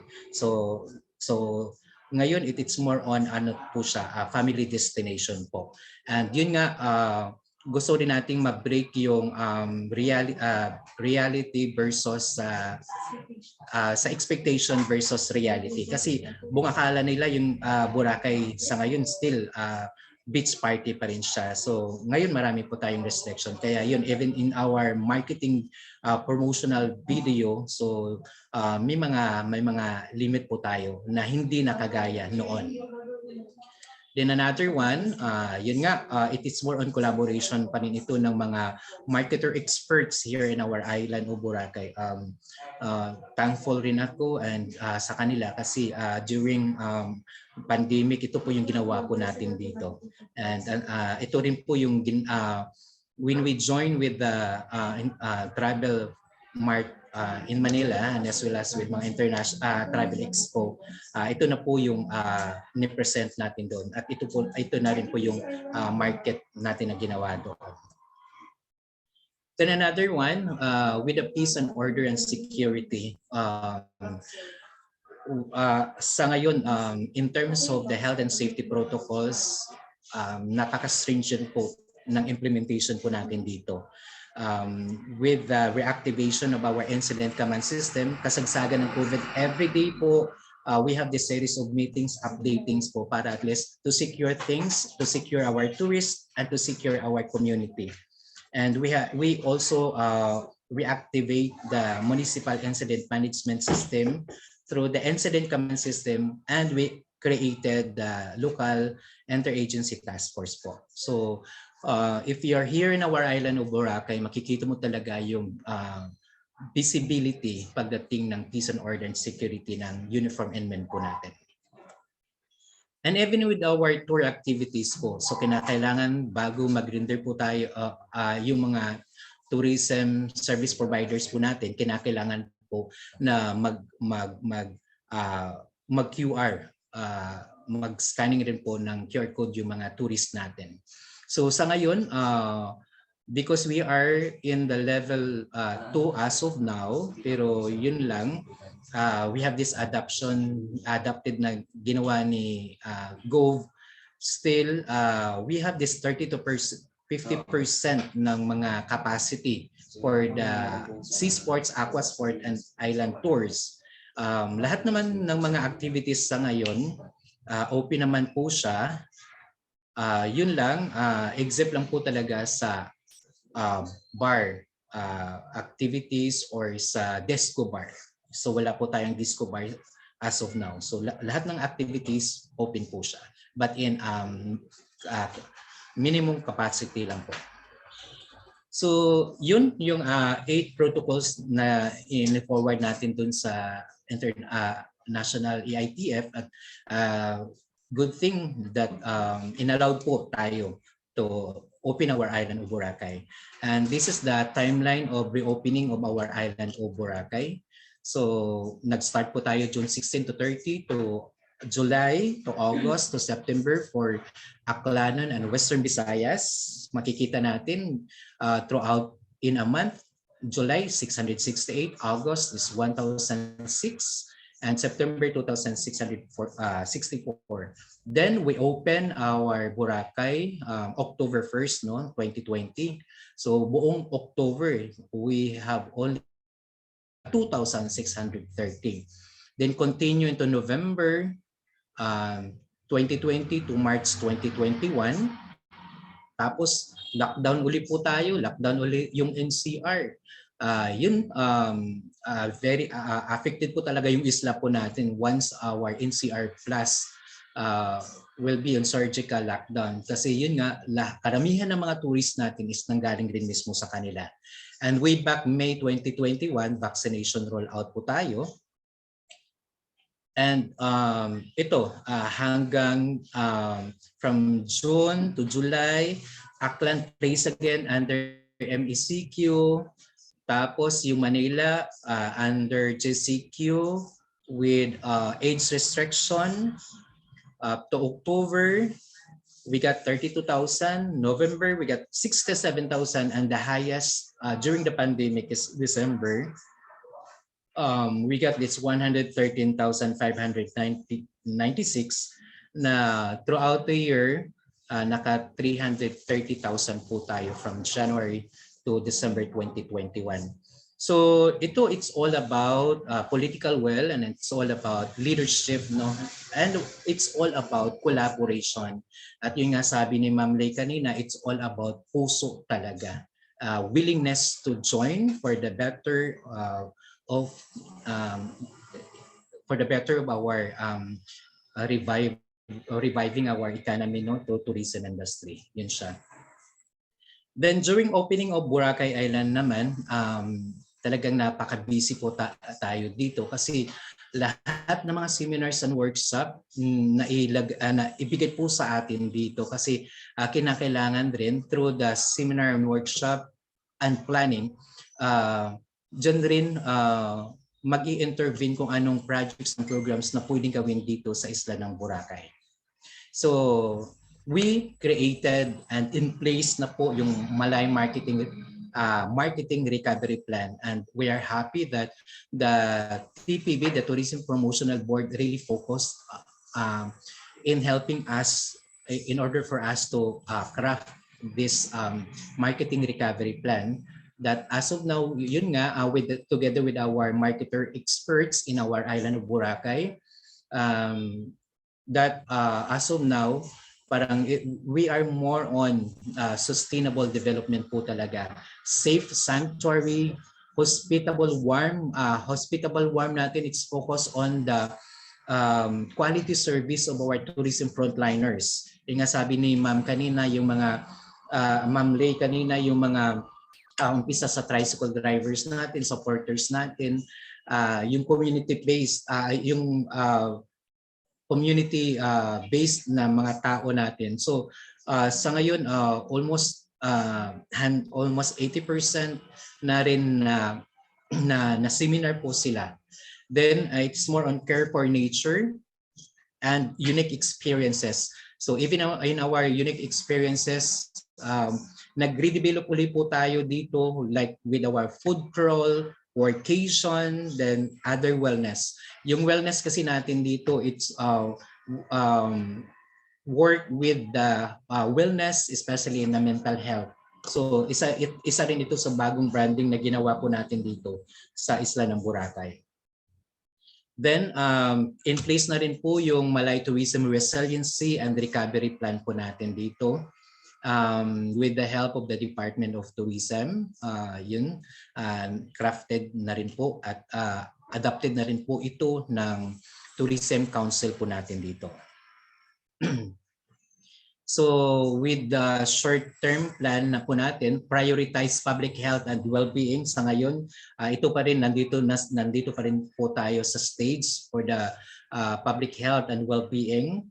Then restart the economy. Yun nga, unti-unti po muna tayo sa domestic tourists sa ngayon. Then rejuvenate environment. At least sa ngayon, no, kahit papaano nakapahinga po yung Boracay natin. And cultural appreciation. So we work with our active village here, and way back 2017, in place na rin po yung cultural mapping po natin dito. Then we work also with our community-based tourism dito and its sustainability. And actually, ang dami namin ditong site assessment uli. Kasi we are preparing this for the reopening of our mainland. Kasi sa ngayon sa EONICO, bawal pa po talaga yung side trip sa mainland. So kung titingnan natin, part of our community-based ecotourism is our island of Boracay, Malay Eco Park, Ecological Park. May mga tao po dyan po tayo that yung nagtatrabaho, it's from the community. We have this Mutag Living Museum. Yung mga cultural presentation natin dito, yung Pangihan Cave, we have this community guide cave, Naga Mini Falls, Nabayo Rivers, and Nagata Falls. So sa ngayon, sa mainland natin, ang dami na ring mga bagong spots na mas magandang puntahan dito. Then for our long term of our tourism and resiliency plan, that our mainland Malay is focuses on agri and ecotourism. Actually, ngayon lang kami namulat pagdating, siguro it is our learning experience that we have to strengthen our agri-tourism. Kasi nung nag-closure, yun, parang ito talaga yung pinaka-weakest link namin na dapat talaga i-develop yung agri or farm tourism natin dito. In Municipality of Malay, hindi lang sana dito but throughout in Panay Island. Yun nga, we have to enhance this develop with our community-based ecotourism or community-based rural tourism po natin na which is na-discuss po ni Ms. Lei Ann kanina. Then, capacity building and livelihood for tourism industries.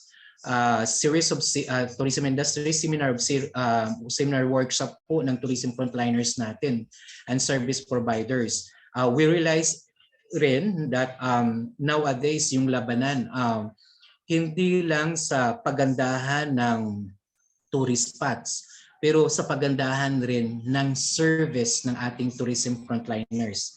Even in our office, in our Malay Municipal Tourism Office, yearly we allocated 1 million to enhance the capacity, the skills of our tourism frontliners po. So, yun.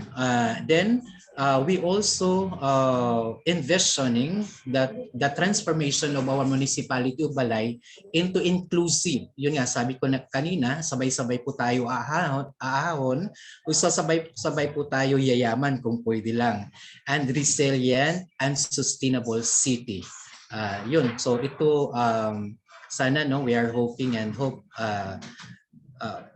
makatulong rin po kayo to achieve this our transformation into inclusive, resilient, and sustainable city po. So yun po yung included po sa resiliency and recovery plan po ng Municipality of Malay. Then another one, created na rin po or crafted na rin po yung Malay Tourism Crisis Management Plan po dito. So with the help also with the Department of Tourism, within the 6 provinces in Panay, na-separate po talaga yung island of Boracay natin dito. So in place na rin po. So ito po yung ginawa po natin during the pandemic. So another resiliency and recovery plan po natin, ongoing development of new tourism products po natin. Yun nga yung wellness workation.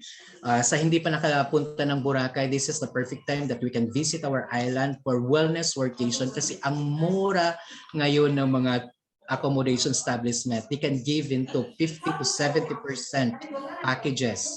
And as well as with food crawls, ang sasarap pa rin pero ang mura, and the bike tour. So ito yung mga bagong dapat ma-experience nyo sa Boracay. At yun nga rin po no, sa ngayon ang tourism sa ngayon, it's all about experience na rin. So yun. Then we organize our Boracay Mice Association to target market with our corporate, no. Within the Panay, pangatlo po tayo na meron tayong association dito, Bacolod, Iloilo, and Boracay. Then implementation of new Boracay branding plans and rebranding po natin. So yun, ito yung mga ginawa po natin dito. So talagang kumbaga binago po talaga natin into 300 kahit 180 talaga para at least maka-adapt po tayo doon mismo sa trend sa ngayon into a new normal. Then yun, we are busy also with our rollout vaccination, especially with our A4 to our tourism frontliners. And yun siya. Ngayon, Boracay updates po. Kamusta po yung Boracay natin? With the 2021 tourist arrival, we have this only 330,622. Ang 54%, 54.23% coming from NCR, 17.35% coming from Western Visayas, and 16.99% coming from Calabarzon. Then age segregation, mode of transportation, airlines po talaga. Comparative of our 2020 to 2021, so parang negative % po tayo from last year. Kasi yung last year natin, January to Feb, meron pa tayong foreign tourists. Then comparative with our 2021 tourist visits po. So yun. So until naka-reach po tayo into 6 billion. if ever kung gusto nyo or gusto nyo magka-idea para makuha ng formula or with this tourist receipt, nasa ilalim po siya, yung formula. Then from January 1 to yesterday, we have this 19,516. We hope and pray at sana sabayan nyo rin po kami ng dasal na sana walang lockdown na mangyayari, makontain na po si Omicron para at least tuloy-tuloy po yung tourist arrival po natin dito at para tuloy-tuloy na rin po yung ekonomiya natin na uusad. Yun, so please sabayan nyo naman kami ng pagdasal for that. Then top 2021 po natin from Manila, Quezon City, Aklan, Makati, Pasig, Rizal, Taguig, Cavite, Bulacan, Caloocan City. Yan. Sa ngayon, we still have our flight from Cebu to Katiklan with 6 times a day, AirAsia 3 times a day, Philippine Airlines, AirSwift. But sa ngayon, yung Philippine Airlines nag-release na po siya that kung wala pong negative RT-PCR, hindi po makakasakay sa airlines po nila. With 17 average per flight po tayo. So ibig sabihin, still bukas pa rin po yung Boracay natin. And with our vaccination updates, as you can see, with our population, almost 103.14% po. Sobrang po tayo sa 100% with our tourism workers. With our first dose, we have this 102.54%. Second dose po is 101.52%. And yun, sobra po tayo. Kung if ever kung herd immunity lang po naman, na-reach na rin po natin yung herd immunity. And as of now, ongoing po yung booster po natin.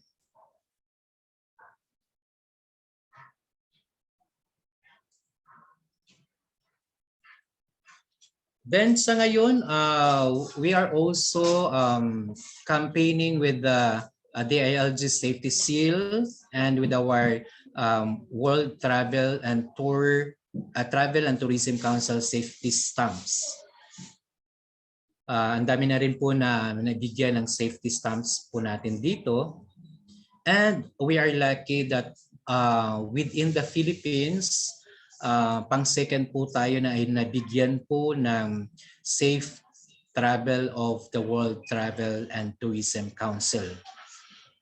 Yun. So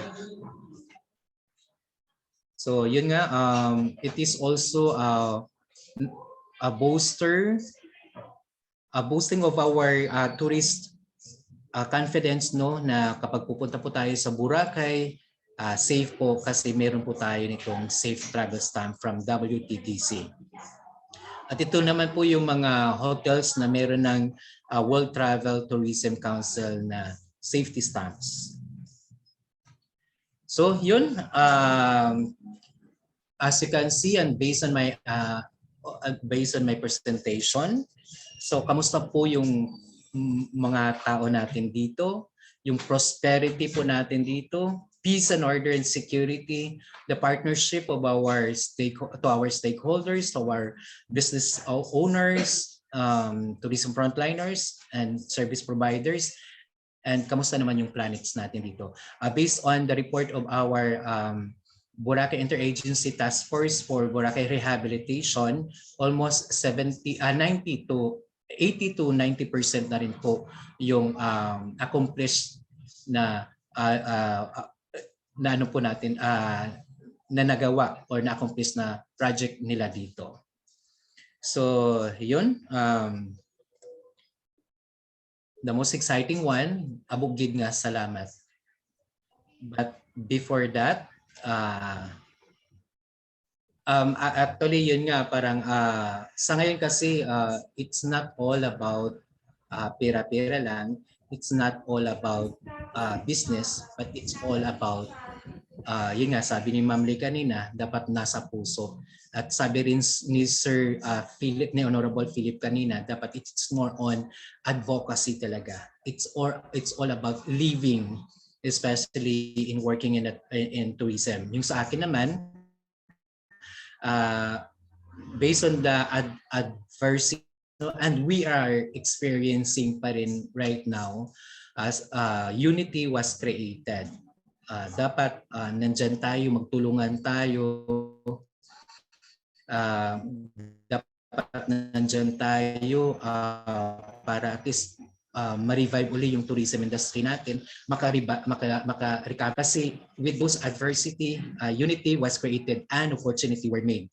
Opportunity po natin to serve our community, opportunity to revive and recover our tourism, like especially us in our island of Boracay, that as of now we rebrand as Boracay Better Than Ever, an opportunity to live life to the fullest. Yun lang, may mga kaibigan na po ako na nakuha ni COVID, pero ito talaga an opportunity to live as our purpose of existence. So maraming salamat. Abugid nga salamat sa tanan. All right, thank you so much, Sir Felix, for the very comprehensive discussion. Thank you, sir, for sharing all the strategies you have implemented in Boracay Island to cope up with the challenges brought by the pandemic. Thank you so much, sir. So this time, Siguro, sir, before we proceed to the question and answer portion, before we cater the questions from our participants, can we play first the sponsors that make this event possible?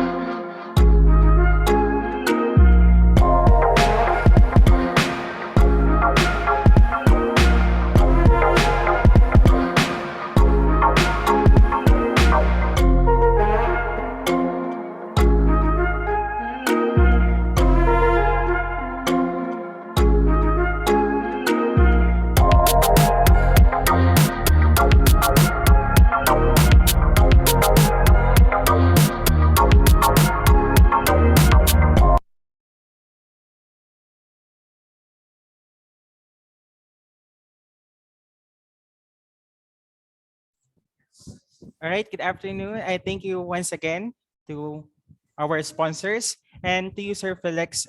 Thank you so much, sir. But the one thing I can remember from your topic is when you highlight the word collaboration. No, Bali, I can relate it to the previous speakers. It was also mentioned by Professor Espanola in her talk. Sinabi din ni Sir Kimpo and sinabi din ni Ma'am Layan. So we can realize na collaboration is one key to achieve sustainable development in our community. So ayun, we will now proceed to the question and answer portion. We will have the opportunity to answer to cater questions from our participants, sir. Meron po tayong question, sir. Meron po tayong question dito, sir. From Miss Sunshine Castro, MTM student din po. She asked, di ba, meron pong maximum carrying capacity ang Boracay Island? If yes, paano nyo po na-monitor? Yes, actually, based sa way back the rehabilitation of our island of Boracay, the carrying capacity was placed into 19,000 tourists a day. Then with the arrival of 6,504 dapat tourist arrival in a day. So pero so far, sir, based naman sa makaka-reach ng 19,000 tourists within the island of Boracay. Yung pinaka-highest po natin base sa data natin is 14,000. Mga kasagsagan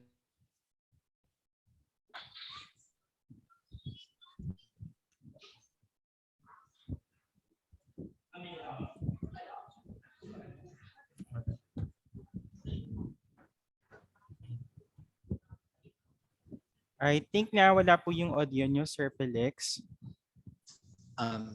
Okay na po, sir. Okay na. Yes po. Actually, right after ng Boracay rehabilitation po natin, yung DENR po nagbigay ng carrying capacity. It was commissioned by the DENR po, UP Los Baños po. So, yung tourist arrival in a day should be 6,504, and tourists within a day in the island should be 19,000. So base naman sa data po natin, yung pinaka-highest na tourist arrival natin in a day is nasa 14,000. Kasagsagan na rin yun siya ng Lake Boracay. So parang hindi pa rin natin ma-reach yung 19,000. Alright po, Sir Felix. So, thank you so much po. So far, kaya pa naman po siya. Yes po, sir. Thank you so much po, Sir Felix. Here's another question po, sir, from Jonan Burgos of Capi State University. He said, I am happy for the effects of the closure of Boracay. However, my heart goes to our hotel employees who were displaced after the closure and even up until now.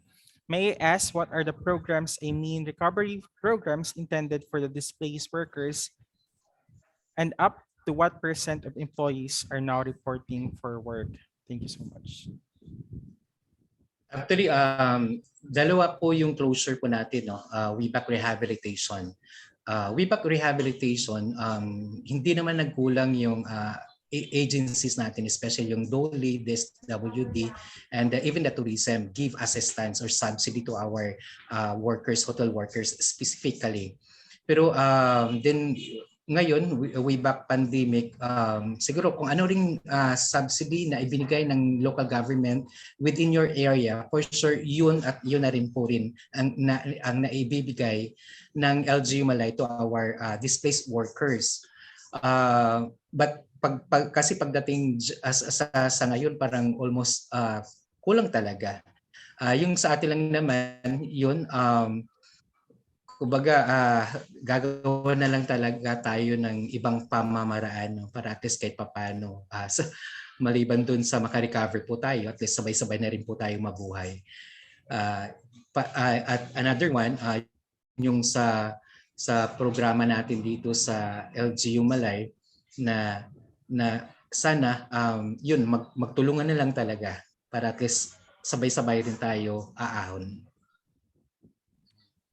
Thank you so much po, Sir Felix. So to our participants, if you have questions po to our last speaker for today, feel free to send it on our chat box and the comment section on our Facebook Live.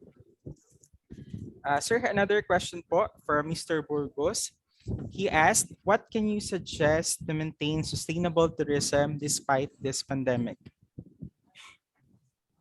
It's all about plan, which I presented a while ago, especially like should be in place the recovery and resiliency plan no natin na hindi lang yung tourism office na gumagawa but a collaboration of other offices and agencies no para at least comprehensive yung dating niya. Then the marketing plan as well with the help of the expert and as well as with the crisis management plan. Kasi yun, dapat we have that guide kung like sa ngayon, 'di ba? Nandito nandito na naman yung surge ng Omicron or COVID. But still if ever kung in place po yung plan natin, please magbe-base na rin po doon. So yun talaga, it's all about proper planning rin po. Yun, recovery and how to revive. Alright, thank you so much, Sir Felix. We'll wait po for other questions coming from our participants, sir. So once again, if meron po kayong questions to Sir Felix, don't hesitate to send it on our chat box and on the comment section on our Facebook Live. All right.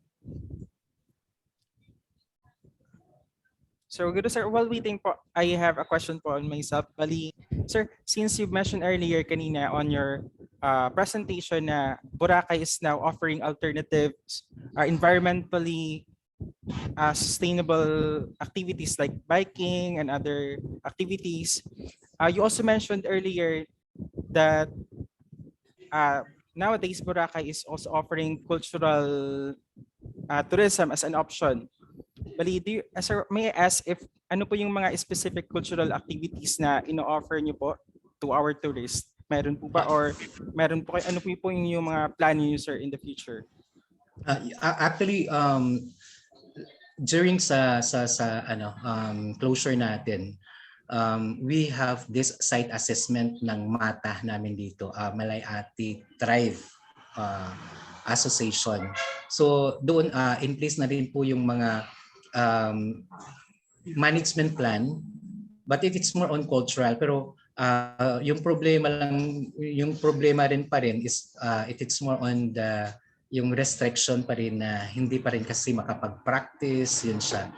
Then what we did, gumawa na lang kami yung mga native craft na doon sa kanila to develop their skills at saka gumawa yun ng mga nito bags, yun mga native crafts. Then pagdating naman dito sa Boracay natin, kasi mayroon tayo ditong bato na tinatawag Boracay Organization of Ati Tribe na rin dito.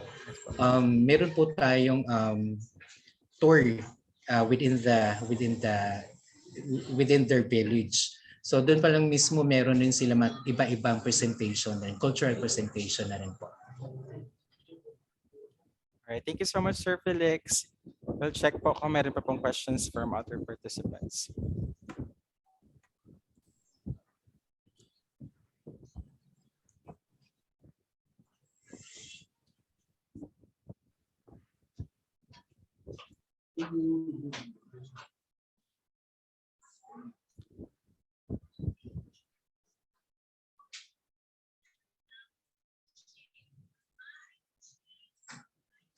Actually, sir, yun, if ever kung meron po tayong mga other informations with regard sa marketing and promotions natin, planning, research and development with our sa municipality po natin, estudyante po ata ninyo yung 4 kong staff. So yes, they are handling the subdivision office with the marketing and promotion, especially to Kina Marie Prado, yes, with Sir Brian. Yes. Nandyan sila. So magagaling yun sila. Sir Richard Kasidsid and as well as Nelia. Ma'am Nelia Aaron Gumbok.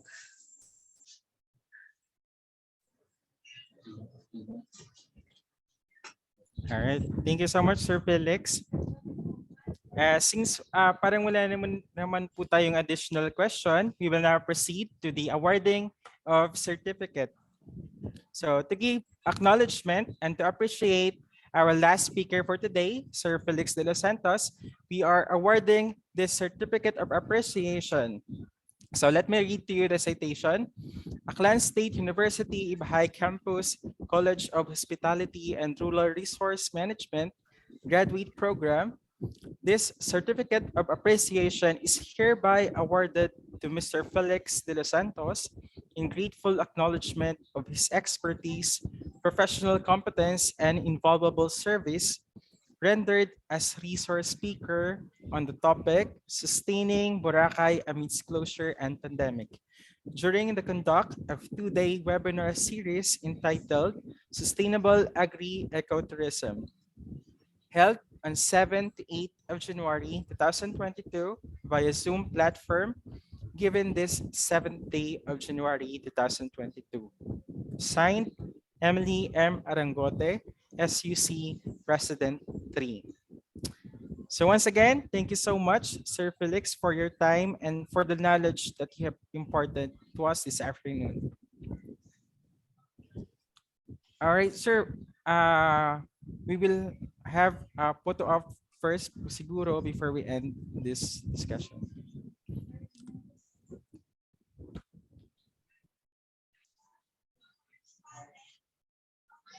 All right, I'm requesting everyone to please open your cameras for the photo op.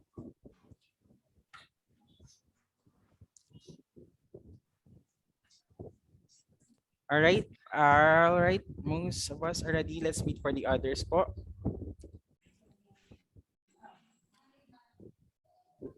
All right, hintay lang po.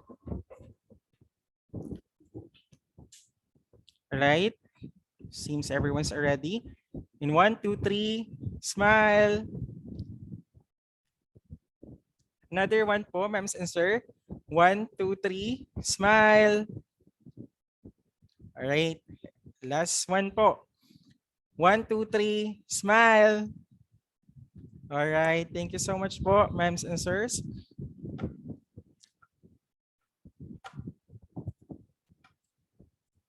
Excuse me, Sir Roque. I would like to remind our participants that our evaluation link is already posted in our chat box for them to get the e-certificate in today's webinar. Thank you so much, Ma'am Cassie. So today is a very productive day for everyone. We have learned different ideas regarding sustainable agri-ecotourism. First, from Professor Cristeli Espanola, which presented the concept of sustainable tourism development and its important principles. She also shared different tips, especially on what research topics we can use to conduct sustainable tourism researches. From Sir Philip Kimpo, who shared tips on how we can educate our youths for them to become the key players for sustainable tourism. Ms. Leanne Fernandez enlightened us about the community-based tourism and its connection to community development. This step can create a wide growth to the locals as they were strengthened and involved in all tourism activities. She also advised we should look on our environment and find potentials to start community-based tourism. And from our last speaker, Mr. Felix, enlightened us and shared to us the different strategies they implement to cope up with the different challenges they experienced during the COVID-19 pandemic. He also gave us idea on sustainable activities to offer this pandemic and different plans we can implement. So ayun po, thank you so much, ma'ams and sir, to our speakers, to our participants. Thank you so much po. That ends the day 1 of our webinar entitled Sustainable Agri-Ecotourism. We still have the day 2 of this webinar series to be held tomorrow at 8:30 a.m. We encourage you to attend for we still have more exciting topics and eminent speakers tomorrow. Evaluation forms are now posted on our chat box, both in Zoom and in our Facebook Live. We will give separate certificates from day 1 and day 2. kindly accomplish all the evaluation form, registration form, and attendance, for we will close it at exactly 8 p.m. tonight.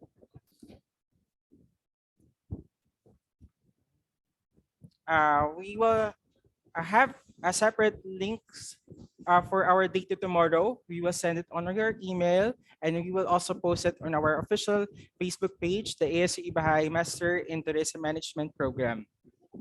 So, yes. So once again, thank you so much to everyone. Thank you so much for attending. God bless us all. Thank you so much po, ma'ams and sirs. I'll see Thank you you, po sir. tomorrow on our day 2 of this webinar. We have more exciting topics po to share to you. Bye, ma'ams and sirs. Thank you. Thank you po. Thank you po. Thank you po. Thank you. Tomorrow guys to my Facebook Live. Bye-bye.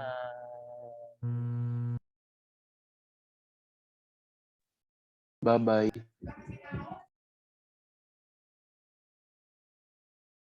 Alright, so goodbye everyone. I'll see you tomorrow. I'll end the meeting na po. Thank you, Ma'am Cassie. Everyone, thank you so much po.